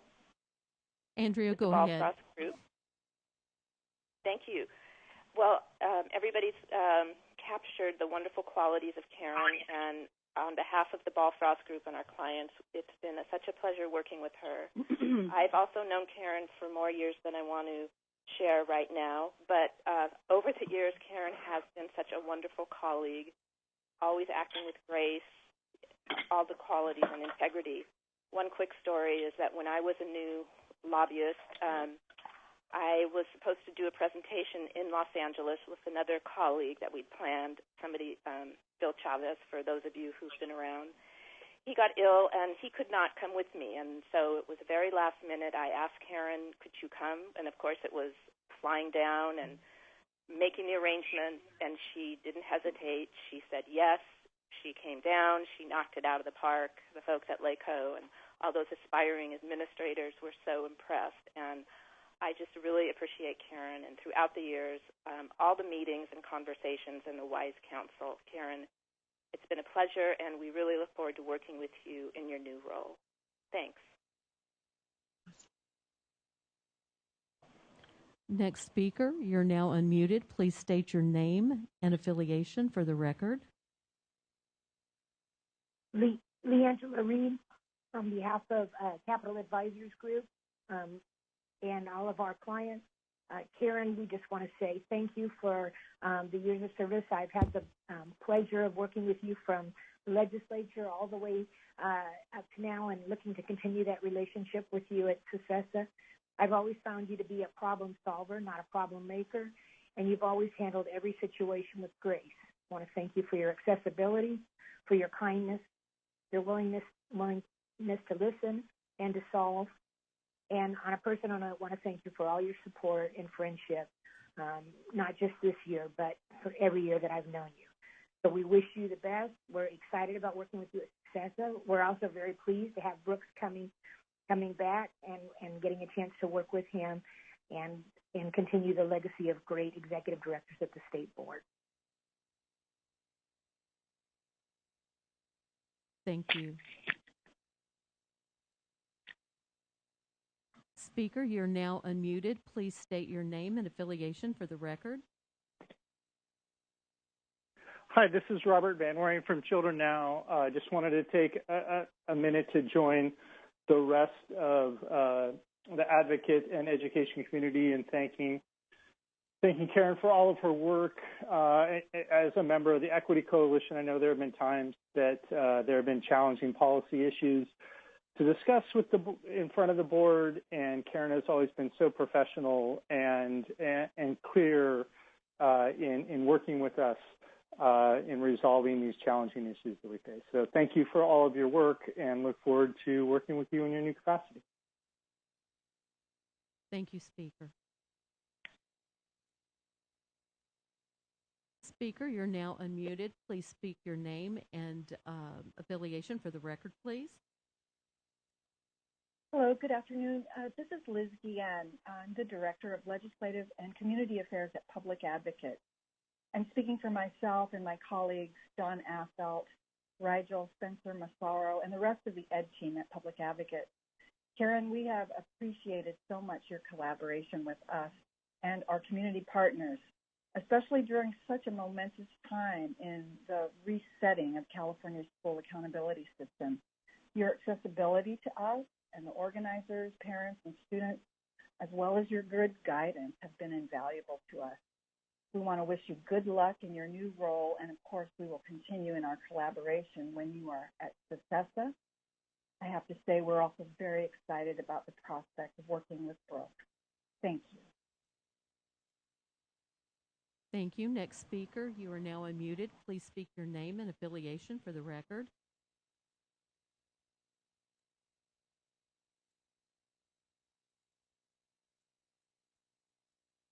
Next speaker, you're now live.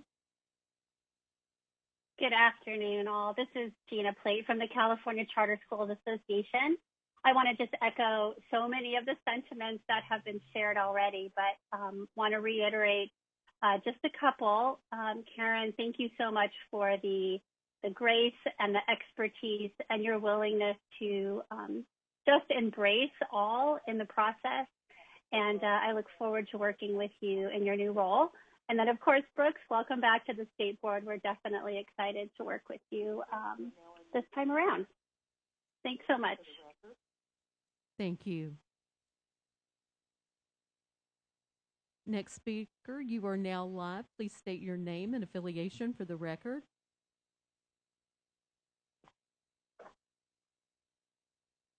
Leilani, I think we lost you if you want to call back in.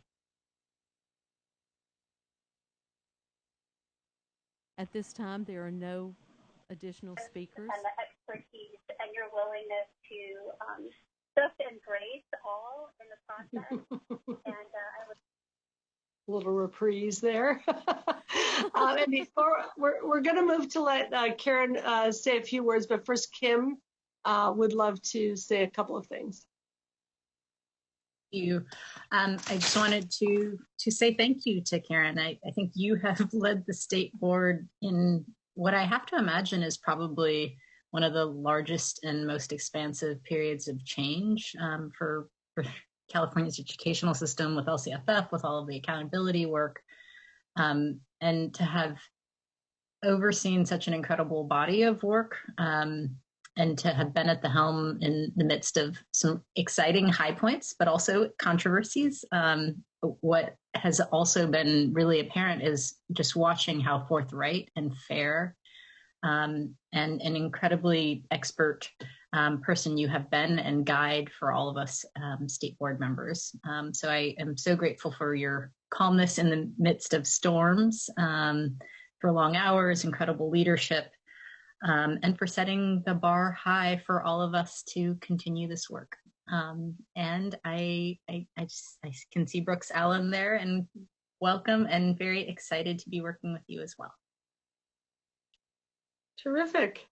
Okay, Karen, this is the part you've been dreading. The center of attention, which is not your usual MO, but we so appreciate you. Yes, well, thank you. Your turn. You've all been very kind and very generous. And so I really didn't focus on this at all, that you were going to do anything, until I got the script. Some of you know we do a script for Linda that lays out the process, especially now in this remote environment, because there's more pieces of the process. And so I was reading it on Tuesday night, and Patricia had sent it to several of us on staff. And I get to this part that says tribute to Karen. So I called Judy Sias and I said, okay, what is that about? And I think if I had focused on this earlier, I'd seen the script earlier, and I think maybe they didn't send it to me earlier intentionally, I amended this little section. But anyway, so I took a deep breath, said, okay, I'm going to go along with it. So I said to Judy, does this mean I have to say something? And she said, yeah, you better get it together. So anyway, I took her advice and I wrote it down because I thought otherwise I won't get it together. So anyway, you've all been very kind and very generous. I really appreciate it. The balloons are lovely. The plant is lovely. Thank you all very much. It truly has been amazing 7.5 years. We've really accomplished a lot, and many of you, Linda, you included, have outlined much of what we've done. It's really been quite amazing. But one of the reasons that we've been so successful is because of the board that we've been able to work with. Both Governors Brown and Newsom have selected amazing folks, as witnessed today by everything we've worked on today together, to serve in California. And it's a hard board. Some boards are easy. This one isn't. There's a lot of work on this board. I feel very fortunate to have worked with such an esteemed group now and in the past, because as Eileen and Sue and some of the other folks who've been on the board, Patricia Rucker, for a long time now, we've had some very good folks go through this board. It's been a special privilege to serve under the leadership of Linda and Mike Kurse before her. I can't imagine having done this job without their incredible leadership and partnership. I feel like that's been a special gift.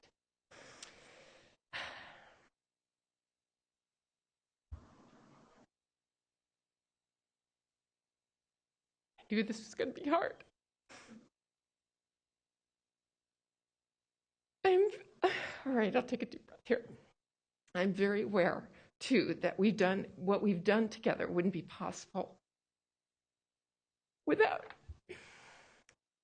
the collaboration of the superintendent and his staff.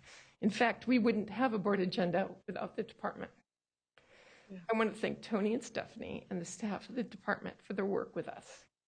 In years past, Tom Torlickson, Glenn Price, Michelle Zuma, and Rich Steiger, goes back a ways, and their leadership teams were critical partners as well. Thanks for working so closely with the board and staff.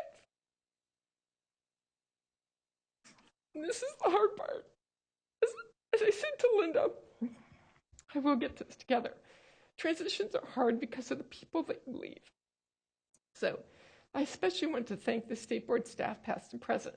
We wouldn't have been as successful as we've been, accomplished as much as we did, or enjoyed the work as much as we have if it weren't for a strong team. Many of them are in the room today, so thank you. I thank you for taking and responding to my evening and weekend calls, text messages, and emails when I just had to know an answer to a burning question. Of course, at that moment, it was most important, I'm sure. The work can be hard, but it's also incredibly rewarding. I wouldn't have done this job as long as I have if it wasn't. Thank you for your support, your professionalism, and especially for the laughs we've shared. You're a great team. I'm also thrilled that Brooks will succeed me in this position. And congratulations, Brooks, and welcome back to the State Board. Thank you.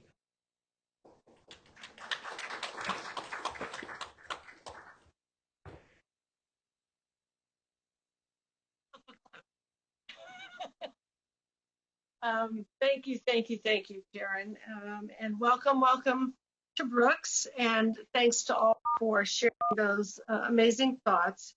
And now, going from the sublime to the mundane, we are going to move to the two other items of this agenda, beginning with the approval of our draft minutes for the July 2020 State Board meeting. And then we'll go to the board member liaison reports. So we want to get to the board minutes. And I'm trying to just be sure that we don't have to have those presented. I think we just need a motion to approve them. Do I have a motion? I'll move. Thank you. Do I have a second? I'll second. Thank you. All in favor? Oh, do we need to do a roll call? Yes, we have to do roll call. Okay, you're on, Karen. Sue? Aye. Linda? Aye. Zaid? Abstain. Oh, he has to abstain. That's right. Thank you for reminding me. Cynthia? Aye. Jim? Aye. Oh, sorry. Kim and Jim. I know it's Sorry, tough. Jim. Matt? Aye. Kim? Aye. Ide? Aye. Tricia? Aye. Eileen? Aye. Ting? Aye. Okay, it's approved. All right. Linda, this is Sue. I'm sorry. I realize I should have abstained because I was not present at the July meeting. So I'd like to change that. Yep. Okay, great. Thank you. All right. So we're going to do our liaison reports, and I'm going to urge you to keep them succinct because we are now headed way into the evening hours if we stay at the pace we've been. But we're, of course, interested in them, and I want to start with Member Sun. I'm going to go in reverse alphabetical order. That's great. Okay, so just really quickly, the California Joint Workforce Pathways Advisory Committee is meeting in a couple of weeks, a little bit later in September, and I think I've reported our next work is to work on the California Career Technical Education Plan for California now that we have our Perkins application has been approved. And wanted just to remind the field that our the CTIG grants are out right now. The application is out, and I did have it written down somewhere when it's due, and I don't have it in front of me right now. I apologize. I didn't realize I was going to go first. And then also the California K-12 Strong Workforce Grant application is also out as well for the field. And I'm sorry, I don't have my dates with me. So I'm sure you could find them on the CTE website, the CDE website. Thank you. All right, great. Vice President Strauss?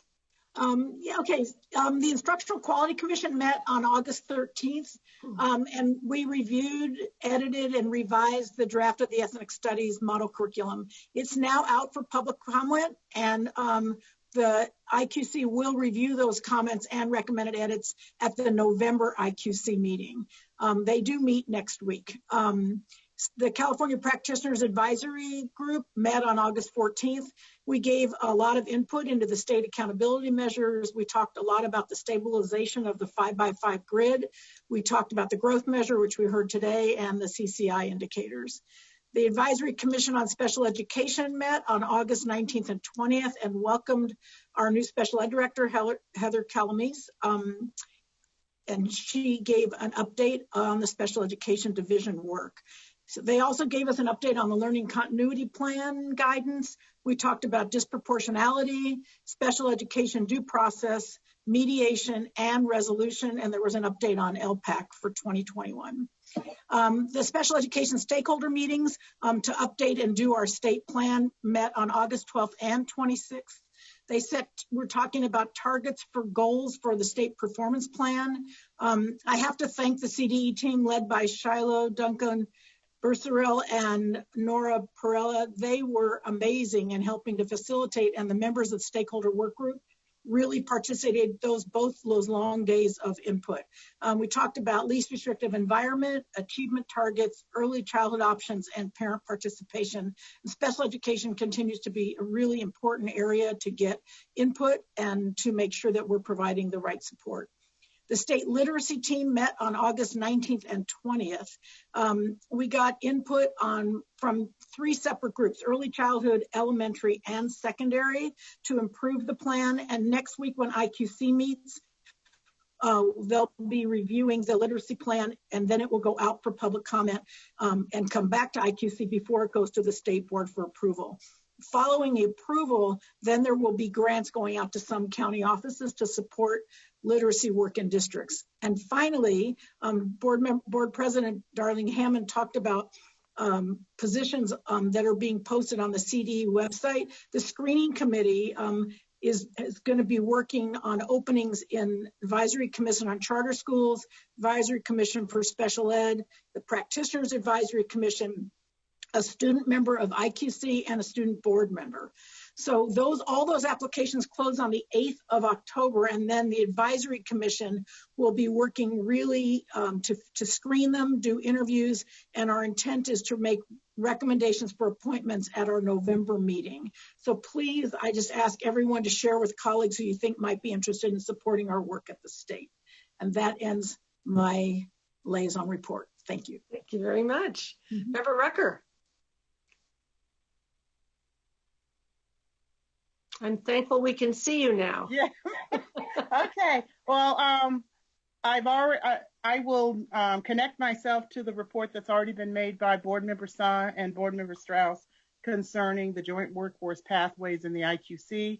I will just report or update that this morning, while the board was meeting, I am the liaison to the Military Interstate Children's Compact Commission. That's the organization, the advisory committee for the board that implements the state military compact. That is a plan for use to support children who are military dependents. As a child who grew up in the military myself, this is very, very important work. Their annual meeting was held this morning from 9 to 12. I was not able to attend because obviously I was here at the board meeting. I want to welcome our new staff liaison, Kai Jackson, who all of you are familiar with from his work that he has already been doing for the superintendent and the Department of Education. He's taking over that work. Basically, this was a business meeting going over and reviewing the information sharing and discussion of issues. The next meeting, I don't have that scheduled date, but I will make sure I report on that information at subsequent board meetings. I also want to remind you that tomorrow I'll be going to the second meeting for the Whole Child Policy Study Group. It's scheduled as a virtual meeting on September 11th. We had our first meeting just after the July board meeting. That was an introductory meeting. We had an opportunity just to discuss opening policies and take a look at what we want to try to accomplish with the work we were doing. Tomorrow's meeting, we're going to get more into the nuts and bolts of the work that's actually being implemented. California was specifically asked to share some information about the work we're doing to provide support online for students and how we're accounting and making contact and reaching out to students as part of our distance learning activity. So that is information I'll be reporting and sharing out from the content that's already been provided in such detail and so ably from our state superintendent. So I do want to thank you for the timeliness of that information. And I will report back to you on the work in progress going on from that work group meeting at our November state board meeting. Terrific. Thank you. Member Rodriguez. Yes, hello. Thank you. So first of all, I want to acknowledge Member Strauss's tremendous work as a liaison with the CTC. And I'm sure that you were missed and they were surprised to see me, although it was, good to be back there. And, my report is mainly about the continuation of the work actually that was started when President Darlene Hammond, back when the Special Education Task Force in 2015 issued a report, and we're coming around. The CTC adopted the new structure for the preliminary education specialist teaching credential, and it'll take effect summer-fall 2022. The credential structure is designed to support the vision of one system for all, which was work that was started a while back informed by the Special Education Task Force. And while there were 7 credentials at one point, these are 5 new credential areas: early childhood special education, visual impairments, deaf and hard of hearing, mild to moderate support needs, and extensive support needs.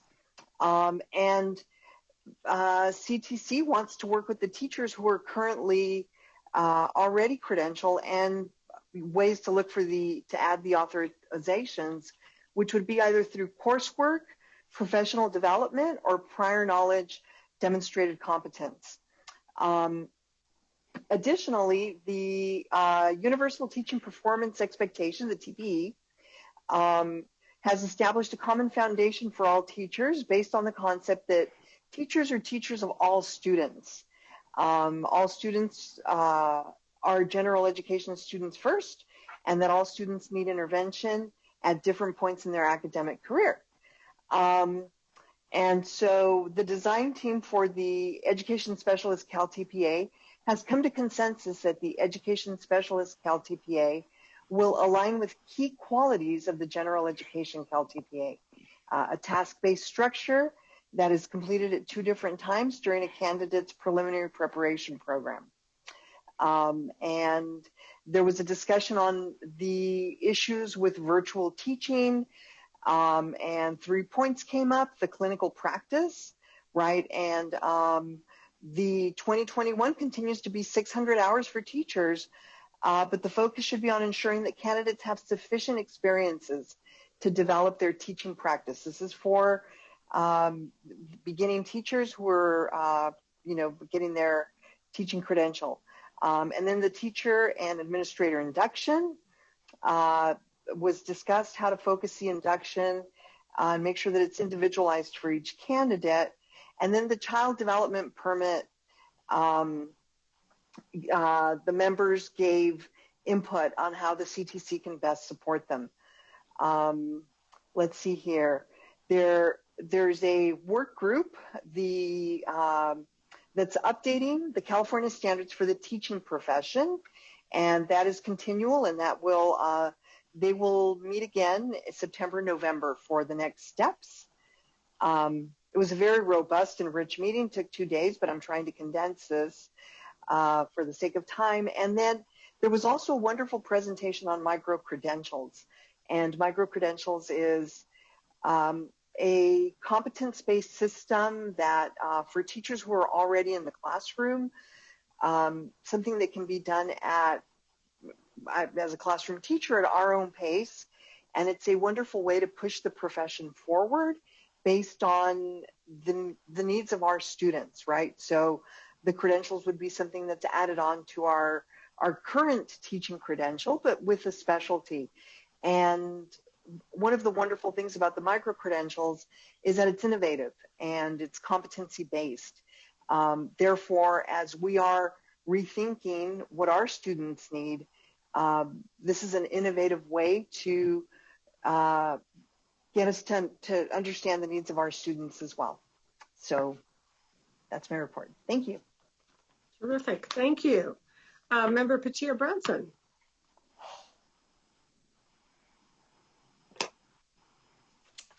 Hi, I wanted to share an update on the California Statewide Early Math Initiative and the 2020 Institute, which was held on August the 3rd.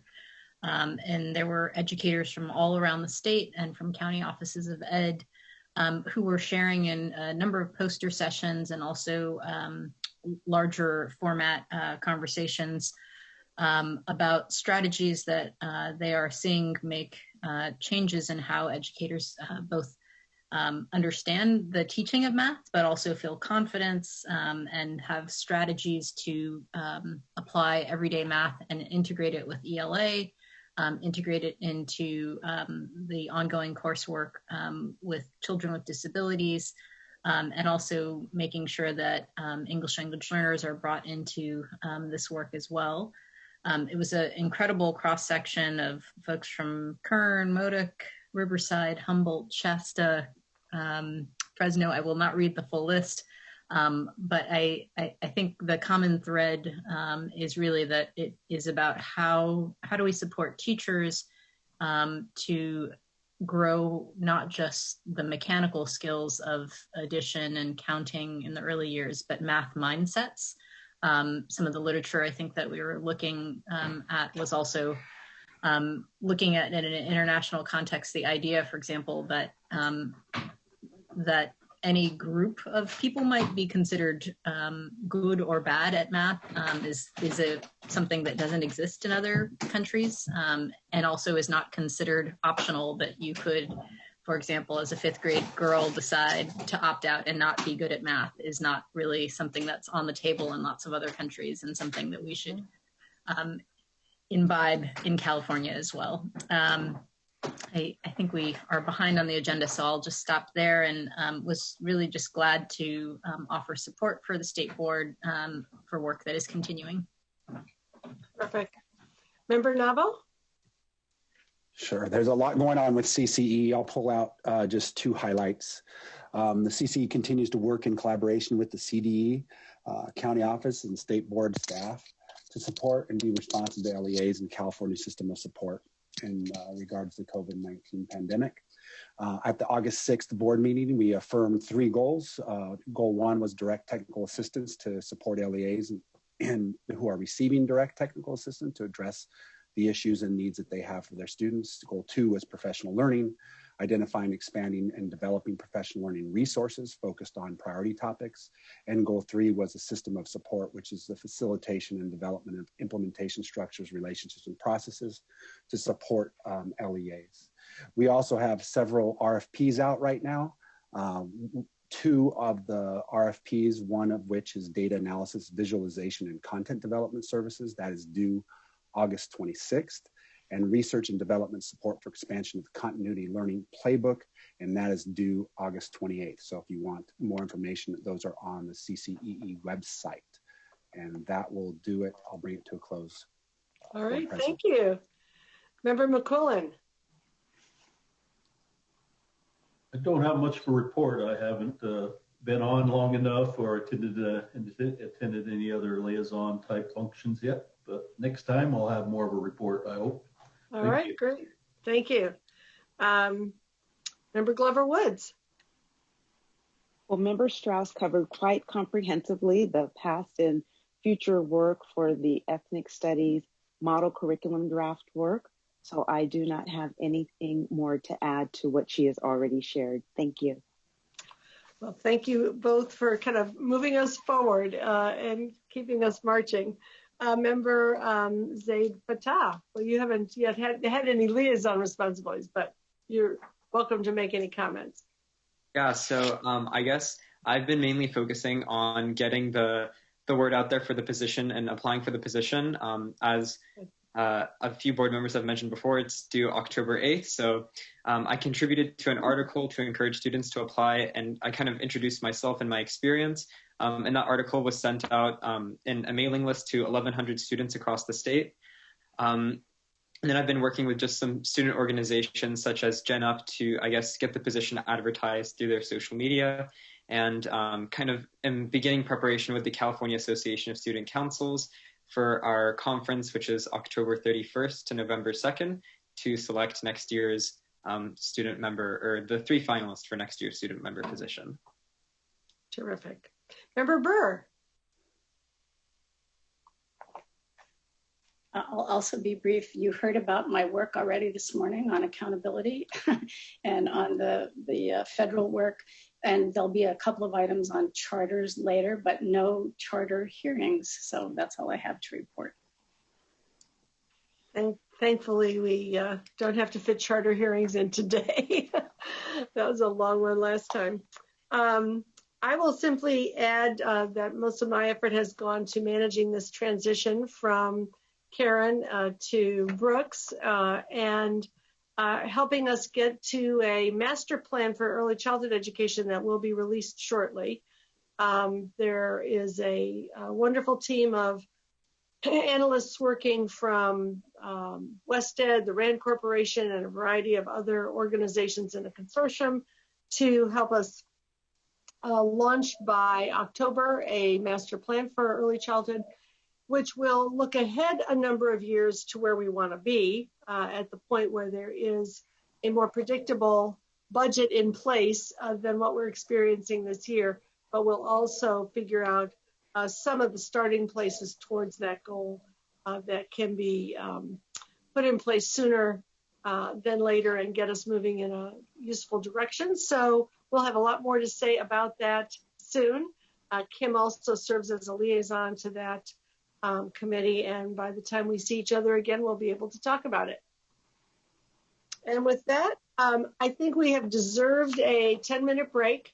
I want to caution you not to leave the room. Do not leave the room, but do turn off your microphone and your video, and we'll see you at 2:37.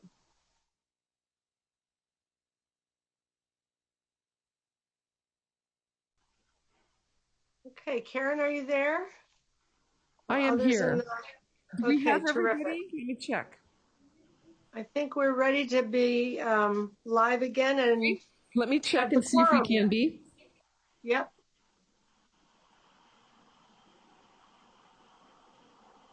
And just to cue people, we're going back to item 4. It's Linda, we're live. Okay, very good. So let's reestablish the quorum. Karen, can you call the roll? Yes. Ting? Ting? Here. Here. Eileen? Here. Patricia? Here. Ide? Here. Kim? Kim? Here. Here. Matt? Here. Jim? Here. Cynthia? Here. Zaid? Here. Linda? Here. Sue?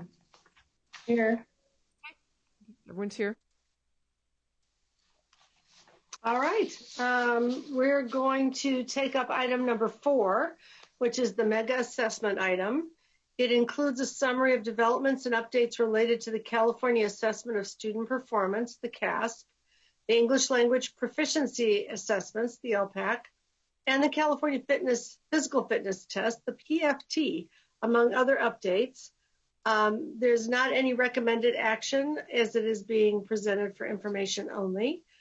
This item will be presented by Mao Vang of the CDE. Mao, hello. Thank you. Thank you. Good afternoon, Chief Deputy Gregson, President Darlene Hammond, and board members.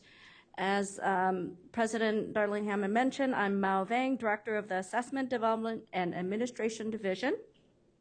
Before I continue with my item, I just want to take this opportunity to thank Karen Stapf Walter also for her leadership and support, and I want to wish her all the best in her new role as CSESA.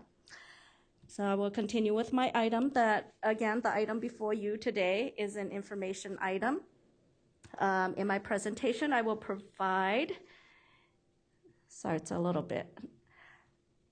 In this presentation, I will provide program updates on the California Assessment of Student Performance and Progress, the English Language Proficiency Assessments for California, and the Physical Fitness Test. And then I will show some key resources or share some key resources as well as trainings and educator involvement opportunities. Then I will finish with some time for questions. Oh, sorry, wrong way.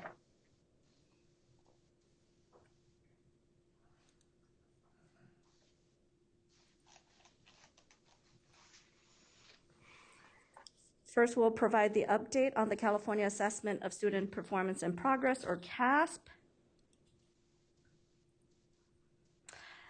This slide provides an overview of the assessments within CASP, and under the general assessment column, we have the Smarter Balanced English Language Arts, Literacy or ELA, and Mathematics. And about 3.2 million students in grades 3 through 8 and 11 take these assessments. Then for students with significant cognitive disabilities whose individualized education plans or IEP specify that they take an alternate assessment are eligible to take the California Alternate Assessments or CAAs for ELA and Mathematics, which last year about 49,000 students are eligible or were eligible to take them in grades 3 through 8 and 11. Next, we have the CAST or the California Science Test for about 1 million students in grades 5 and 8 and about 500,000 students that take it once in 10th, 11th, or 12th grade in high school. Now, the California Alternate Assessment, or CAA for Science, is the alternate assessment for students with the significant cognitive disabilities whose IEP specify that they take an alternate assessment. And last year, about 21,000 students were eligible to take the CAA for Science in grades 5, 8, and once in high school. Then we have the CSA, or the California Spanish Assessment in Spanish Reading Language Arts. And last year, there were about 33,500 students in grades 3 through 8 and about excuse me, 5,500 students in high school who were registered to take the CSA. So some students, such as those who are in bilingual education or Spanish or dual immersion programs, take this, and they also take the Smarter Balance test, also take this CSA. So overall, some students can take up to 4 assessments depending on the grade level. So with the exception of the CAA for science, the statewide testing window this year for all the other CASP assessments will begin on January 12th, 2021, and end on July 15, 2021. So a large part of the CASP is the Smarter Balance assessment system.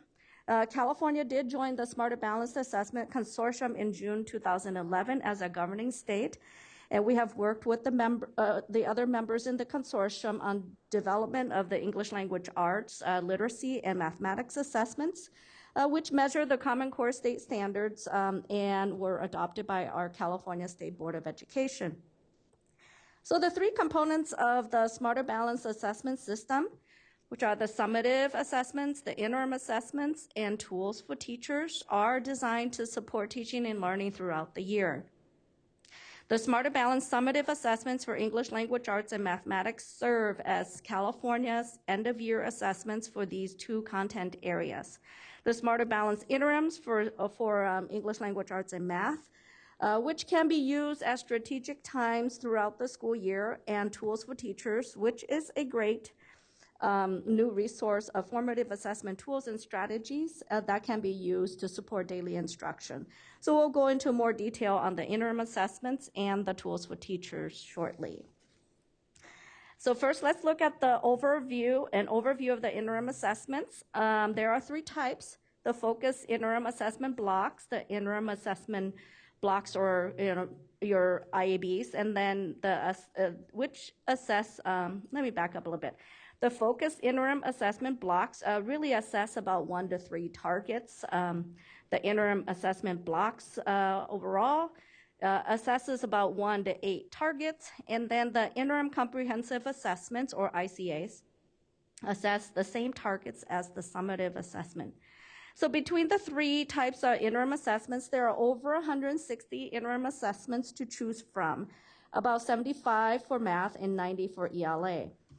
They were made available to local educational agencies on August 20th and will continue to be available to support distance learning throughout the school year, which means that the students, or these interim assessments, can be administered remotely to students on their devices. And instructions to do so are on the casp.org website. In addition, a new tool called the Interim Assessment Item Portal was introduced also, or made available in August 2020. Through this new portal, educators can search for, view, and print interim assessment items. And it really does allow users to search for interim assessment items by grade, subject, test name, claim, target, and even content standard. So this new tool can be accessed through the Tools for Teachers website, which I will talk about next. And as I came to you in July and shared a little bit about the Tools for Teachers, it is really the formative assessment component that replaced the digital library and the Smarter Balance system. And in it, there are hundreds of instructional resources for kindergarten through grade 12 students. They are aligned with the Common Core state standards for English language arts and math. And all resources must adhere to a set of quality criteria. For example, every instructional resource is embedded with strategies to implement all components of the formative assessment process and has embedded accessibility strategies to ensure that the resources can be used meaningfully with all students. And every resource also offers differentiation strategies for working with students with varying levels of need. So really one of the key features is the interim connections playlist for the interim assessment blocks that I have mentioned. They provide a description of what students generally know and what and can do when they are below, near, or above expectation on that content area. Also, we have provided academic vocabulary as part of that, so that students are vocabulary that students are expected to know for that content, which can be very helpful in planning instruction as well. So furthermore, there are professional learning resources such as videos and use case scenarios for how to use the interim assessments. Some other key features I just want to point out is now it's fully accessible and has a lot of publicly available content before you even need to log in. So other people can look at the site even if they may not work in a local educational agency that would have access. And there are enhanced ways on the website for educators to share resources with their colleagues. Another benefit is that California has our own instance of the tools for teachers, so we can add resources developed by California for other subject areas. As I will explain later on how we will soon be able to offer science resources. And there is a self-registration available for staff who have an local educational specific work email address that they can self-register, or the majority of the people in the system are already registered through our test operations management system locally. So a preview of the Tools for Teachers website have been available since June 16th. And every digital account holder automatically received that Tools for Teachers account at that time. So the official grand opening of Tools for Teachers, just want to remind you, will be on September 30th in conjunction with the 10-year anniversary for Smarter Balance. And between now and then, more features and content will be added as well. So on that note, let's transition to the California Science Tests updates. As a reminder, this is an online assessment as well. Many of our assessments have all transitioned to online assessments. And it's administered to eligible students in grades 5, 8, and one time in high school. Our high school means, high school for this test means grades 10, 11, or 12. So to allow students the chance to become familiar with the CAST, we have training and practice tests available on the online practice and training test portal webpage on the CASP website. Students, parents, and guardians and educators can use the training tests to view the different item types and practice tests to view the depth and breadth of the CAST content. Next, I would like to provide you an update on the elementary school science instructional resources aligned with our California Next Generation Science Standards. Since California has its own instance of the tools for teachers, we can add resources developed by our California educators for the other subjects beyond ELA and math. So Tools for Teachers will soon have 38 assessment instructional resources for grades K through 5 in earth and space sciences, life sciences, physical sciences, and engineering technology and applications of science. So since April, we've been developing those resources, and they will have, as they were being developed by educators, they have these this goal in mind is to embed the formative assessment and accessibility strategies that promote opportunities for three-dimensional learning and emphasize hands-on activities that facilitate peer feedback and collaboration, and then integrate the Common Core state standards for ELA and math into the resources. So CDE is planning to have some additional work with educators to develop additional resources throughout the school year as well. On to the California Alternate Assessment for Science updates. This test is administered with the most significant students with the most significant cognitive disabilities, again, whose individualized education plan indicates that they use an alternate assessment. So test examiners administer 4 embedded performance tasks throughout the year to students one-on-one, as close to the time of instruction for each performance task as possible. So the first operational CAA for science opened on September 8th, and it will be available throughout the year. We have updated the test examiner tutorial, which can be found on the CDE's California Alternate Assessment for Science main webpage. We have also updated the CAA for Science Administration Planning Guides and version assignments. And these links, again, can be found on the CASP website and the CAA main webpage. So now let me take a few minutes and give you some updates on the on the English language proficiency assessments for California, or LPAC. So this slide provides an overview of the assessments under LPAC. Under the general assessment column, the initial LPAC is administered to approximately 300,000 newly enrolled students whose primary language is not English. And it's based on the home language survey for students in kindergarten through grade 12 to identify students as English learners or initial fluent English proficient. So the initial LPAC testing window is from July 1, 2020 through June 30th, 2021. So under the alternate assessment column is the initial alternate LPAC. I want to say that this is still under development.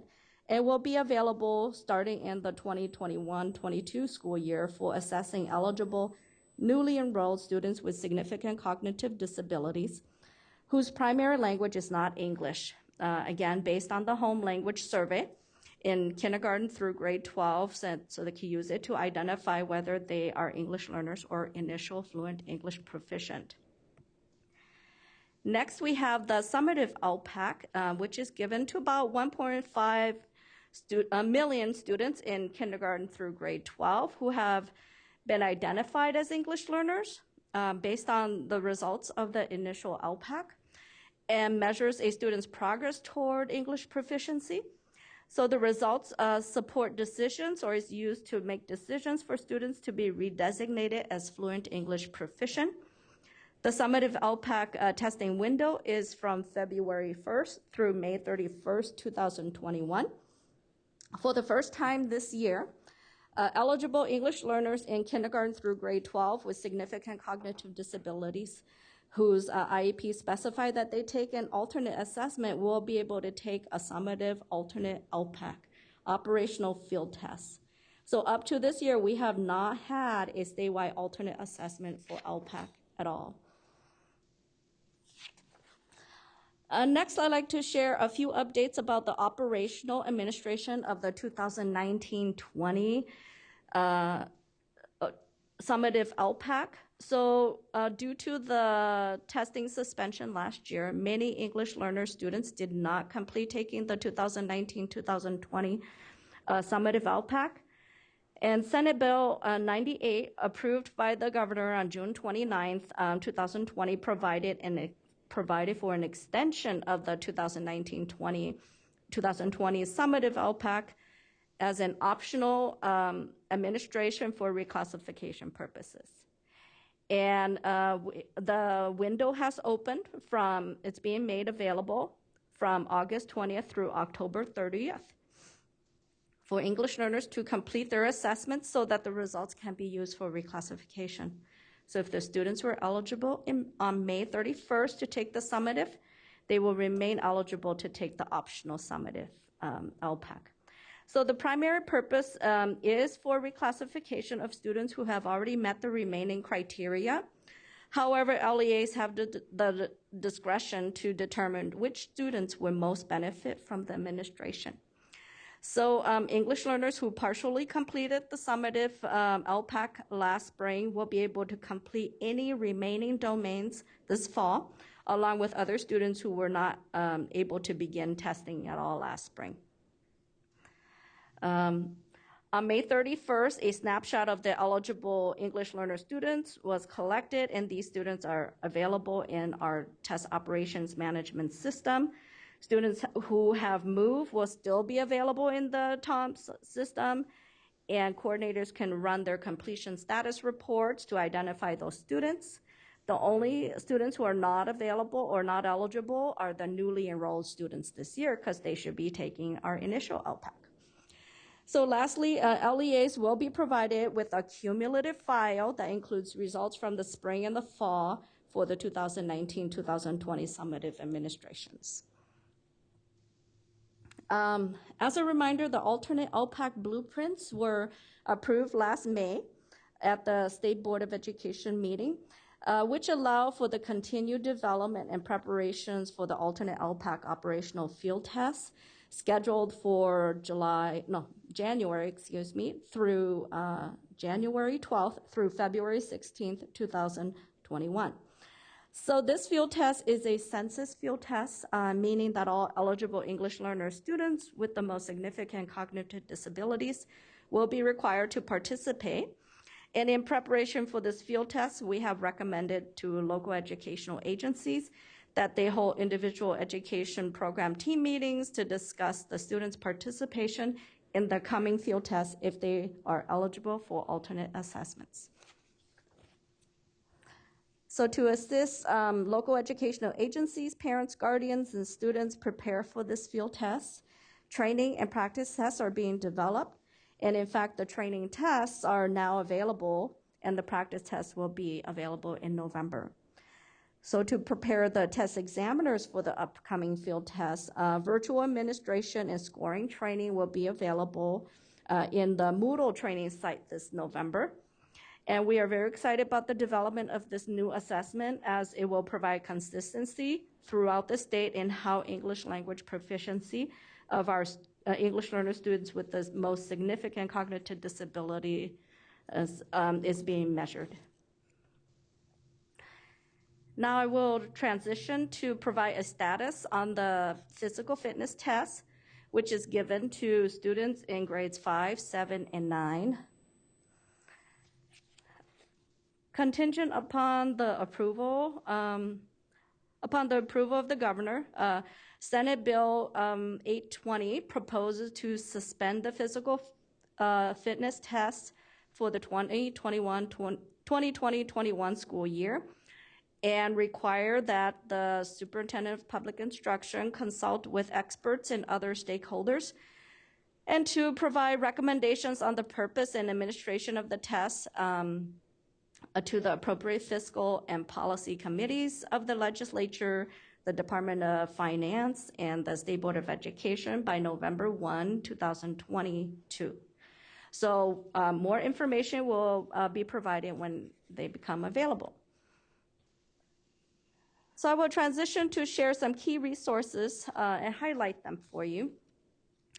One resource update is the California Educator Reporting System, also known as CERS. We love our acronyms, which is the secure website that California local educational agency staff can use to access individual and aggregate student results from the Smarter Balance interim assessments, as well as the results from all of our CASP and LPAC summative assessments. So the historical results from summative assessments through 2018-19 school year are all available, and they are available for the Smarter Balance ELA and Math assessments, the California alternate assessments for ELA and Math, the science test, the California Spanish assessment, and the summative LPAC. So over the coming months, results from these 2019-20 assessments that are available will be added to CERS, and starting in the spring of 2021, regular feeds of the summative assessment results as they happen will start to occur weekly for LPAC assessments and daily for CASP assessments. Again, a quick little reminder about the availability of our CERS Sandbox training tool, which was released last year in July 2019. And it's still publicly available. It is a useful tool to help staff become familiar with the features of CERS in a non-secure environment. So this website has the same structure and features as CERS, except all the data is mock data. So in fact, there is mock data for all of the assessments that CERS houses results for, as I just mentioned in the previous slide. and it is useful for individual and group learning opportunities. Another resource update is the Smarter Balance Usability, Accessibility, and Accommodations Guidelines document. Smarter Balance maintains and updates this set of guidelines, which includes all accessibility resources that are available for the English language arts and mathematics assessments.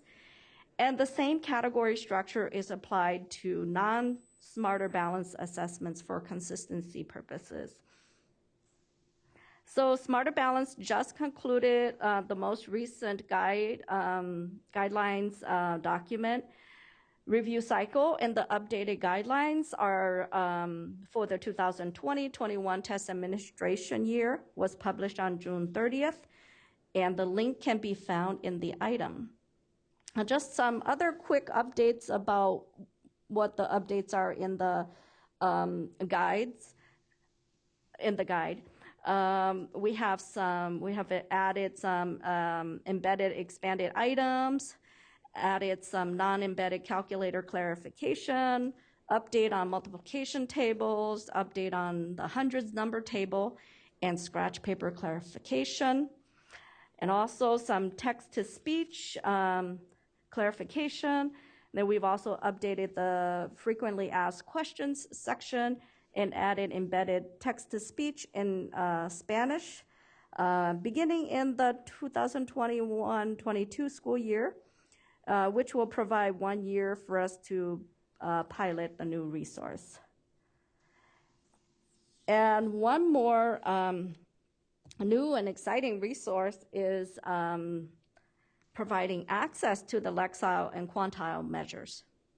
So these provide access to research-based tools for educators, families, and students to learn how these measures can be used to advance student learning and growth, and both in the classroom and at home.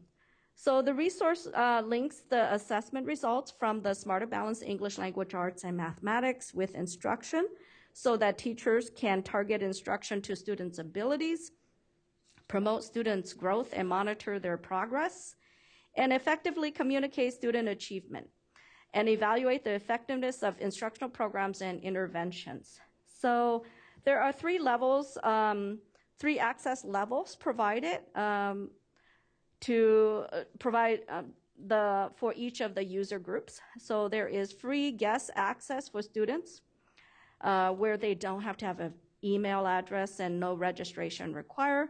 Then there's a free basic plus access for families where an email is required for registration, and then free premium access for all California educators.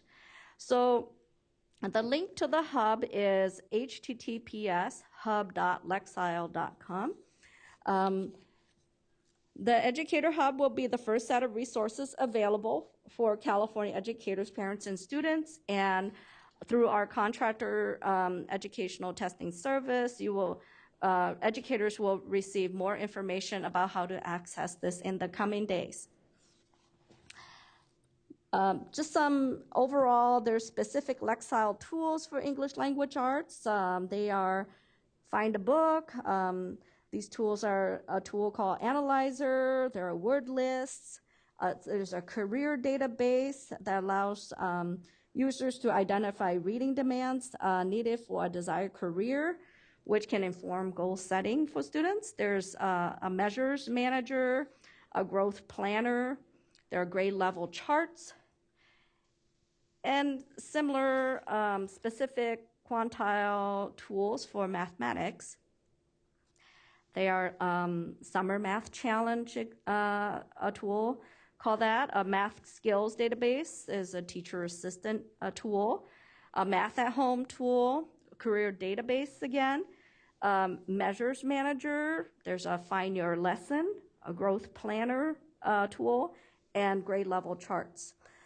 So again, more information about access to these resources is coming soon. So that was the updates on our assessment programs. I will now move on to a brief overview of some trainings and educator involvement opportunities. This fall, or to support the use of interim assessments, we continue to provide virtual hand scoring trainings. This fall, we will offer 2 types of virtual workshop series. One using a train the trainer model for ELA and for local educational agencies staff trainers, and one focus on training teachers who will need to conduct hand scoring. The goals of both trainings will be for participants to understand the design and item types of interim assessments and how they work together to support learning. And both trainings will provide level setting for how students' writing is scored and include time for collaboration and hand scoring practice. Just the overview of the Tools for Teachers training opportunities. With the grand opening coming up on September 30th, we've done a number of, provided several Tools for Teachers professional opportunities and some upcoming ones as well.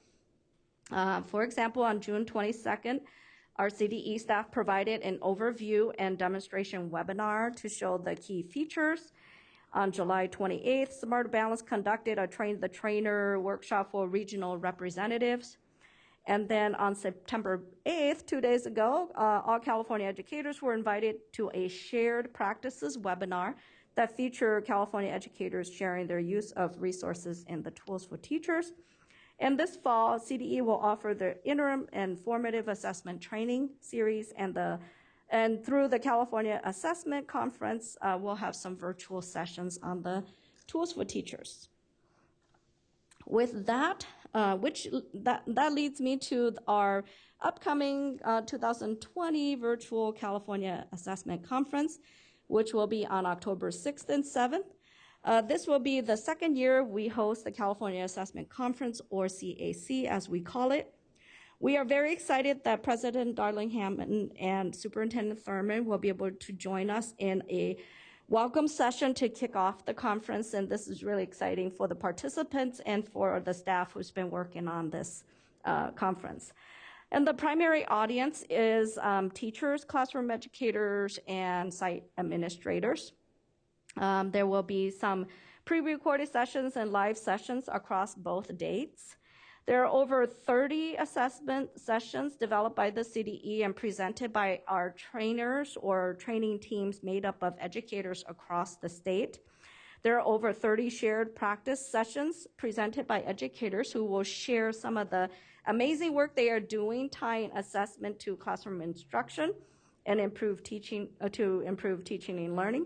And we have even made sure that there are plenty of sessions happening after 2 p.m. for teachers who cannot get substitutes. So registration is about $99 this year since we are going virtual. Please help us spread the word, and more information can be found at https://www.cdecac.org. So where to access trainings and educator involvement opportunities. We are constantly accepting registrations and applications for our trainings and educator involvement opportunities. So to access these opportunities, go to the homepage of CASP.org and LPAC.org. Select the training tab for the upcoming training activities for each assessment program, and then select the Get Involved tab for upcoming educator involvement opportunities, such as standard setting and item reviews. Okay. Reminder that we do have a Twitter account, and please follow us on Twitter at CDE Assessments for more ongoing updates. So this kind of comes to the conclusion of my presentation, but before I stop for questions, I do have a panelist, Marianne Arcella from Educational Testing Service, or ETS. She would like to say a few words to Karen, so I'm going to stop here so she could say a few words. Thank you, Mel, and thank you, President Hammond, Chief Deputy Gregson, and members of the board. On behalf of ETS and the ETS partners that support the state with the California Education Assessment System, Karen, I really want to thank you for your leadership One of the things, I mean, you've accomplished many things, while you're here, and saw, the state through a lot of change. One of the biggest changes that I was directly involved with, where I got to work with you a lot, is the California assessment system and changing over from full paper, full on 100% online.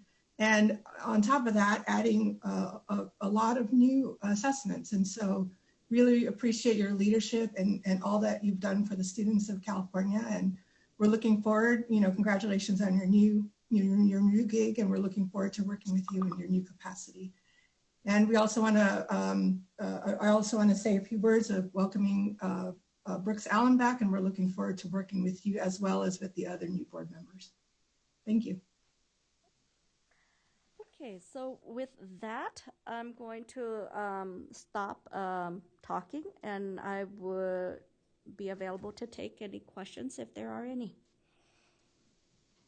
First, we're going to get the public comment slide up there. And members of the public who want to provide comment can call that number. And while we're waiting for members of the public to call in, I want to ask Ting Sun as an assessment liaison if she has any initial comments before me, and then we'll ask board members if they have any clarifying questions, and we'll go to the public comment and come back for discussion. Yeah.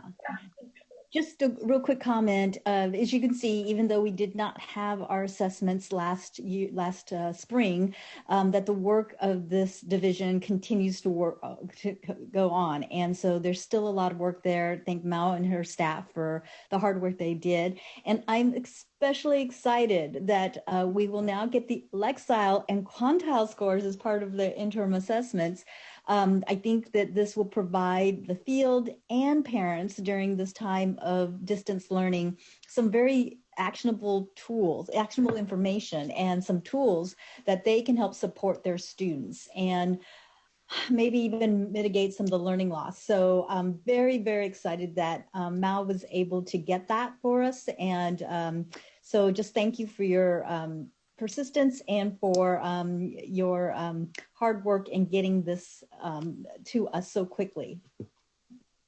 You're welcome. And I'll just add my thanks to Mao and also recognize the perseverance of Ting in figuring out that there was an additional kind of assistance we could offer districts in this moment, and really helping us figure out how that might work. So we're doing, as you can see, everything we can to help districts figure out how to support students, learn about their learning, and build on that, even when we don't have at the moment the large-scale summative test from last year. I don't see any hands for clarification questions at the moment. So that being the case, we will go ahead to public comment if there is any. We do not have any public speakers for this item. All right. So if there's no public comment, we can have any other board discussion. This is not an action item, so really this is just for our collective information at this time. Is there any other board discussion? Seeing none. Mal, thank you very, very much. We are fully informed, and we thank you for all the work that has gone into the items that you presented. You're welcome. Thank you. We're going to move right ahead then to item 5, which is the approval of the State Seal of Civic Engagement criteria. This item does have an addendum. The CDE recommends that the State Board adopt the State Seal of Civic Engagement recommended criteria for local use. The item is presented by Barbara Murchison of the CDE. Nice to see you again, Barbara. Take it away. Nice to be back with you again. Good afternoon, President Darling Hammond, Chief Deputy Gregson, and board members. I'm Barbara Murchison, Director of the Educator Excellence and Equity Division here at the CDE. It is my pleasure to bring to you revised criteria for the State Seal of Civic Engagement for your approval. This is an action item. The CDE recommends that the State Board of Education adopt the criteria for use by local educational agencies. The criteria are designed to provide local educational agencies, or LEAs, with a framework for making determinations of student qualifications required to earn the seal based on their own local contexts. Once the criteria are approved, the CDE will encourage LEAs to implement the criteria in a manner appropriate for their own local contexts to ensure maximum accessibility for all students at all grade levels, including those in alternative school settings. Based on your feedback, we've made several updates to the criteria and guidance originally provided to you in July and September of 2019. First, I'll quickly review the authorizing statute through which the criteria and guidance were developed, and then I'll share with you some highlights of our updates to the proposed criteria and guidance. Here is a bit of the Education Code to help ground us in the intent of the legislature. It is the intent of the legislature to establish a state seal of civic engagement to encourage and create pathways for pupils in elementary and secondary schools to become civically engaged in democratic governmental institutions at the local, state, and national levels. California Education Code requires the State Superintendent of Public Instruction to develop and recommend to the State Board of Education criteria for awarding this state seal of civic engagement. Students receiving this seal must demonstrate excellence in civics education and participation and have an understanding of the United States and California constitutions and democratic systems of government. The statute requires the superintendent to incorporate the 6 proven practices for effective civic learning developed by the Education Commission of the states and any and all other best practices for civic learning and engagement. The superintendent was also required to consult with a group of classroom teachers who teach history, social science in secondary schools as part of the criteria development process. The superintendent was required to consider a number of other criteria, including completion of history, government, and civics classes, and participation in community service or extracurricular activities. The statute also provides some flexibility for the superintendent to develop other requirements as appropriate. Here are a couple of other key elements from the statute, again, to ground us in the legislative intent. The statute does say that the criteria should provide all pupils with the opportunity to earn the seal. The statute also provides some guidance that the seal should recognize outstanding achievement while also remaining somewhat independent of grades or other established measures of achievement. The seal should also provide benefit to students beyond high school to the extent possible. So now that I've reviewed the statutory requirements, I'm going to quickly review the process through which the draft criteria were developed. First, the CDE conducted an application process to identify classroom history social science teachers to serve on the State Seal of Civic Engagement Advisory Group. We walked the advisory group through a set of prompts based on statute to solicit feedback on what should be included in the criteria, and then we conducted a public comment period around that draft criteria. Early on, we met with members of the Advisory Commission on Special Education to seek their advice around ensuring the seal was accessible to students with disabilities. And during this period, we also asked CDE staff to review the draft criteria. In particular, staff who serve English learners, migrant students, students in special education programs, foster youth, and youth who are homeless, to make sure that the criteria were such that all of these students could potentially earn the seal. We also convened representatives from the Power of Democracy Group, the California History Social Science Project, the Constitutional Rights Foundation, the Promoting Authentic College Career and Civic Readiness Assessment Systems Committee, the Los Angeles County Office of Education, and the California Civic Engagement Project to help refine those early drafts. We first presented the criteria to the board in July 2019 for feedback, and then again in September 2019 for recommended adoption.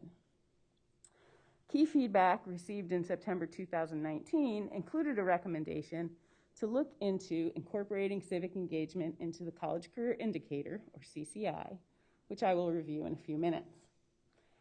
We have since partnered with the Analysis, Measurement, and Accountability Reporting Division, within the CDE to convene a civic engagement work group, which is scheduled to meet virtually 3 times through December 2020 to weigh in on this recommendation. The CDE was originally scheduled to present the updated criteria to the board for adoption in May 2020, but this was delayed due to the coronavirus outbreak. Please note that the statutory deadline for the board to adopt, reject, or modify the seal is January 31st, 2021. So, CDE first presented the criteria to the board on July 10th, 2019.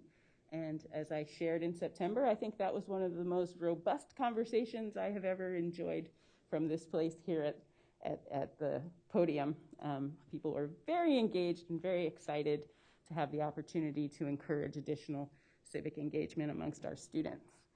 Feedback we received in July 2019 included seeking to ensure that the seal is accessible to all students, that it would support continuous civic engagement, that it would promote diversity and inclusion, that it would provide multiple opportunities to engage even our youngest students, and that it would support civic engagement across the content areas. And there was also quite a lot of conversation regarding how the seal might be included in the accountability system.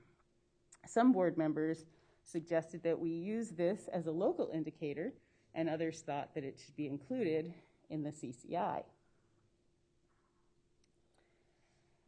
The September 2019 presentation also provided us with additional feedback regarding the criteria and guidance. Since then, the CDE has worked with stakeholders to further modify the criteria and guidance so that it ensures the seal is accessible to all California students, supports continuous and rigorous civic engagement, promotes diversity and inclusion, engages even the youngest students, supports an interdisciplinary approach, and explicitly recognizes civil disobedience as a form of civic engagement. I will provide a quick summary of some of these updates for you. So of particular importance, I think, to everyone is the intention that the seal remain accessible to all California students. We'd like as many students as possible to be encouraged to engage in civic affairs. So after we created a second path to include civic engagement in the CCI, we revisited the seal criteria to ensure that the criteria for this seal, the criteria that I'm bringing to you for adoption today, are very clear that the seal should be accessible to as many students as possible. First, we changed the language of Criterion 1, so it now reads, the student must be engaged in academic work in a productive way. We also clarified in the guidance to Criteria 1 to be explicit that students in alternative school settings are also eligible to earn the seal. We recognize that student engagement in academic work can look very different based on context, and not all students may be on track to complete required high school coursework. We did not want this to be a limited factor for students seeking to earn the seal. Additionally, Criterion 4 now guides students to demonstrate civic knowledge, skills, and dispositions through self-reflection. The guidance for Criterion 4 also encourages students to self-reflect in a variety of formats, written and/or digital. Several examples are listed in the guidance, included written reports, public presentations, podcasts, video, and other options. We made a similar modification to the guidance for Criterion 5, which now encourages adults to use a variety of formats to submit recommendations for students applying for the seal, while also encouraging LEAs to provide recommendation templates in languages common to the local community to the extent possible. We heard your feedback regarding ensuring that civic education is not just the purview of civics teachers, and we strengthened existing language to make it clear that civic education has a home across the content areas. Since the statutory language already lays out a rigorous expectation that students will demonstrate an understanding of the U.S. and California constitutions, and we want to make sure that the seal remains accessible, we focused on modifying the guidance for Criterion 2 to further encourage students and LEAs to approach civic engagement in an interdisciplinary manner. This guidance now includes a course in world history or its equivalent, as determined by the LEA, as a requirement for earning the seal. The guidance for Criterion 2 also now includes specific support for interdisciplinary coursework, including economics, law, geography, ethnic studies, and current events, among others, as well as the ability to apply this knowledge across multiple settings and circumstances. We also heard a lot of feedback that while flexibility is important in awarding the seal, it should also reflect continuous and rigorous civic engagement. So we added language about the importance of the role of the citizen in a constitutional democracy. We also modified the language for Criterion 3, which now reads, participate in one or more informed civic engagement projects that address real-world problems and require students to identify and inquire into civic needs or problems, consider vary responses, and take action and reflect on efforts. Our intention is that this language encourages students to avoid the tendency to engage in one-off projects instead of focusing on long-term, thoughtful civic engagement that transcends a single class or experience. And as you may recall, we learned that the term action civics is somewhat controversial in some parts of the country, to the extent that there is some concern that the term has impeded civic education efforts in some states. So for that reason, we have replaced the term action civics with civic engagement. We heard your September 2019 feedback regarding the special place that civil disobedience has in meaningful civic engagement. As we all know, events that have transpired in recent months have only highlighted the significant role that civil disobedience plays in America. So we added additional guidance to Criterion 3 to reflect this. The guidance for Criterion 3 now includes a statement that some acts of civil disobedience, such as walkouts or sit-ins, may be considered acts of civic engagement when taken in context of the student's community. Historic examples of this include the 1960 Greensboro lunch sit-ins and the 1963 Birmingham Children's March, and fall under the category of what Congressman John Lewis referred to as good trouble. We also refer LEAs to guidance in Criterion 5 regarding civic mindedness, as well as Chapter 17 of the 2016 History Social Science Framework, which discusses the role of dissent and civil disobedience in the American democratic system. Our intention is that this will provide enough definition that LEAs can promote examples of civil disobedience when it makes sense within their own local context. Additional information on addressing civil disobedience in the classroom is presented in Chapter 17 of the History Social Science Framework.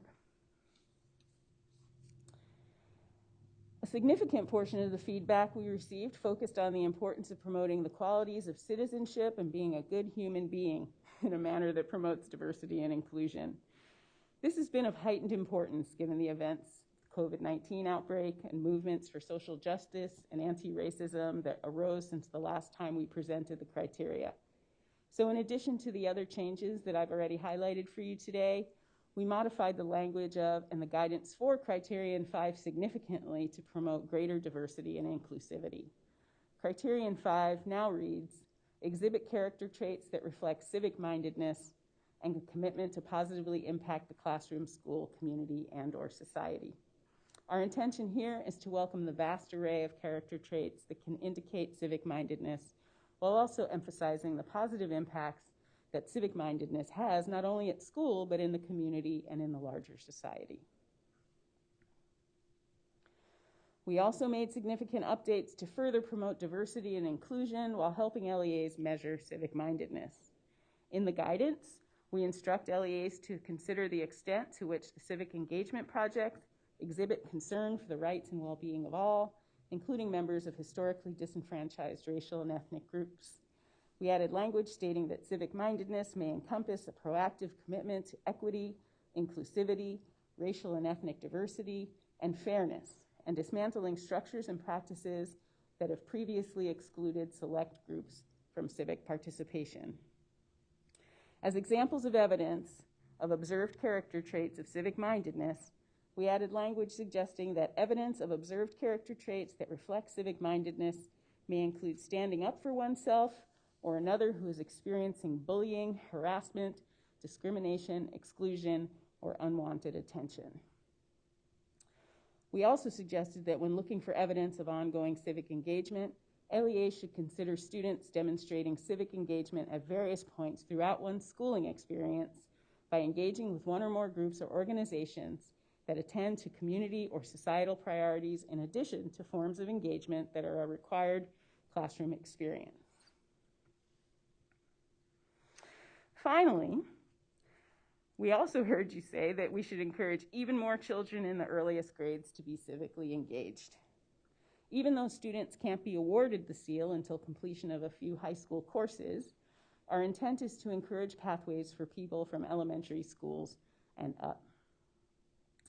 Our language on page 1 of the document states that even the youngest students can engage in and demonstrate civic knowledge, skills, and disposition. Civic learning opportunities may begin as early as pre-kindergarten, elementary, or middle school. We also included language in the guidance for Criterion 3 that encourages LEAs and students to form ongoing partnerships with community organizations. This can incentivize ongoing civic engagement for even our youngest students, while also continuing to maintain the seal's accessibility by guiding students to acts of civic engagement unique to their community's needs. Our updated resources to support civic engagement webpage, which we're very proud of, also includes targeted resources for younger students, including a section that calls out resources specifically for students in kindergarten through grade 8. So I want to circle back around to our conversation about officially recognizing civic engagement in the College Career Indicator.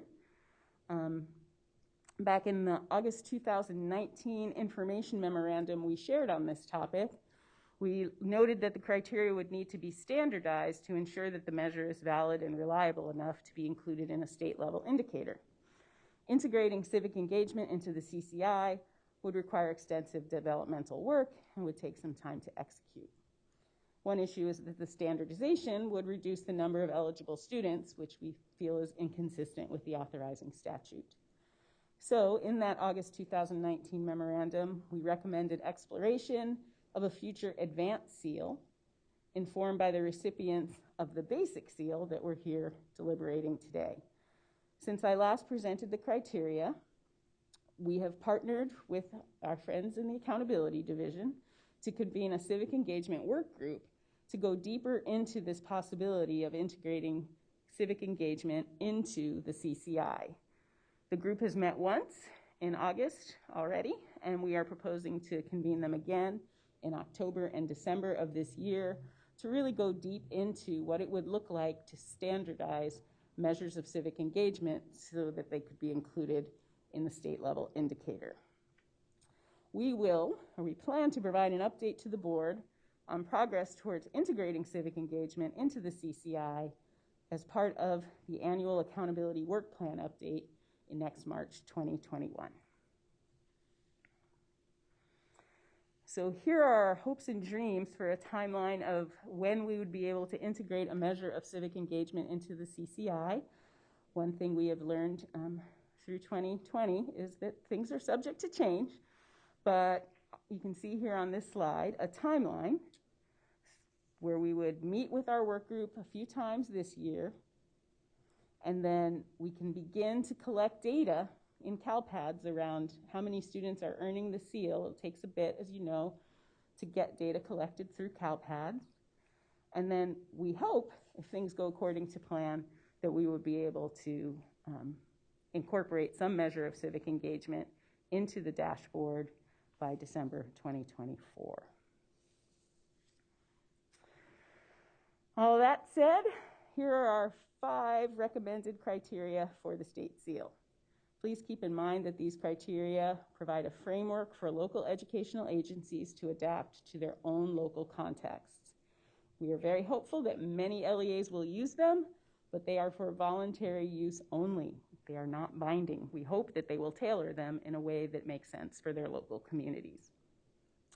The student must be engaged in academic work in a productive way, demonstrate a competent understanding of U.S. and California constitutions, functions, and governance of local governments, tribal government structures and organizations, the role of the citizen in constitutional democracy and democratic principles, concepts, and processes.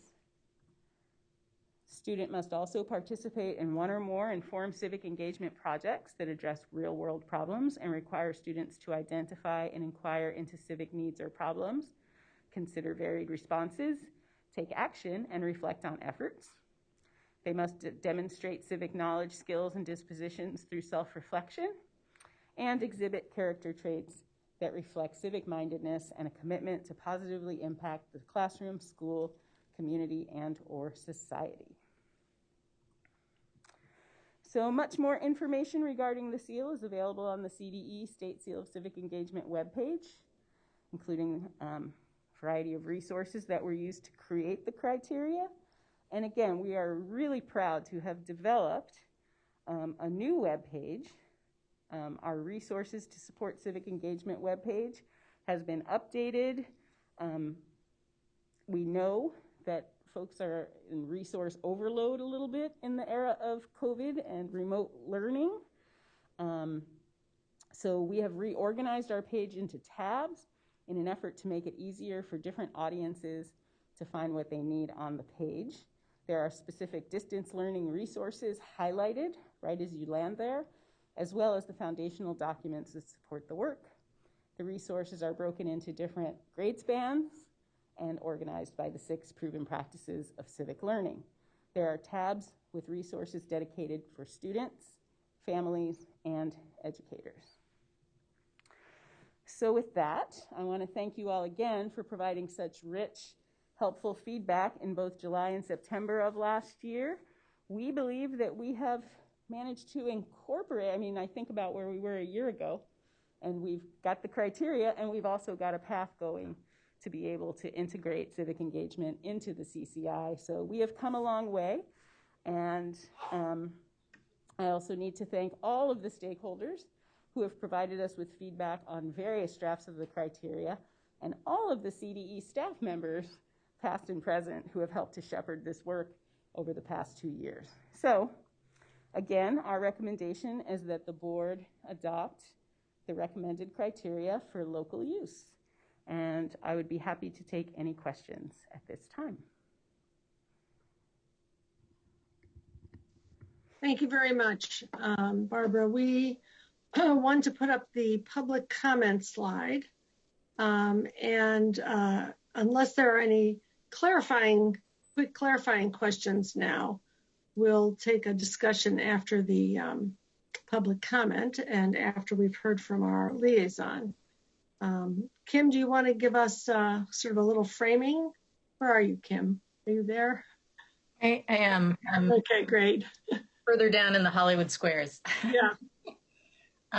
So I just wanted to first start by thanking Barbara in particular, but the whole CDE team for an incredible amount of work. I think it's a Herculean task integrating so much impassioned feedback. But I think for all of us who are board members who view this as part of civic service and civic engagement, I think it was demonstrated by how invested everyone has been in making sure that we launch this appropriately. I think they've also done a really great job of addressing some of the questions about how to incorporate this into the accountability conversation and having the 2 tracks for a basic seal as well as a more advanced one that will be on a separate sort of work group and calendar has been fantastic. The inclusion of early learners, I think, is something that I was also very delighted to see, recognizing that you are not suddenly civic-minded upon graduation, but that this is a lifelong learning process that starts early. And lastly, language around sort of what inclusivity actually means more concretely to actually sort of say how that lives and functions in the world. I think the presentation already sort of went through how the CCI question will be answered. I also just want to recognize that we got a ton of public comment. And I want to say thank you to the many, many students who submitted letters and emails across the state. We got quite a few from, and I'm just going to read a sampling from Torrance, Garden Grove, Oakland, Santa Rosa, Cerritos, San Diego, San Clemente, Mount Diablo, Whittier, Fremont, San Jose, Los Gatos, Calabasas, Cupertino, Elk Grove, San Mateo, and I will stop reading geographies now. But I take it all as a endorsement of a level of student interest and engagement in this topic, which is really healthy, and that this practice of even submitting emails and letters of support is a sure sign of how important it is for folks. The last thing that I was going to bring forward, and I think that Barbara might have a slide that might be able to be pulled up, is a last piece of language that I am proposing to. Can we wait until after public comment for that, because we're getting beyond clarification? Oh, okay, sorry, yes. Great. It'll be a discussion, and I want to be sure we get to public comment. Okay. Also want to just flag for folks that we're going to lose 2 board members, one at 6 and one at 6:30. We're going to need to step up our pace to get to the votes that have to happen at the end of the day before we lose them. So let's get to public comment if we can. Yes. And we'll come back to discussion, and we'll have a great discussion about that language. We currently have 8 people in the queue. Okay. Speaker, you are now unmuted. Please state your name and affiliation for the record, please. Hi, I'm Mary. Yes, please go ahead, Speaker. Okay, Mary Perry, California State PTA. And I really want to say that the State Seal of Civic Engagement supports so many of our organization's goals, most specifically our commitment to equity and inclusion for all students and support for the civic mission of schools. The seal can encourage and increase the capacity of local education agencies to deliver high-quality civic learning to every student, but with a special emphasis on students of color, those from low-income families, and those with disabilities. Further, students and a positive contribution. This item stresses the importance of civic education being infused at all grade levels. We believe even the youngest students can and should have experiences that help them see themselves as civic.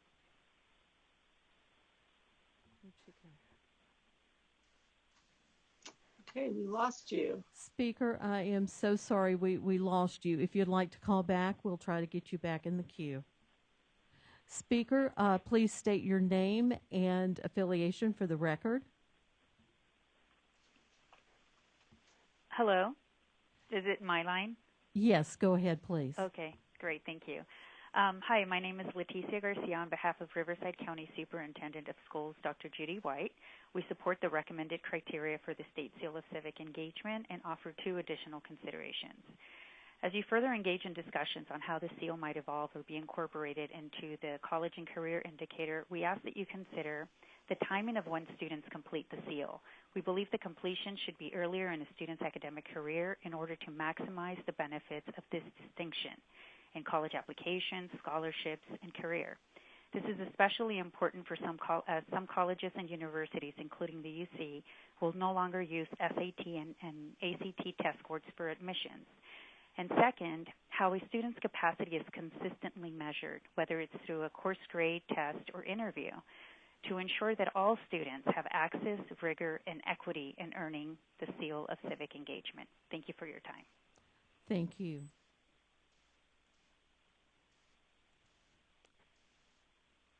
Speaker, thank you for calling. You are now unmuted. Please state your name for the record and affiliation.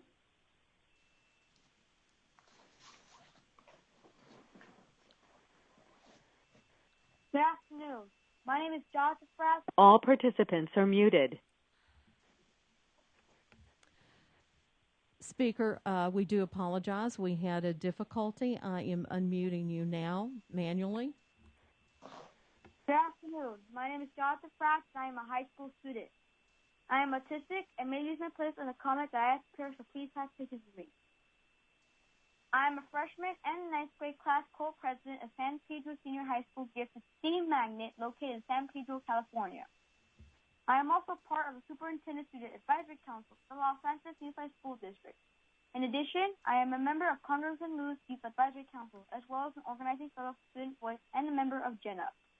I am not here on behalf of this group. My comment is my own. I'm calling to provide my support on the board adoption of the State Seal of Civic Engagement.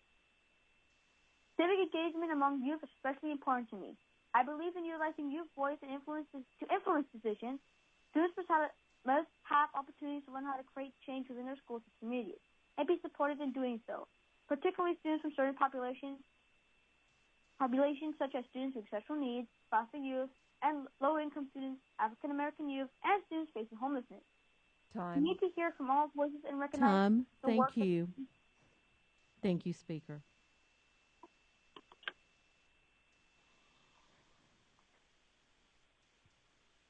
Speaker, please state your name and affiliation for the record. Your time starts now. Good afternoon. My name is Carlos Machado on behalf of the California School Boards Association. CSBA appreciates the work of the board and the department on implementing the statute and is supportive of creating an opportunity for students to be recognized for their civic engagement activities and their early efforts to shape policy that affects their education, community, and beyond. Thank you again for the time invested in moving this item ahead. Thank you, Speaker. Next speaker, you are now unmuted. Please state your name and affiliation for the record. Good afternoon. I'm John Tresvenia. I'm California Executive Director for Generation Citizen. We promote action civics and high school civic engagement. I want to commend the board and the staff, but particularly being able to conduct this meeting in spite of COVID. We will beat COVID, but it is exposing inequities and potentially leaving a legacy of cynicism and mistrust in government. That is why it's such a key time to strengthen democracy, repair the health of the body politic, and the state seal of civic engagement is a vital and critical tool to do that, not only for this generation, but for the next. The state seal promotes civic training and engagement when high school students are forming their identities. So part of their identity should be as members of communities, and civic identity is certainly a part of that. I want to associate my remarks also with the previous comments from the representative of the Riverside School District about having this seal being made available earlier in the student career rather than only Thank you, Speaker. Thank you. Thank you very much for your leadership. Speaker, please state your name and affiliation for the record. You are now unmuted, and your time starts now. Hi, this is Liz Guillen with Public Advocates. I am speaking on behalf of the LCFF Equity Coalition and reinforcing the letter we submitted in support of the recommendations on the state seal of civic engagement. We urge the board, though, to encourage the department to build the capacity of LEAs to implement the seal as recommended by the PACRAS working group, including by linking various civic engagement education efforts, statewide monitoring and tracking seal participation by student groups to gauge equity of access, and modeling collaboration with community-based organizations. Thank you. Thank you. Next speaker, please state your name and affiliation for the record. You are unmuted, and your time starts now. Hello, my name is Michelle Alas, and I am affiliated with the organization Gen Us, a student-led education advocacy organization. I am also a senior at North State High School in the Mount Diablo Unified School District in Walnut Creek, California. I'm calling today to urge you to vote yes on Item 5, the California State Seal of Civic Engagement. I want to commend staff on a very well-prepared and thorough presentation, and for recognizing that the seal would be a starting point in providing avenues for civic learning opportunities for K-12 students, making sure those opportunities are early and frequent and that they're available to all students. The state seal, I think, would be a great jumping point, especially for combating inadequate provision of civic learning opportunities, especially common in schools serving low-income communities, communities of color, and immigrant communities. And I also urge you to consider voting to allocate funds to civic learning work to ensure a multidisciplinary approach and multiple access points. Thank you so much for your work and for your leadership. And I hope you vote yes on the state seal. Thank you very much, Speaker. Next speaker, please state your name and affiliation for the record. Your time starts now. Hello, I'm Dr. Erica Hodgins, speaking on behalf of LEAD, a research consortium out of UCR and UCLA that studies and supports access to civic learning opportunities. I'm very excited by the leadership of the State Board and CDE in developing the State Seal of Civic Engagement, and I urge you to approve it today. There is strong evidence in the research that high-quality civic learning opportunities promote both capacities for and commitments to civic engagement. But unfortunately, the research also indicates that exposure to civic learning in schools is infrequent and unequal. For example, high-achieving students, white students, and students from higher SES backgrounds often get more exposure to civic learning. So this is why a systemic commitment to civic learning from the state and also LEAs is so important to ensure that all students have access. And we believe that the seal can help promote this important commitment. However, a range of supports will be necessary, and the State Board and CDE can play a critical role in this. In new research that our group is conducting, we're finding that attention and Thank you, support is Speaker. significant. Thank you. Thank you. Next speaker, please state your name and affiliation for the record, and your time starts now. Good afternoon. I'm Huling Lee, the Executive Director of a statewide working group to promote authentic college career and civic readiness assessment systems, or PACRIS. We have been partnering with CDE to support the State Seal Civic Engagement for over 2 years now, because we really believe the seal represents an important step toward realizing more holistic and equitable outcomes for students. We have submitted a letter to the board signed by over 30 members representing various stakeholders and organizations to encourage the State Board to approve the State Seal Civic Engagement criteria today. We commend the State Board and CDE for your thoughtfulness in setting out the student criteria to be as equitable and inclusive as possible. I also want to thank the department for their collaboration and hard work to go through the many iterations of the criteria to ensure for greater inclusion. So please approve the seal criteria today so that students across California can be recognized for their community and civic engagement efforts as soon as possible. Thank you. Thank you, Speaker. And this concludes our public comment. Very good. Thank you very much. I'm going to urge us to think quickly about this. It's an important topic. We spent a lot of time on it. I think we have a lot of interest and support in the board. Is there any discussion? And I know, Kim, you wanted to launch us with at least one piece of discussion. Do you want to start us off, Kim? Yes. So I think what is fantastic is how much Criteria 5 lifts up this idea of civic mindedness as encompassing an embrace of the diversity and inclusion that lives here in California and is something that enables us to sort of think about the common good and work collectively on behalf of the common good. There's language that I think might be able to be brought up,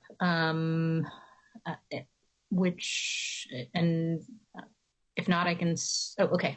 There's amendment language that I'm offering, which is to actually thread the needle between criteria 1 and criteria 5, which is around the idea of knowledge of our Constitution and this idea of an inclusive society. The legislative findings leading up to this body of work very much emphasize that there are fewer opportunities for low-income students, for Black and Latino students, to engage in civic opportunities and civic learning spaces. Notably also, I think, obviously, and you'll see this following in the parens, just following the EG, that our Constitution, in fact, also talks about broadening the franchise as one of the most revered forms of civic engagement. So the 15th Amendment extended the franchise regardless of past conditions of servitude, of slavery. obviously, and the 19th Amendment extending the franchise to women. I think this language is important, I think, to add, to thread this needles and also to connect to these two concepts. And then I guess I'll just also add, of course, that the preamble to the Constitution starts with the work of the Constitution is about creating a more perfect union and establishing justice. And that is the actual language of the preamble. I will maybe just conclude by saying, I think it's fantastic that good trouble and the John Lewis quote is encompassed within the types of civil disobedience that is pro-social, productive, and about engaging students in a different way. And I will close with a John Lewis quote that is not as often read, which is that democracy is not a state, it is an act, and each generation must do its part to help build what we call the beloved community, a nation and world society at peace with itself. What a great way to launch this discussion. And we've had so much productive discussion about this. And Barbara, I really appreciate the way in which you so carefully integrated all of that discussion into the item that's being brought before us. So let's see if there is any further discussion. Now, I assume, Kim, that the amended language would be part of the motion that you would suggest us to make on the criteria. Is there further discussion? I see Patricia, I see Cynthia. Patricia? I wanted to raise my hand to support the suggested amendments that Board Member Patillo-Bronson is making. And I also want to just say, especially in the context of what we are witnessing in the news and in events that are happening in communities around this country, I think that the work that has been done on being more expansive in the definition of civic engagement, I'm hoping that by creating this definition and creating some flexibility in the criteria, that this privileges the opportunity for more students, and not just students like our new student board member, to have the opportunity to earn this particular seal. And what I'm hoping is that it will encourage a broad community of students in the graduating class to see the seal and to see it on their diploma. My goal would be for high schools to be able to offer this to 100% of their graduating seniors by the time we're ready to implement this, because this is not about academic grading, it's about actual participation and the type of leadership skills that students should be engaged in, not only in their schools for student government activities, but for all the other types of activities that create a school community and that contribute to the types of school climate that tend to be the reasons why many students see their high school years as part of the best parts of their life. Thank you very much. Cynthia and then Sue. Well, I first just wanted to start by saying again, kudos to CDE staff as well as state board members past and present for really ensuring accessibility and inclusivity for all students to be able to access this seal. I think it's very, very important, as Kim had stated, to ensure that the understanding of civic engagement does include good trouble, if you will, and positive acts of civil disobedience. And it's wonderful to see that included, to understand and again ensure that everyone can have a way that they are able to engage in the seal itself, and also the interdisciplinary approach. I just wanted to throw just a thought moving forward that as the seal becomes accessible to students, it's going to be really important to support LEAs so that they are able to support students to have the access and to be able to meet the criteria. So really looking at what that might look like, how might the system of support be able to possibly help with that, are areas that can be used for further exploration.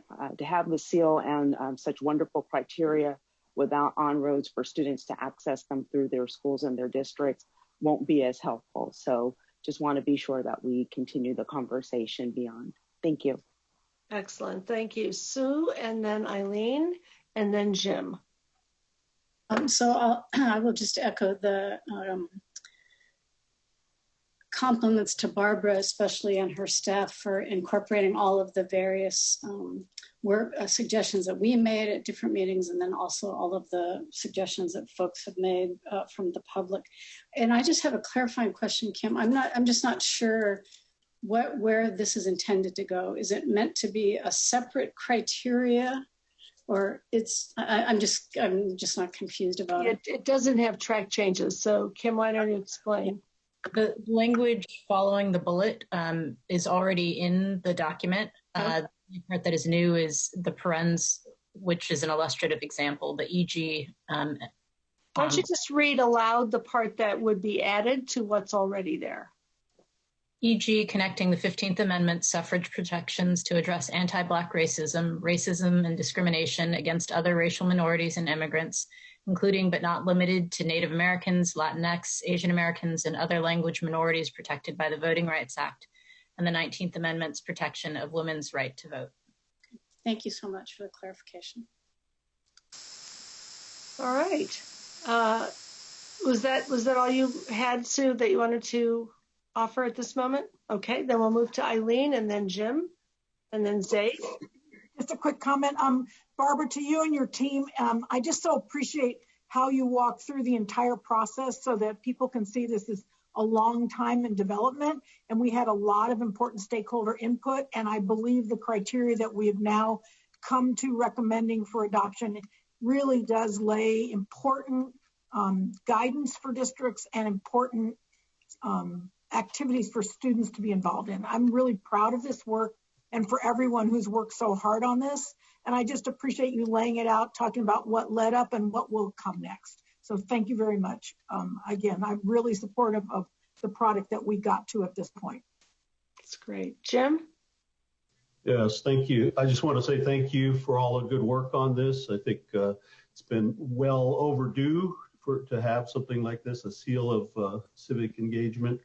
I appreciate the criteria too, that students are to demonstrate a competency in the understanding constitutions and as well as tribal governments and tribal government structures and organizations. I on behalf of the over 566 federally recognized tribes in the United States and over 120 federally recognized tribes in California alone, and then dozens of unrecognized groups also. So I really appreciate that and commend all the work on this one. Thank you. Terrific. And Zaid, you may get the last word before we have a motion, which is very appropriate. Well, I just really quickly wanted to echo what Board Member Rucker said. I'm just so glad that this seal isn't tied to grades and truly does a phenomenal job of understanding what civic engagement truly is. I think that the criteria currently is both equitable and accessible, and I think that the letters that we all received kind of serve as a testament to just how much students truly want this seal, to not only incentivize them to be civically engaged, but to also recognize them for their current involvement and for the hard work that they're putting into their community. So with that being said, I think that I don't know, I'm fully in support of this. All right, can I get a motion? So I move to adopt the department's recommended criteria for local use with the addition of the language that appears on screen now. Okay, and do I have a second? I will second. I'd second, yes, thank you. Okay, great. Any further discussion? All right, we're going to call the roll. Karen? Okay. Ting? Aye. Eileen? Aye. Tricia? Yes. Ide? Yes. Kim? Yes. Matt? Yes. Jim? Yes. Cynthia? Yes. Zaid? Yes. Linda? Aye. Sue? Twice. Okay. It passed. Very good. We did it.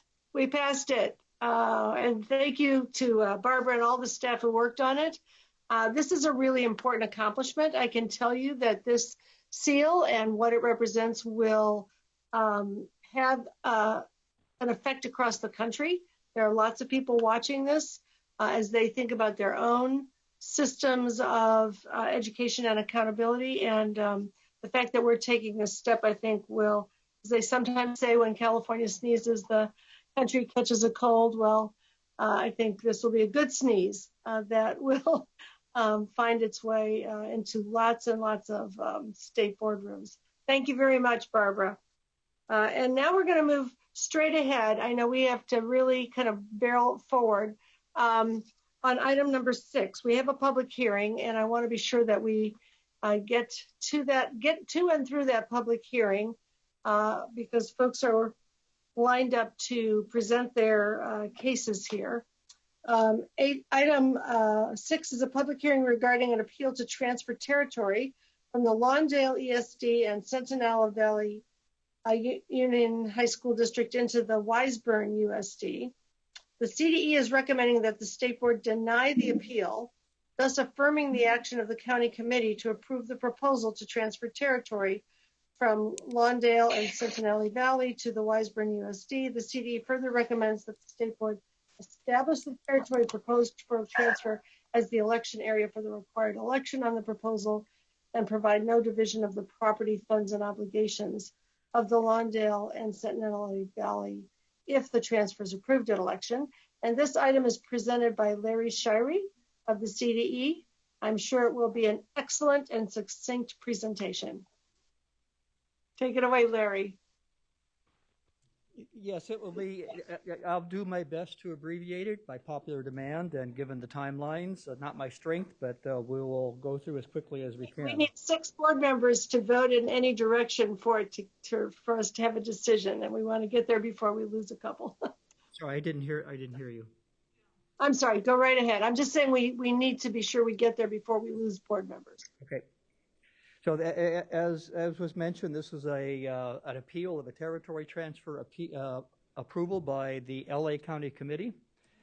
The issue here is 406 homes outlined in yellow on the map, currently in the Lawndale Elementary School District, and that they have initiated a petition to move the territory, the 406 homes, into Wiseburn Unified.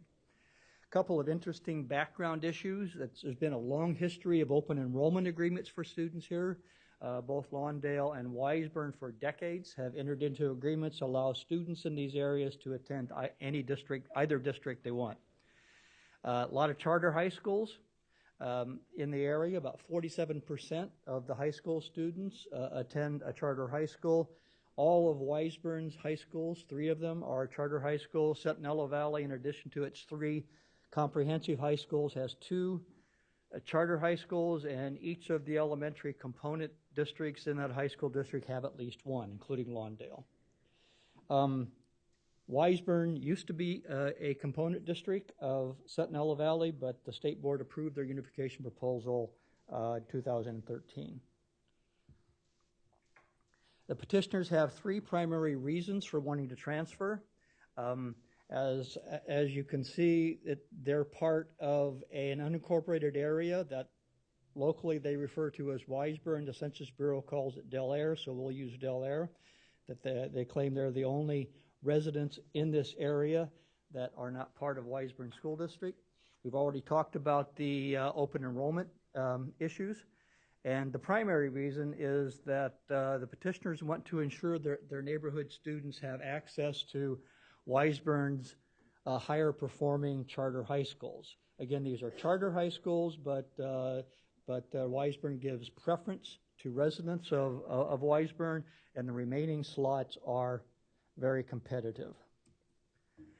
What the county committee did is, as we talked about before in previous issues, there are 9 statutory threshold standards that the county committee has to look at.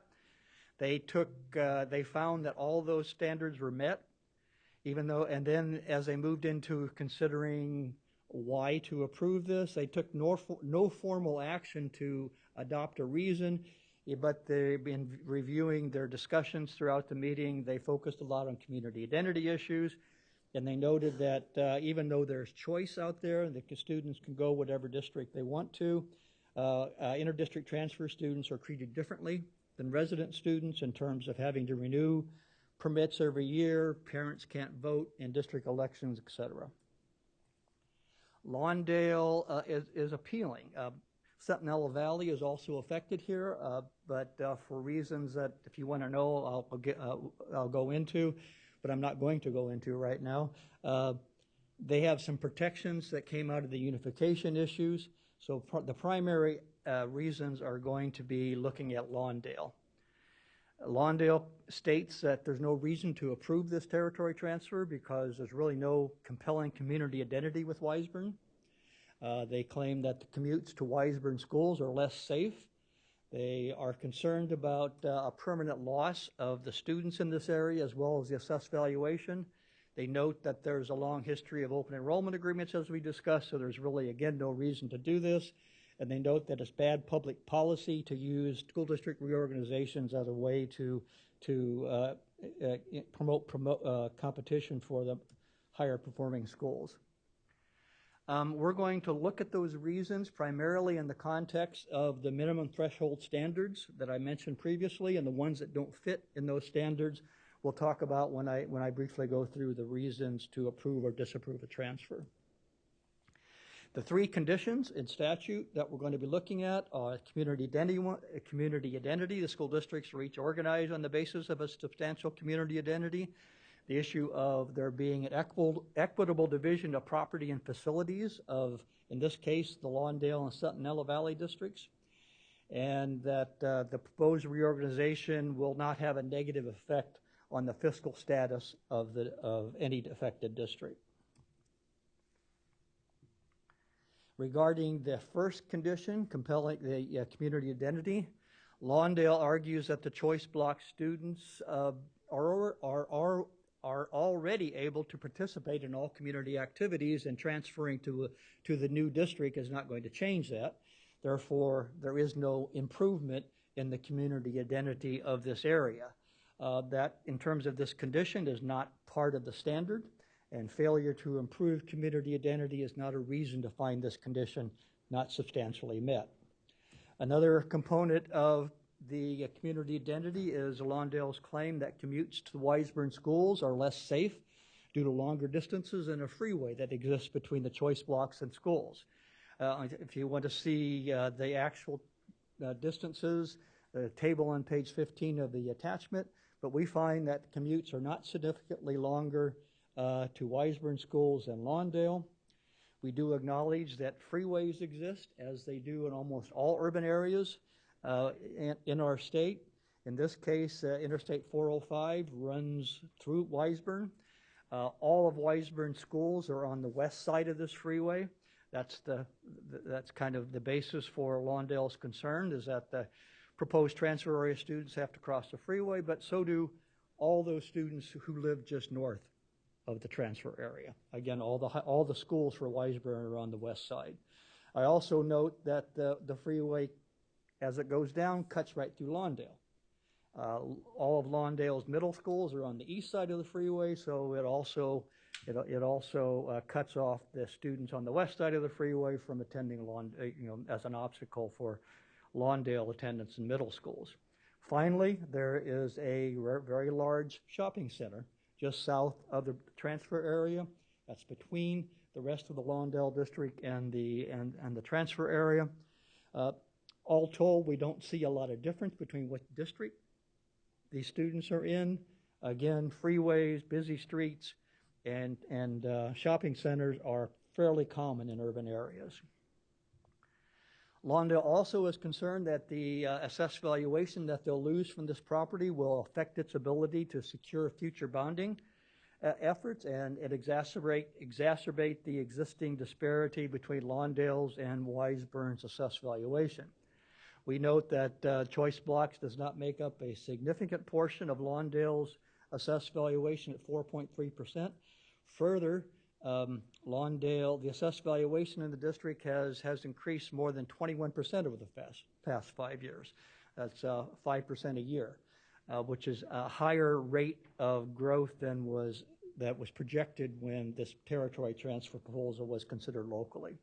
The district has just had recent successful bond elections, most recently in March of this year, so there is already a potential for bond funds available, and if they run into problems accessing these bond funds, State Board is very good at about approving waivers to increase the bonding capacity of the district.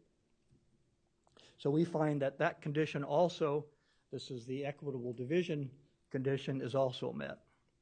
Moving into the fiscal effects, the districts report that currently there are 43 choice block students that attend Lawndale and 95 that attend Wiseburn for 1920. These 43 students represent less than 1%, at 0.75% of the Lawndale enrollment. Therefore, we don't see this as being a significant loss in terms of either students or funding. Lawndale is going to argue and has argued that all 38 students should be considered as a permanent loss if the territory is transferred. We don't see a lot of support for that, given that the number of students that have attended Wiseburn from this area over the years has been very consistent, so it's hard to argue that you're losing funding that you haven't ever had.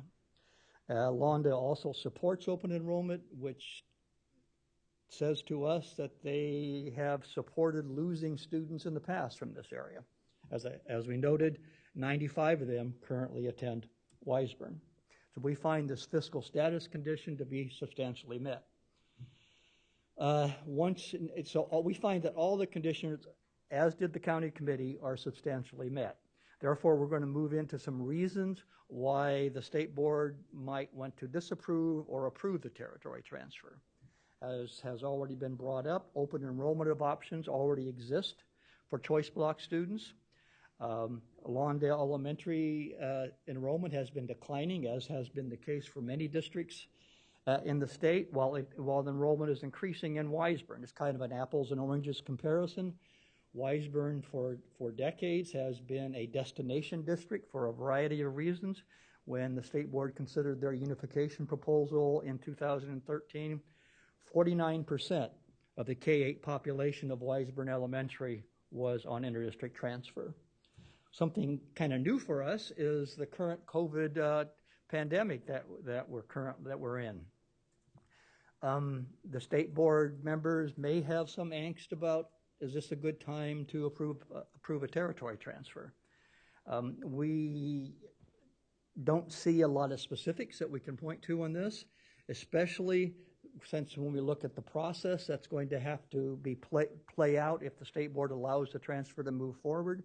There will be an election next year, and then it won't go into effect until July 1st, 2022. So it's 2 years down the road before we'll actually see the transfer.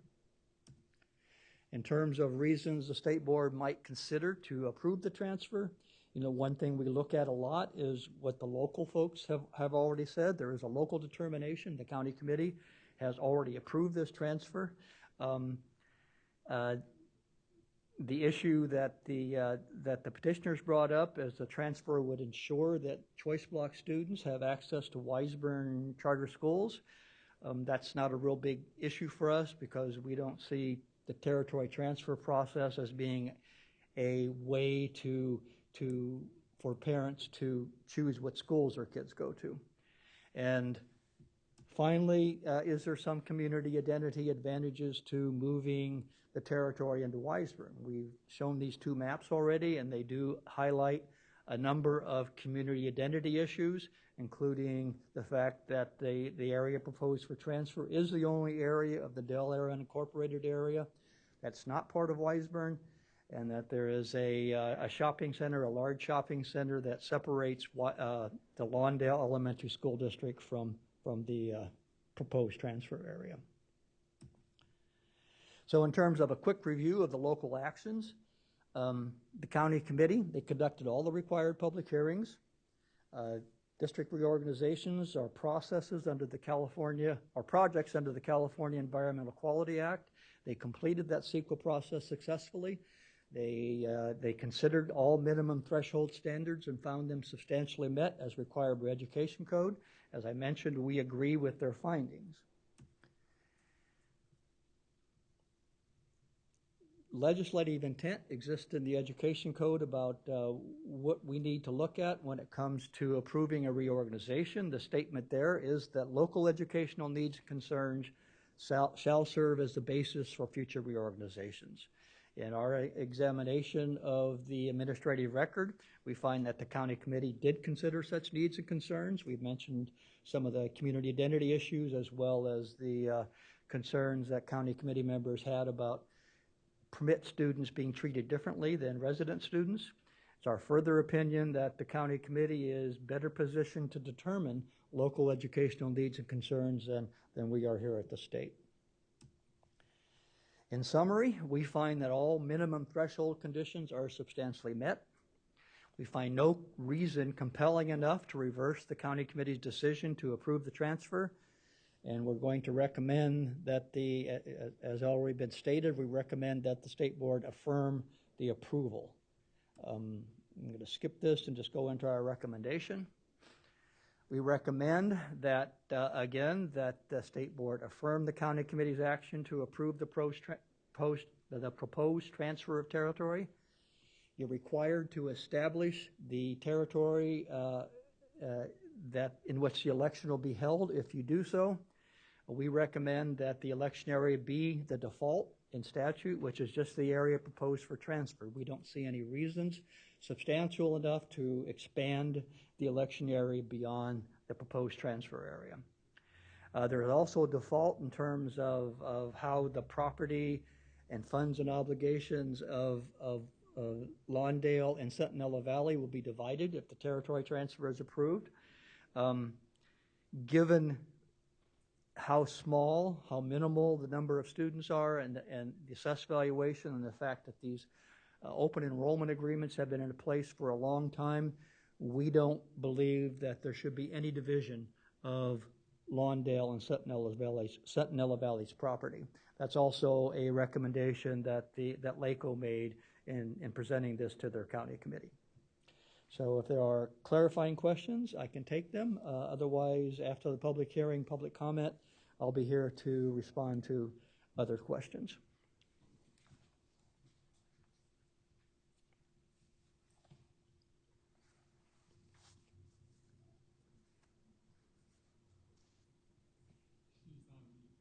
I think Linda's on mute.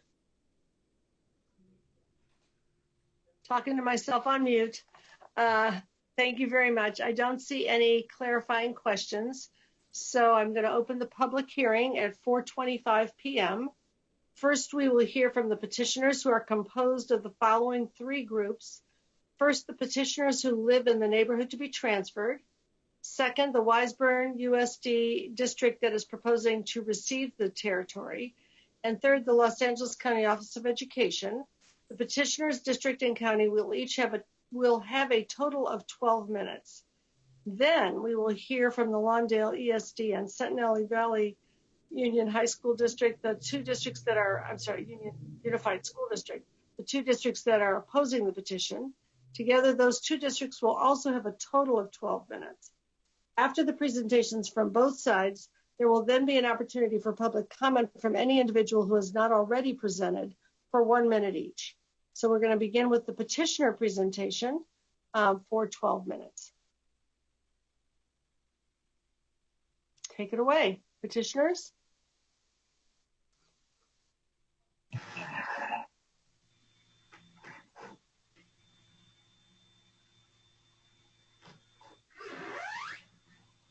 We see your screen, but we're not yet hearing you. Thank you. Good afternoon. I am Shavonda Weber Christmas, a chief petitioner for the Wiseburn residents for Wiseburn Schools Choice Block Petition.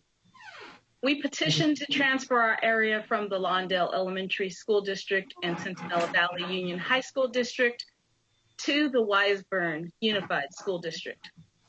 It's unfortunate that our petition has come to this. Nevertheless, it is a privilege to be before you today, along with the many weighty issues and valiant issues that you all are dealing with.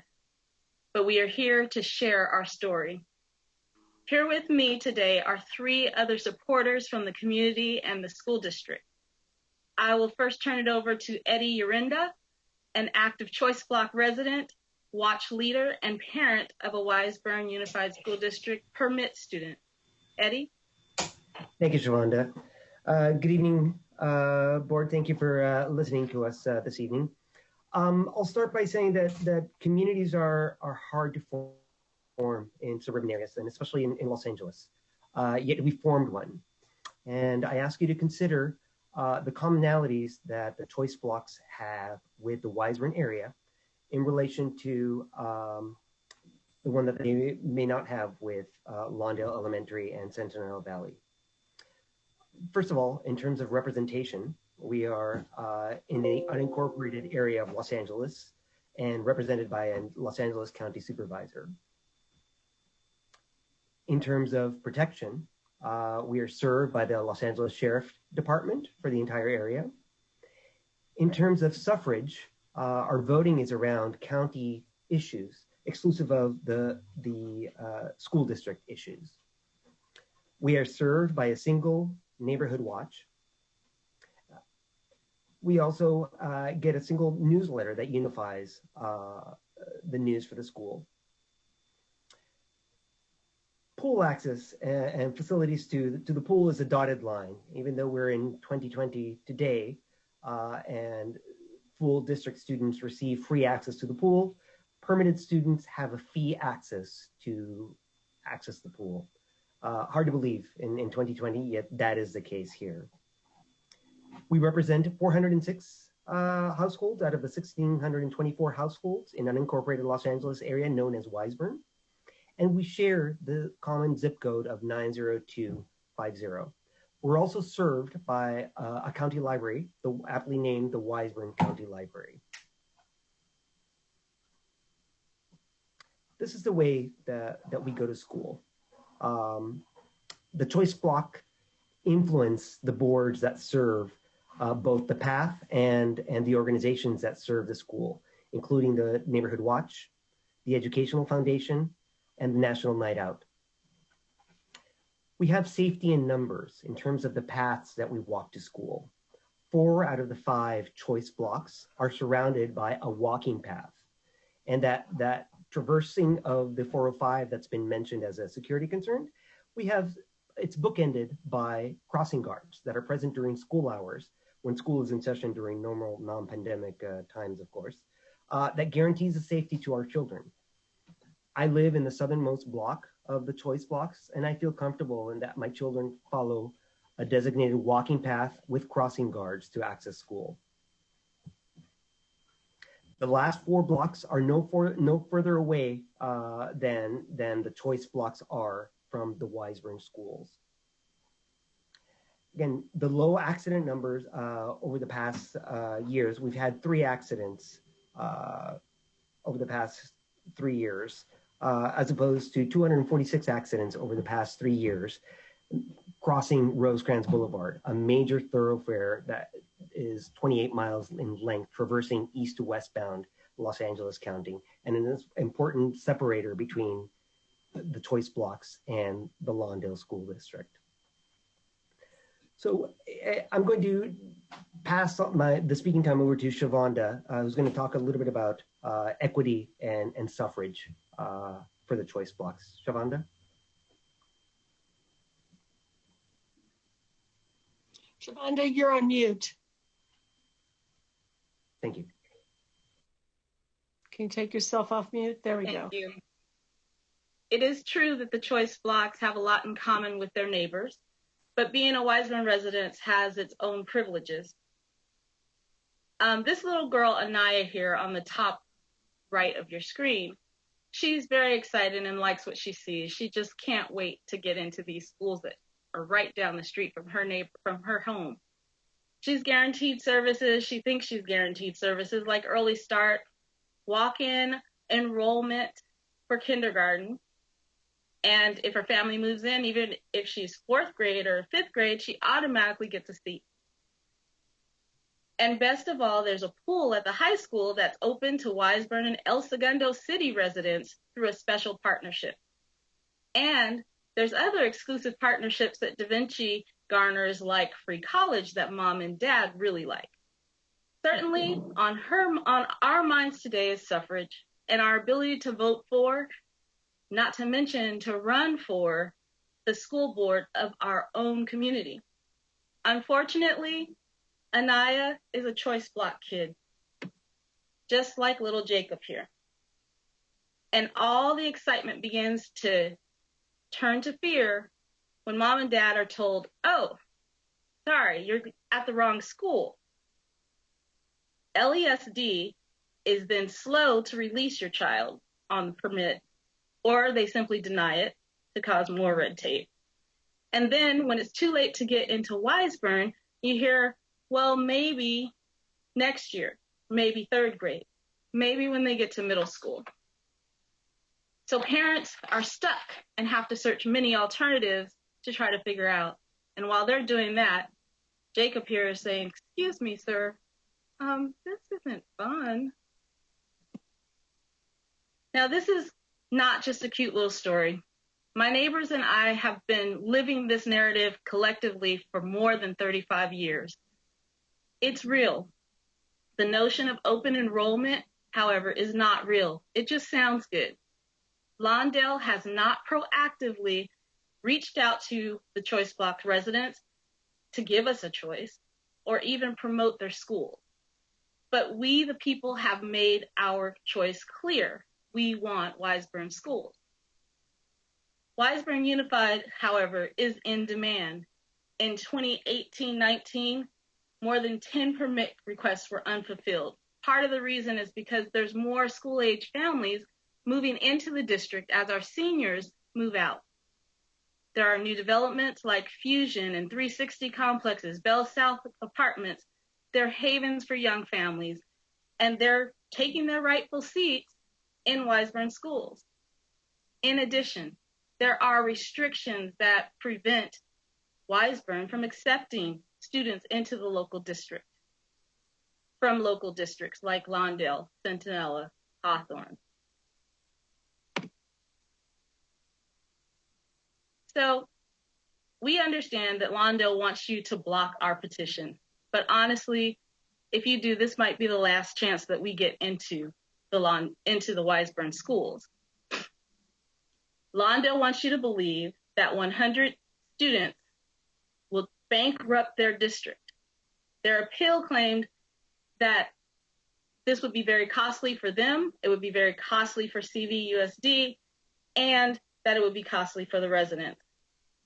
But the real story for this actually was a nice story. It was about children helping other children. But the story that you see right here, it just won't fly. I urge you to find out what's really going on. Ask them what percent of Lawndale residents really attend. I probably consider that number low. What percent of non-choice block residents permit out or never show up? That's probably pretty high. What proactive steps are taken to fill the seats? Well, we don't see any. They're not coming to our doors, probably few. So we also want to urge you not to get caught up in their black box trap. You know, they tell us that the assessed valuation is unknown, the bond obligation is really high, and that they're going to get stuck. You can eliminate that speculation. There are experts who have, in the materials that you have before you, decided exactly what the assessed valuation is, what the obligations are. And they can once again confirm the negligible cost of these of the area. Simple logic will conclude that fewer than 1% of their district being moved away, and even 0.5% of Centinela Valley's district, is not going to deplete these bonds that we've been paying for. All of the children's education in this area is worth far more than that anyway. So state board members, I implore you, please read between the lines, listen to what you're really hearing, and support the recommendation of the California Department of Education, affirm the County Committee on School District Organization in LA County that approved the choice blocks transfer to Wiseburn Unified School District, and designate an equitable voting area within the Wiseburn Unified School District.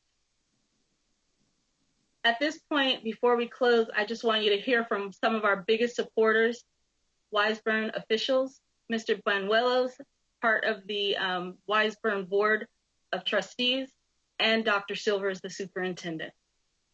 Mr. Banuelos? Thank you, Shavonda. Good afternoon, members of the Board of Education. I am Roger Banuelos. I am currently a Wiseburn Unified School District Board Trustee. I have served in this capacity for 11 years as a trustee of the Wiseburn Unified School District. I have had the privilege and opportunity to make many and several presentations to the county committee and district organization, as well as to our overall community, which does include the choice blocks. I have done so in the capacity of board president, a vice president, and board member.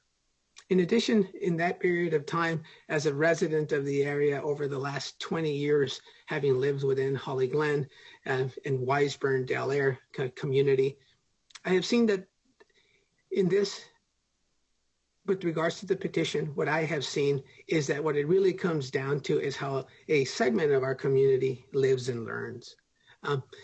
In these schools, the students that live in the choice blocks attend the same classrooms. They play in the very same fields that my kids have played in the school district, whether it's baseball,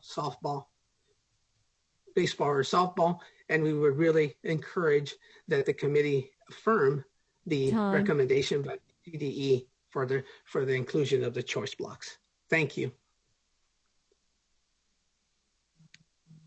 Now we will move to the opposing district presentation.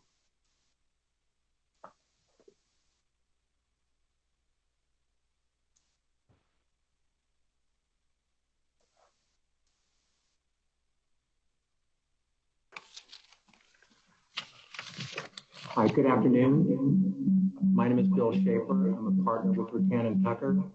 I and Dr. Betsy Hamilton, Superintendent of Lawndale Elementary School District, will speak on behalf of the Lawndale School District. Lawndale requests that the State Board of Education exercise its independent review and judgment of this matter, grant the appeal of Lawndale, and disapprove the territory transfer petition transferring the choice blocks area from Lawndale to Wiseburn. There is no compelling reason for the territory transfer. However, if the petition is approved, the election area should be for all residents of Lawndale. The remaining property owners will have their property tax increased by 3.55%, according to the expert evidence that's in the record, and the quality of the educational programs for the remaining students will be diminished. The territory in question has been part of the Lawndale Elementary School District since 1909. For several decades, Lawndale and Wiseburn have allowed parents residing in the territory in question to choose which district to send their children. We invite the board's attention to several of the conclusions reached by the county committee staff feasibility report of July 1st, 2016. On page 11 of the staff report, the county committee staff concludes the chief petitioners have not made any credible challenges to the outstanding quality of the educational programs at the Lawndale School District.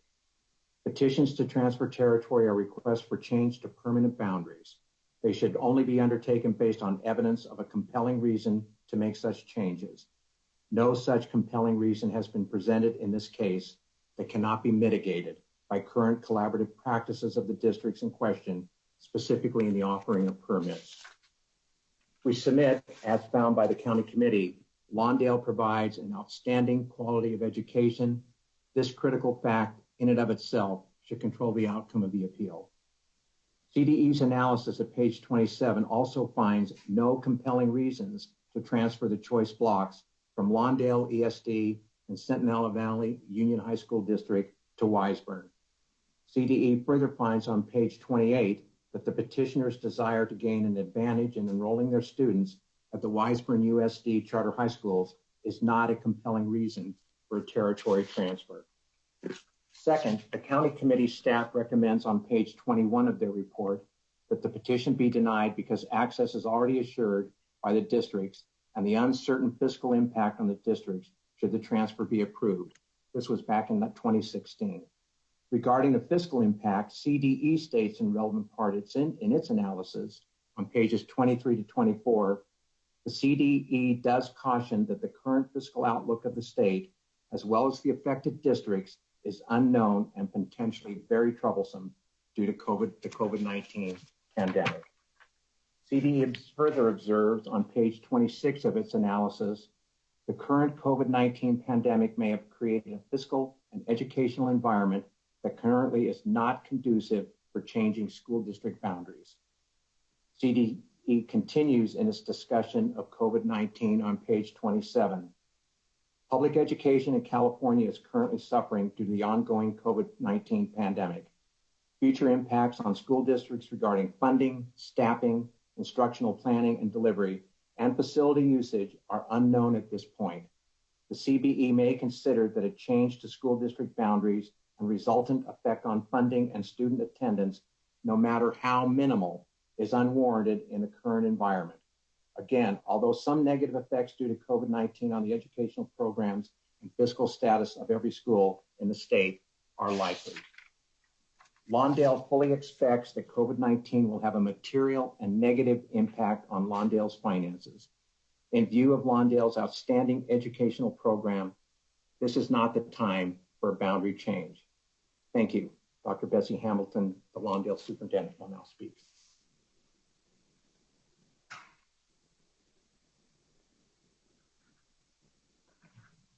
Good evening. Thank you for listening to our concerns this evening.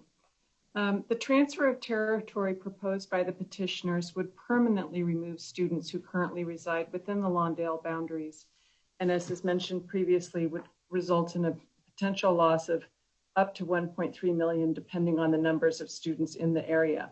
A number of the students residing in the choice blocks already attend Wiseburn schools under the long-standing agreement of the districts, and I would hope that those agreements would continue, but I do not have a current agreement with the district. The number of transfers is subject to change in any given year based on parental choice. Once the boundary is changed, there will be no choice and all students would become Wiseburn students.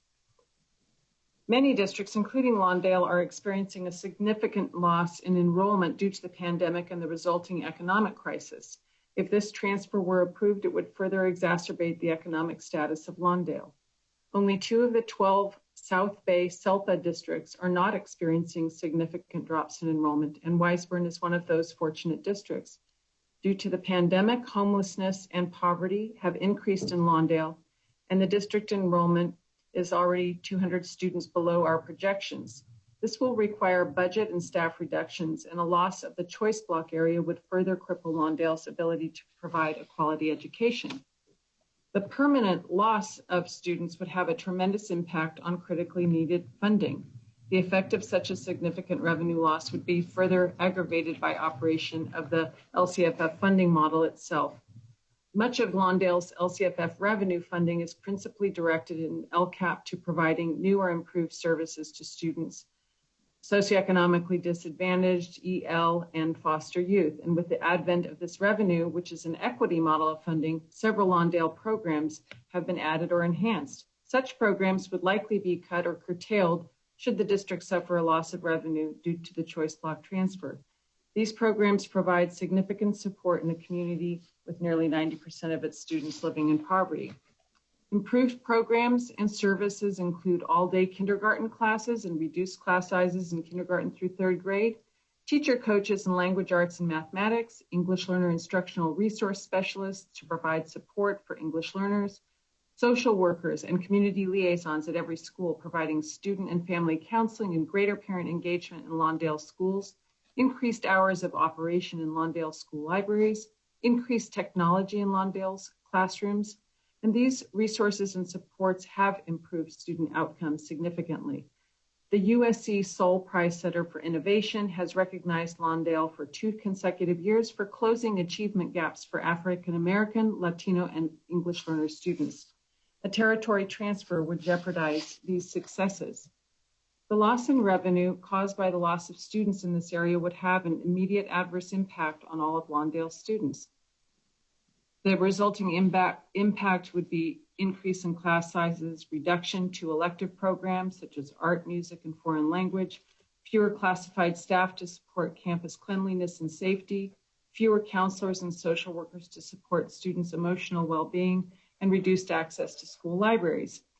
Lawndale is already a distinct disadvantage in bonding capacity when compared to other local districts. Lawndale is largely residential and thus can access fewer funds to provide upgraded facilities for our students. The loss of this land area is estimated to reduce the ability to access approximately $750,000 additional dollars to improve facilities for our students. We respectfully request the State Board of Education disapprove the territory transfer, but if approved, establish the election area to be all residents of Lawndale Elementary School District. Our parents deserve a voice in the future of their children's education. Thank you very much for your attention to this matter and consideration of our appeal. I would like to introduce Dr. Gregory O'Brien, Superintendent of the Centinela Valley Union High School District. Thank you. Thank you, President Darling Hammond, esteemed members of the board and members of the audience. I have been the superintendent of Centinela Valley Union High School District for the past 5.5 years. And I'd like to make just a few brief comments.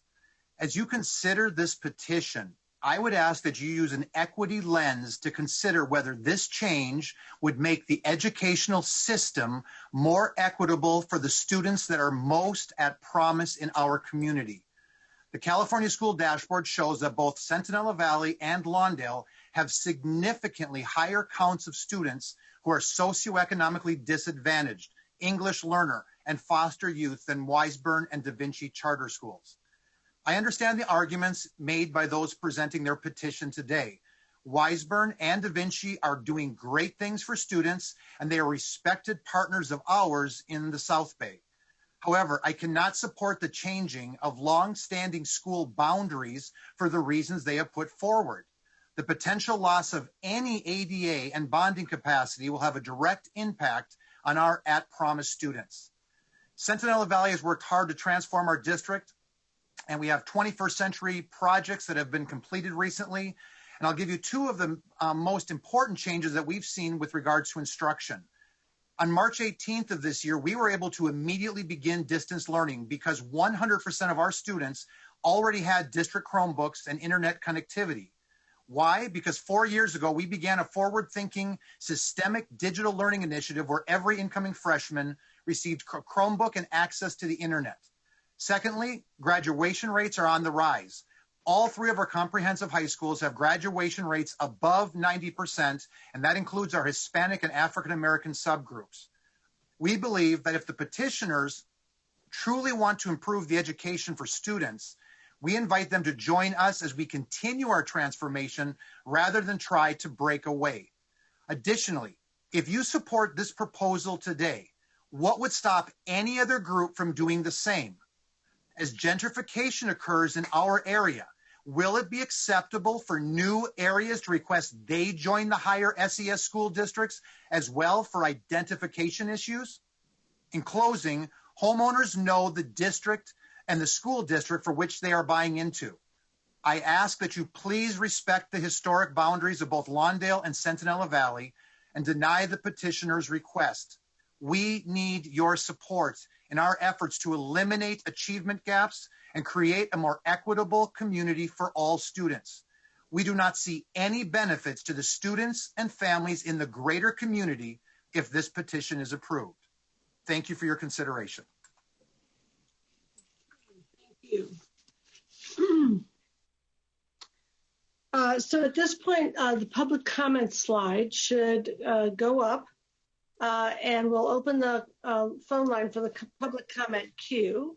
And while we're waiting for members of the public to call in, I want to ask Matt Navo, our liaison, if he has any initial comments. Then if there are clarifying questions, we can take those and we'll get to public comment as quickly as possible. Sure. Matt? Sure. You want just some brief thoughts before we go to your framing comments. Yes, please. Yeah. So although I typically have very strong opinions regarding district reorganization, and this is one of those because the timing is really tough for Lawndale. I think there's a number of clarifying questions that need to be asked before we can settle on landing on a secure decision. But at this point, I can't help but recognize the unique realities that these districts have, the unique past history that they have, the reality of the choice blocks and the Del Air situation that it creates for the community members that wish to transfer. And I can't help deny the fact that we've had the local county approve, and we've had CDE review and affirm. So with that being said, I'm very curious as to what the public comment will be around this. Okay. Are there any brief clarifying questions at this point from the board members before we go to public comment? Okay, hearing none, then we're going to go ahead and start public comment. Yes, currently we have 4 speakers. Just a quick reminder that this is for item 6. And if you have spoken on the behalf of either side during the Zoom call, please do not call again for the public comment. Caller, you are now unmuted. Please speak your name and affiliation for the record. Hello? Yes, you're live. Okay, thank you. My name is Dr. Blake Silvers, the superintendent of the Wiseburn Unified School District. I wasn't able to get a chance to speak publicly, but I just want to start off by stating Wiseburn has great respect for Lawndale School District, Centinela Valley Union High School District, the boards, the staff, and the community. They really do a great job to educate their students. This choice block petition is largely based on the sense of community that the residents in the area feel for Wiseburn, and I must say the feeling's mutual. It's not about an issue that's grounded in educational offerings or experience, but it's a shared sense of community. I note that the 406 parcels in Wiseburn area residences that are not included, I note that these 406 parcels in the choice blocks are not included in Wiseburn Unified School District, and they're the only parcels in the Del Air Wiseburn area that are not. And of the estimated 200 or so students, 95 attend Wiseburn USD already in 1920, and it's consistently been in the 80s and 90s. I want to share that Wiseburn remains committed to school choice and would honor any residents to transfer. Thank you. Thank you. Thank you to the board. Next speaker, please state your name and affiliation for the record. Your time starts now. My name is Maria Acosta. I'm a Wiseburn resident for Wiseburn Schools. My child is currently in the 7th grade. Our family supports the transfer of what is designated as the choice blocks into the Wiseburn Unified School District. We participate in a variety of activities within our community, including the Wiseburn Watch, the National Night Out, the Santa Parade, all these community activities and events. And unfortunately, those residents that live in those choice blocks do not feel fully integrated into our community because they have to jump through hoops to petition to be a part of our school district. So I would like for the board to consider transferring those 406 households into the Wiseburn Unified School District. Thank you so much for your time. Thank you, Speaker. Next speaker, please speak your name and affiliation for the record. Your time starts now.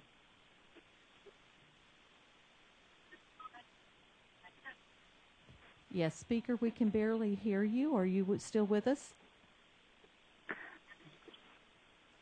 If I'm the next one, Chris Yes. Torrey. Yes. Fabulous. I live in the choice blocks in Wiseburn School District, and like other speakers, we're very active in the community and the sports and the kids programs and Santa and all such. I'm pointing out that it's a gentleman's agreement to be released because my child was not given a permit release the first time through. We walked into Lawndale School District and they said, "We're sorry, we do not release white children because you are statistically and demographically significant." And it really did take quite some hoops to get him released. So I'm just pointing out there are situations where they do not honor always having somebody released. Thank you, caller. Next caller, please state your name and affiliation for the record. Your time starts now. Yes, hello. My name is Michael Johnson. I live in the Del Air district, and I'd like for you guys to please consider transferring the choice blocks over to the Wiseburn district.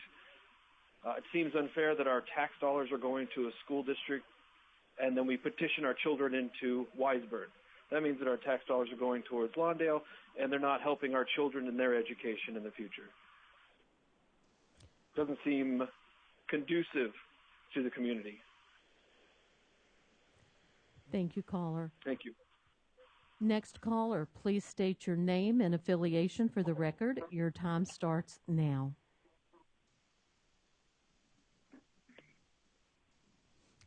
Caller, are you there? Good afternoon. My name is Tom Johnstone, and I am the retired superintendent of Wiseburn, and I will comment on community identity. As the appeal documents indicate, choice block residents have been waiting to resolve this issue for over 50 years. Given that schools are a hub for the community, while choice block residents are a part of the Wiseburn community, they also face a tremendous gap, namely Wiseburn schools, and they refer to themselves as the orphan blocks. In 2008, choice block residents were poised to file a petition with the county committee. This action would have derailed the larger Wiseburn unification effort that was already in its 7th year. So one of my first acts as superintendent, I asked them to stand down. They unselfishly agreed to postpone their petition with an assurance from Lawndale and Wiseburn that their children could attend Wiseburn schools. The result was a formal choice block agreement. There was never any mention, verbally or in writing, that this was a long-term or perpetual. Time. It was always a Time. Thank you, caller. Next caller, please state your name and affiliation for the record. Your time starts now. Hello, I'm Neil Goldman, a Wiseburn governing board member in support of the choice blocks. In reading Lawndale's appeal, I'd like to quickly address what Paul Harvey years ago might have called the rest of the story. As to the revenue picture, two significant components were omitted. First, Lawndale's argument of the loss of students and revenues was exaggerated. Lawndale's appeal notes the potential loss of all 131 students each year, but the rest of the story? In the year of their appeal, 91 of those students, or 70%, chose Wiseburn. Last year, 95 students, dramatically mitigating any loss, and this consistently stays the same. Second, on the revenue side, they conveniently omitted the roughly $1.5 million they receive annually, largely because of Wiseburn, from Measure CL, the parcel tax, with a large proportion paid for by the commercial tax base in Wiseburn. In summary, please consider the whole story in your review. Choice block residents have repeatedly sought this action for over 50 years. Please affirm the LA County Committee ruling and allow these residents local self-determination. Thank you. Thank you, caller. Next caller, please state your name and affiliation for the record. Your time starts now. Hi, this is Jessica Doherty, and I live in the Wiseburn area, not in the choice blocks. But my students and my children, they play with kids from the choice blocks. Those students and families are part of our district. All of the potential reasons to disapprove of the transfer have nothing to do with, quite frankly, what is best for students. And the most compelling reason of all is to do what is best for students, which is allow them into this district. The only unifying factor of our district, of our area, since we are mostly in an unincorporated LA County area, is the school district. We live together, we communicate together, we drive and walk to school together.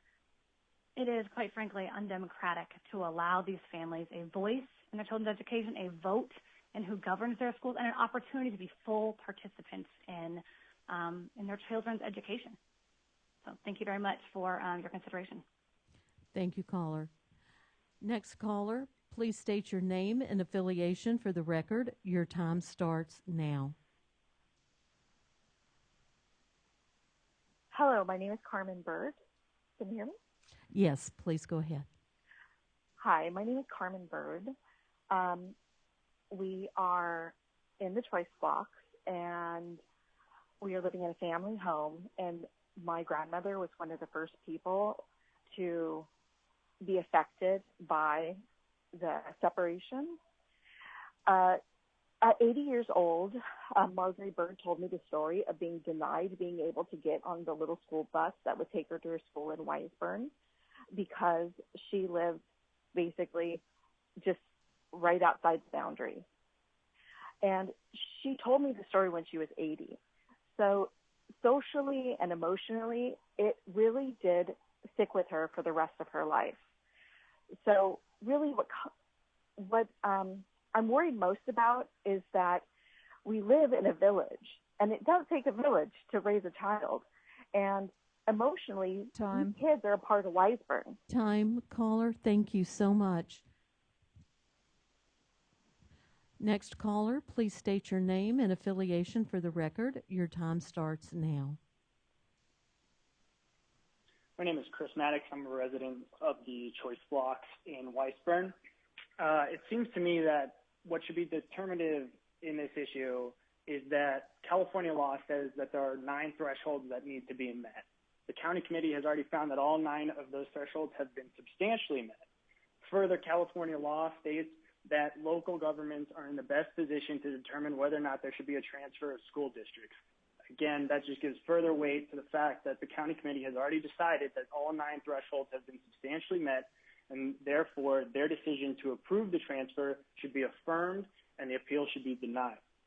Now, looking towards some of the arguments that the Lawndale School District has made, there's just no compelling or supporting evidence to back up those claims. First, the COVID claim. This will not go into effect until at the earliest 2022, which, God helping, this pandemic will be long behind us. Second, they talked about enrollment declining in LESD. Time. This has been pointed out multiple times. Time. Thank you very much. Thank you, caller. Next caller, please state your name and affiliation for the record. Your time starts now.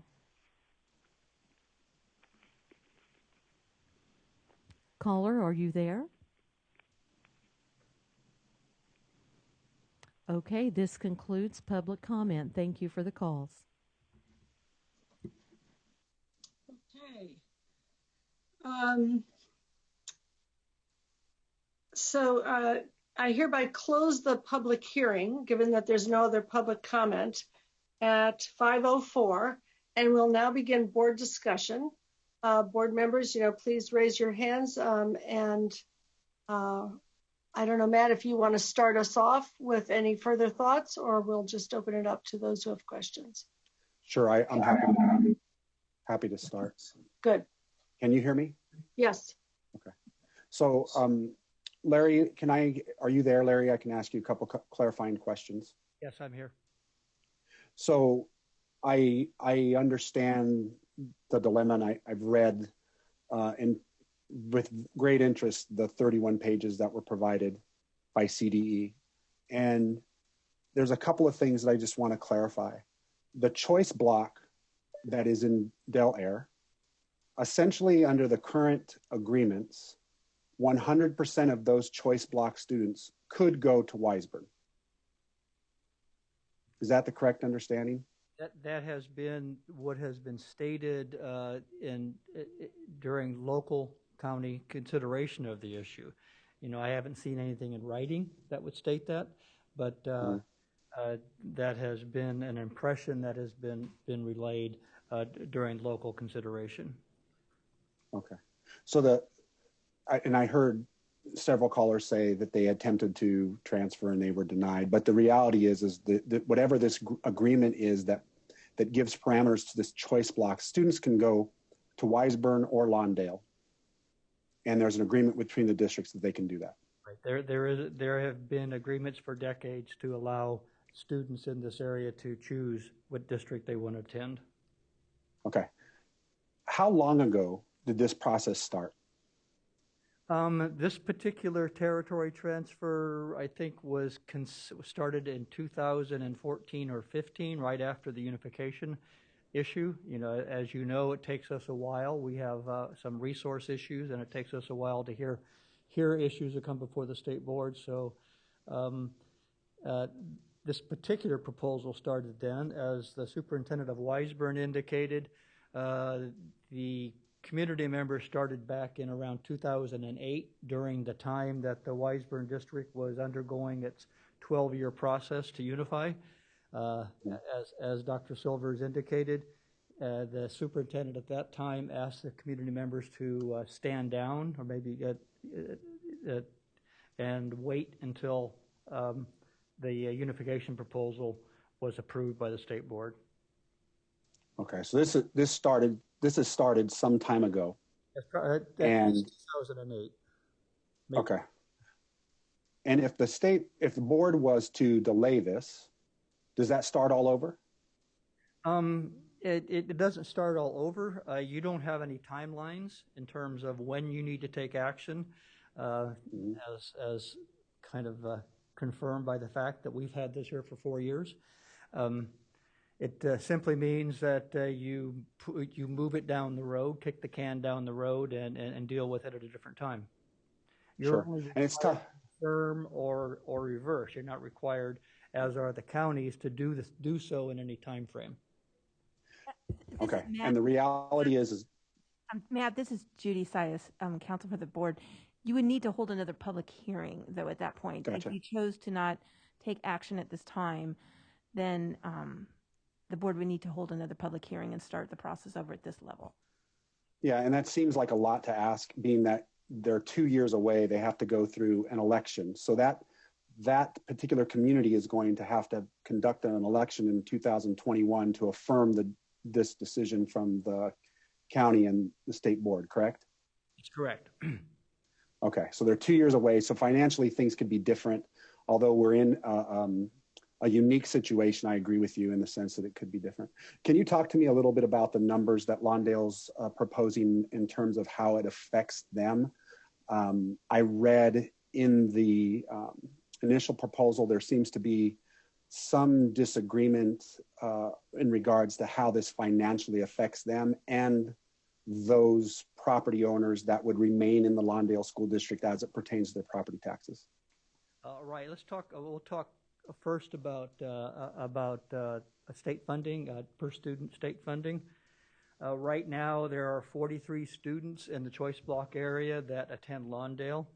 Though Lawndale talked about all 31 as a loss of some $1 million, the actual, in terms of the 43 students, and the numbers would be closer to about $470,000 if all those 43 students went to Wiseburn after the transfer was complete. I don't know how many territory transfers I've dealt with over the last 3.5 decades. I'm sure well over 100. But what you find is that students who are attending a district like Lawndale, their territory is transferred to another district. Often many of those kids are not particularly fond of the idea of leaving their colleagues.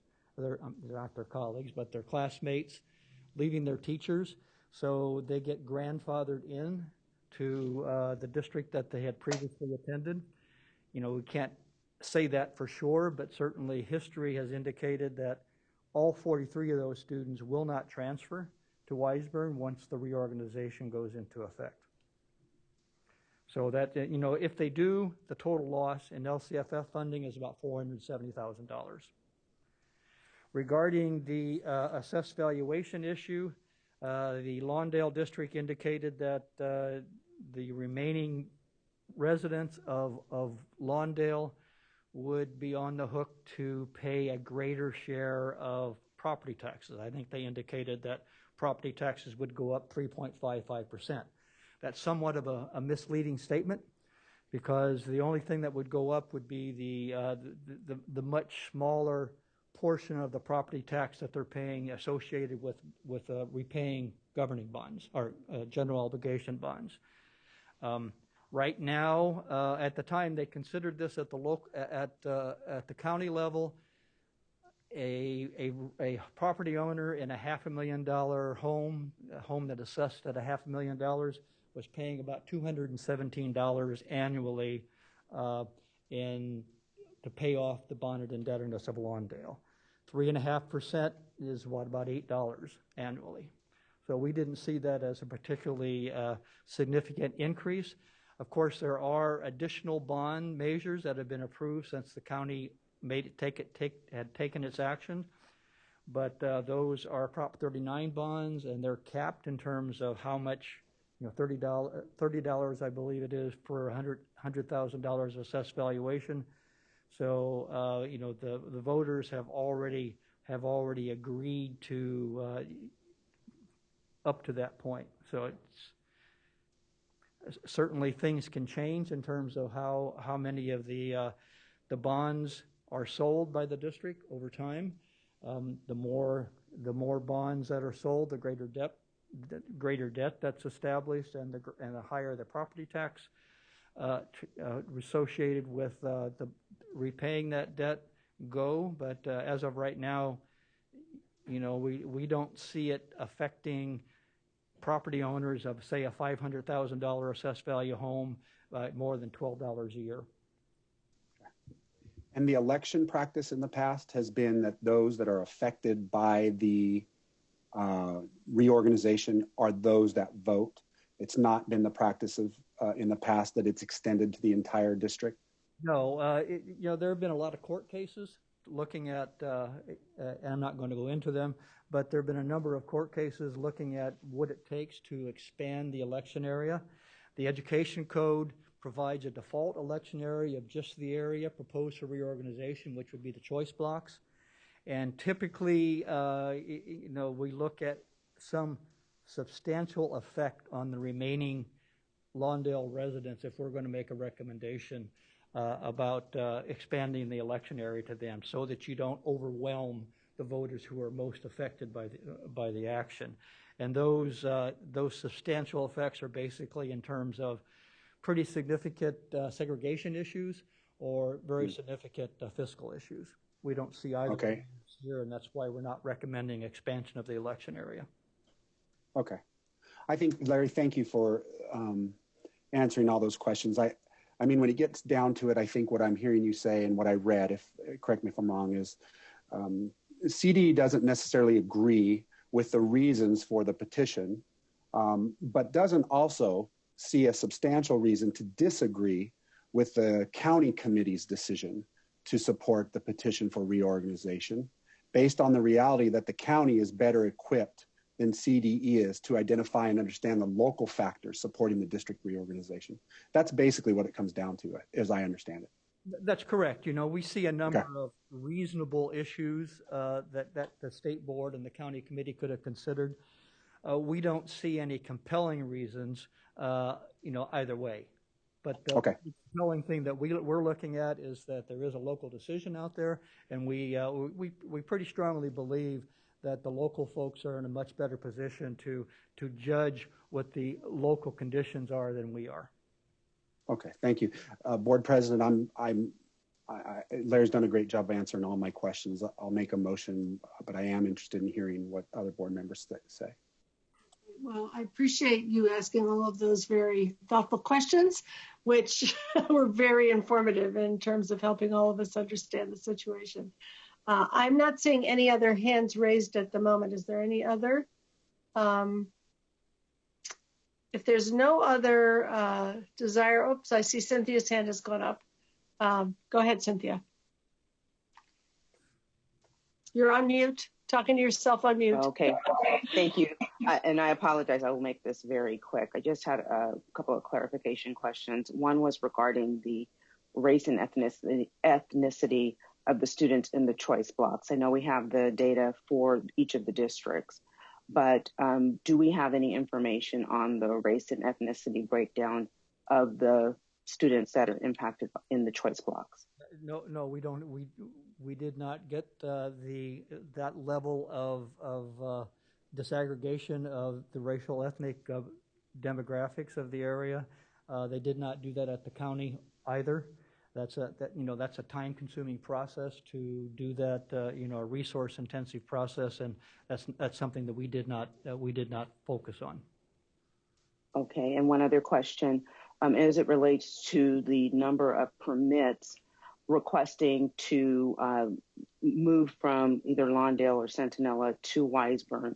Do we have any information on how many, what percentage of those permits are honored? That's differing positions. Lawndale has reported both at the local level and to us that they don't disapprove any of them.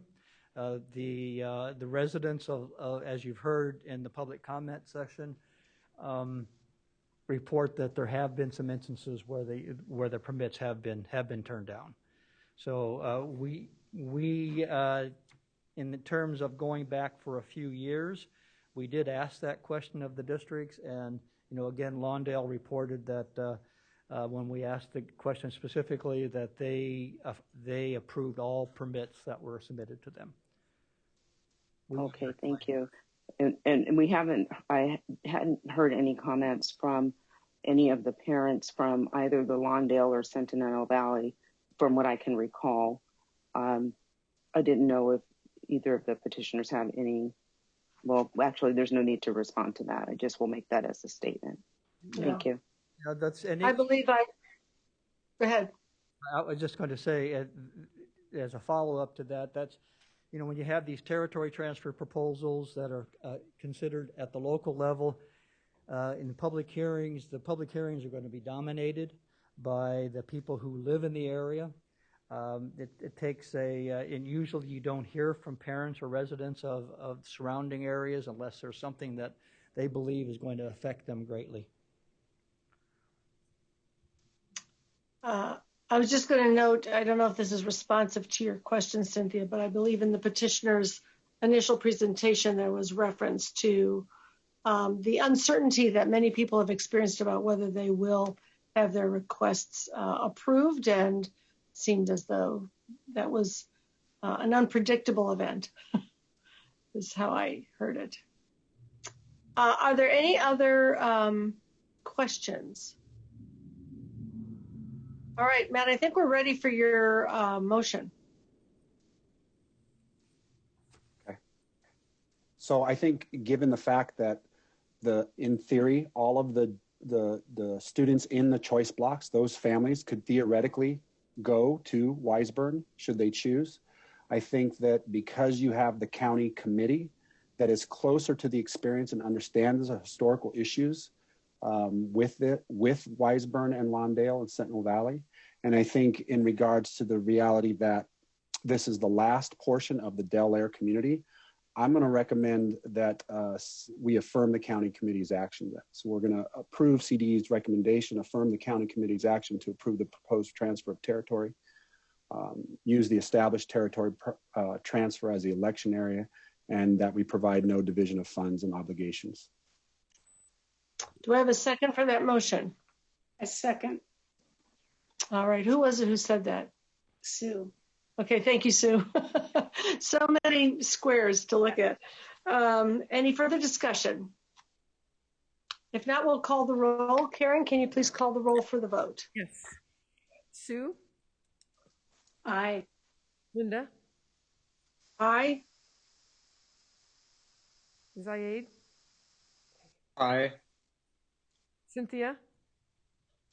Aye. Jim? Aye. Matt? Aye. Kim? Aye. Ide? Aye. Patricia? Yes. Eileen? Aye. Ting? Aye. Okay, the motion carries. Okay, thank you. You have earned a 10-minute break, and we've reclaimed quite a bit of our time, and so we're still pressing to get you out by probably 6:30. So let's take 10 minutes, and that period of time will allow the setup for the next item on our agenda. And we'll see you back here at 5:30, actually 9 minutes. And Sue, I understand that you need a few more minutes to make your move, but we'll see you back shortly. So Linda, we can resume. Okay, good. Well, do we have enough people? I see Ide, Cynthia, Matt, Zaid, Patricia, Ting, and Jim. I know that Sue is coming back in a few minutes, so we'll see her shortly. And here comes Eileen. Excellent. All right. Do you want to call the roll so that we get a quorum reestablished? Ting. Here. Eileen. Here. Patricia. Here. Ide. Ide? Yes, I'm here. My screen was all over the place, and so I had to find my mute button. Kim. Okay, we'll keep going. Matt. Here. Jim. Here. Cynthia. Here. Zaid. Here. Linda. Here. And then we know Sue's going to be back. So we have a Sue quorum. will be back. All right, great.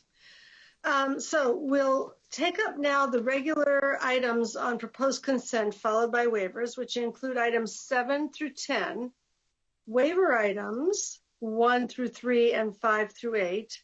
Members of the public wishing to provide comment on any of these items may do so by calling in now. And again, we're going to be covering items 7 through 10 and then waiver items W01 through 3 and W5 through 8. I'd like to ask board members to please, okay, we've done that. So we're ready to take those up, and we're going to go straight to public comment. Yes, we have. Are there any public comments? Good. Yes, we have one. Caller, you are now unmuted. Please state your name and affiliation for the record, please.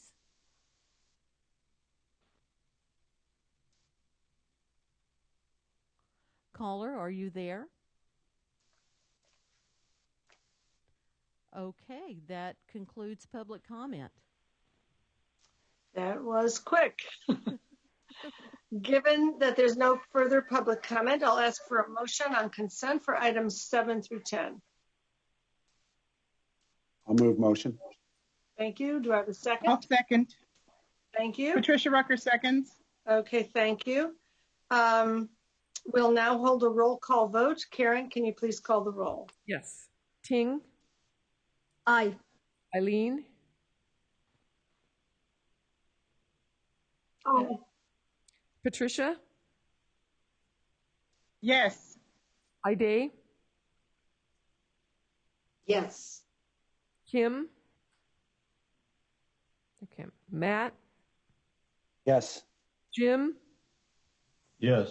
Cynthia. Aye. Zaid. Yes. Linda. Yes. And Sue. I don't think she's back yet. Okay, the motion carries. All right. Now I'd like to take up our waiver consent calendar, which includes waiver items 1 through 3 and 5 through 8. And we'll now open the phone line for the public comment queue. And I think the slide is still up there for that. So we encourage you to state your name and affiliation for the record if you're making comment. Is there any public comment? There is no public comment at this time. All right. Given that there's no other public comment, I'll ask for a motion on waivers 1 through 3 and 5 through 8. Do I have a motion? I'll motion. Patricia Rucker moves the waiver items. I think I heard Ting first, but Patricia, would you like to second? Sure. Patricia Rucker seconds. Okay, great. We'll now hold a roll call vote. Karen, can you please call the roll? Ting. Yes. Eileen. Yes. Patricia. Yes. Ide. Aye. Kim. Matt. Aye. Jim. Yes. Cynthia. Yes. Zaid. Yes. Linda. Yes. I don't think Sue's back yet. Okay, the motion carries. Okay, so we're moving on to waiver item 4, which is a request by the Oakland Unified School District to waive California Education Code sections specific to statutory provisions for the lease of surplus property. The CDE is recommending approval with a set of conditions, which we will be briefed on by Juan Morales of the CDE, who is going to present this item. Juan, are you there?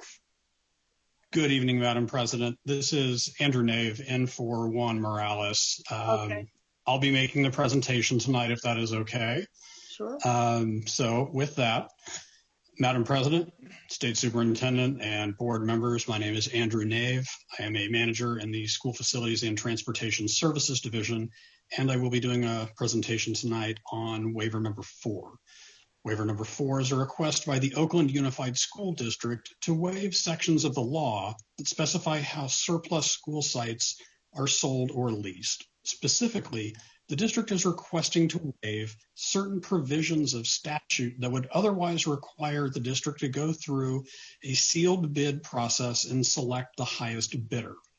Instead, the district would like to use a request for proposal process that will provide the district more flexibility by allowing them to consider other factors besides cost.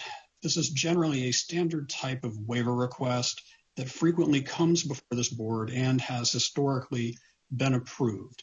There are 2 properties in question. One is known as the Edward Shands Adult School, and the other is the Tilden Child Development Center. Both of these properties have been closed since 2010 and are not currently suitable for instructional use in their current condition. It is important to note that Oakland Unified has received emergency loans and funding from the state to help stabilize their budget. This funding is contingent upon the district establishing a consolidation plan that supports the sale or lease of surplus property. The district did go through all steps prescribed in statute to declare both sites as surplus. 2 of the bargaining units, the Oakland Education Association and Service Employees International Union, Chapter 1021, have registered opposing positions to this waiver request. The OEA opposes the sale of the properties due to their belief that the district lacks a comprehensive plan to utilize existing Oakland Unified facilities for their early childhood and adult education programs. SEIU 1021 seconds OEA's opposition, and they are concerned that the district will try and sell the properties. To address these concerns, staff is recommending that the board approve the waiver request with 2 additional conditions. One is that the district holds a public hearing where members of the public and the bargaining units can discuss possible uses of the surplus properties and their potential impacts on the respective communities. The second condition is that the waiver only applies to the lease of these properties. If the district decides to sell the properties without using the statutorily prescribed methodology, another waiver request would be required. With that, CDE recommends the board approve the waiver request, and I am happy to answer any questions that you have. All right. We will put the public comment slide back up so that the call-in number and the access code will be displayed so that we can open the phone line to the public comment queue.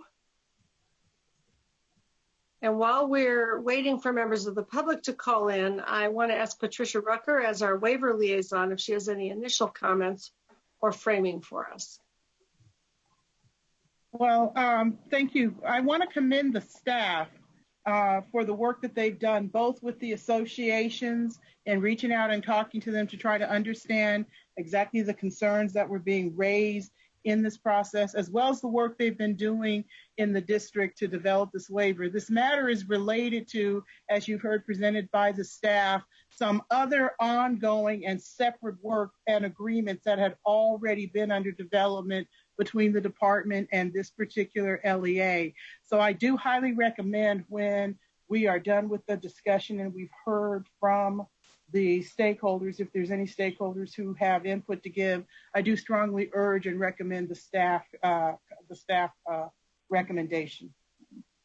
Okay. Are there any clarifying questions just on the facts before we go to public comment? All right, seeing none, then we're going to go to public comment. Are there any commenters? Yes, currently we have 3 in the queue. Speaker, please state your name and affiliation for the record. Your time starts now. I'm waiting for a general public comment. Is this general public comment? No, that's the next item. Thank you. You're welcome. Next speaker, please state your name and affiliation for the record, please. Your time starts now.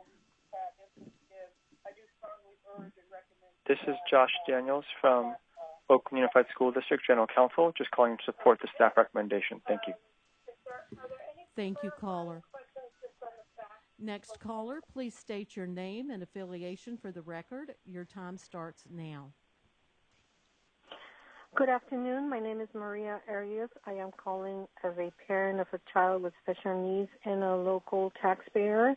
I would like to ask the board members to complete audits on local CELPAs as there is several. Caller, excuse me. This is a comment for waiver item number 4. I believe you want general public comment, which will come next.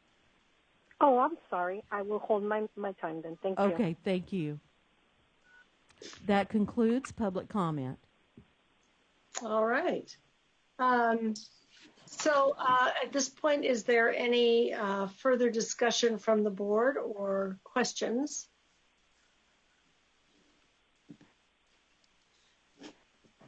I am seeing none. Do I have a motion? Patricia Rucker, I will move the staff recommendation. Okay, thank you. Do I have a second? I will second. Thank you, Ting. We'll hold a roll call vote. Okay. Sue? Sue, is she not back? Okay. Yeah, she's there. Looks like she's back. Sue, are you back? Yeah. I saw her in the queue. She is. She's there. I know, I can't hear her. I see her. But she might not be able to hear us. I don't have computer audio.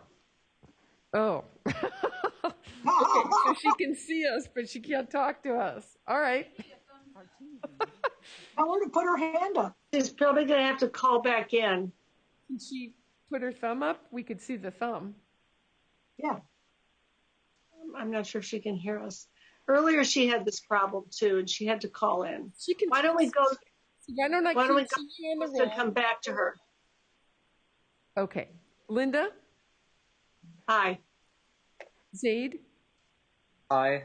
Cynthia? Aye. Jim? Yes. Matt? Aye. Kim? Yes. Ide? Aye. Tricia? Aye. Eileen? Aye. Ting? Aye. Okay, Sue, can you hear us? She sent me a text that she doesn't have computer audio and can't connect via phone. Okay. All right, well then the motion passes. All right. Motion passes, and now we're going to go to the public comment slide again as we have it to take up agenda item 11, general public comment.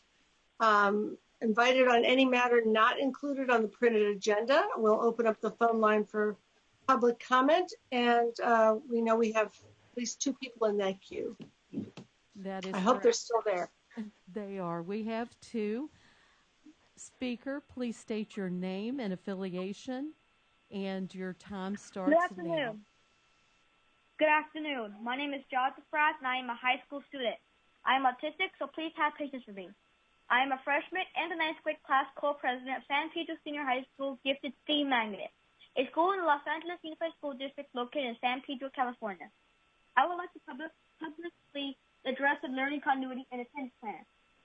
It is my understanding that the plan will address the response to the impact of the COVID-19 pandemic.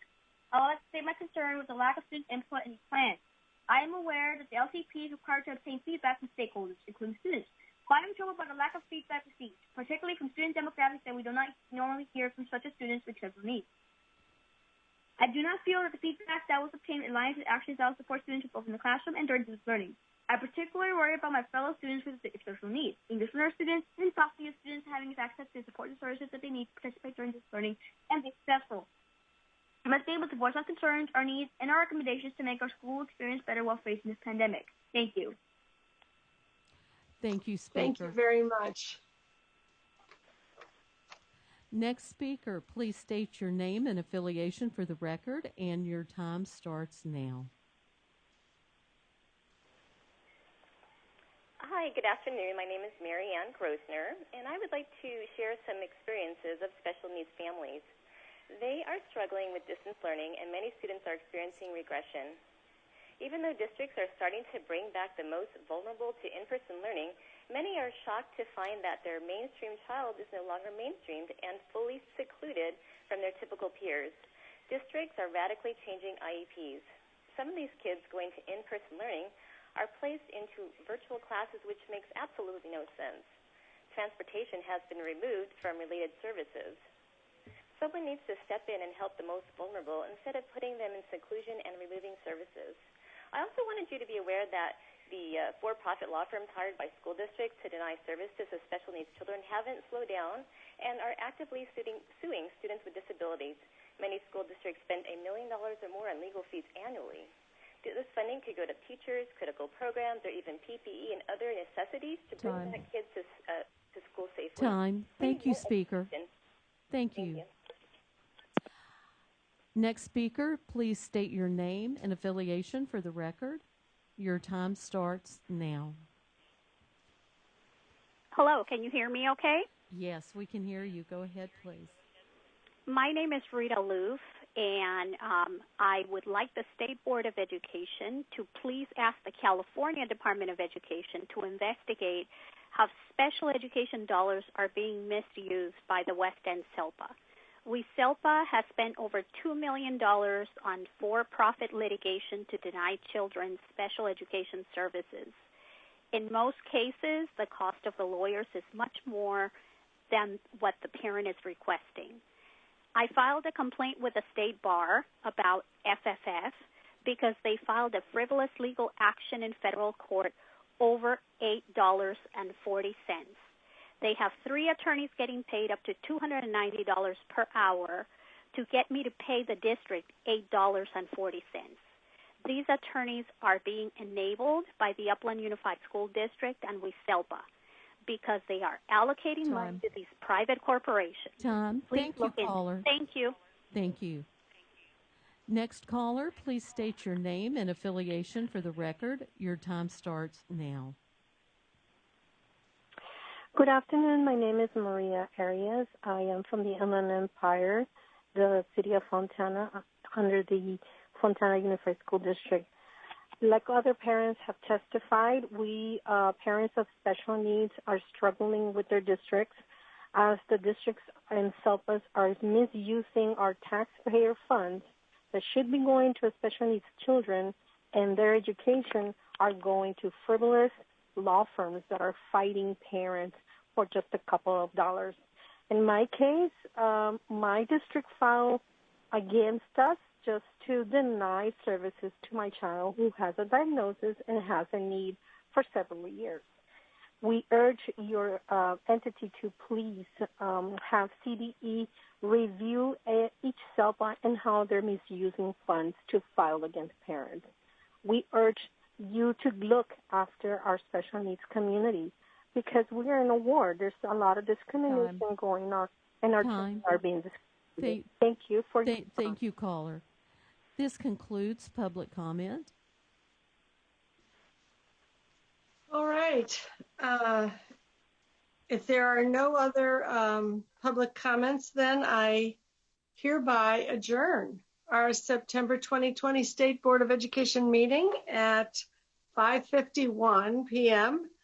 Thank you, and I look forward to seeing all of you at our November meeting.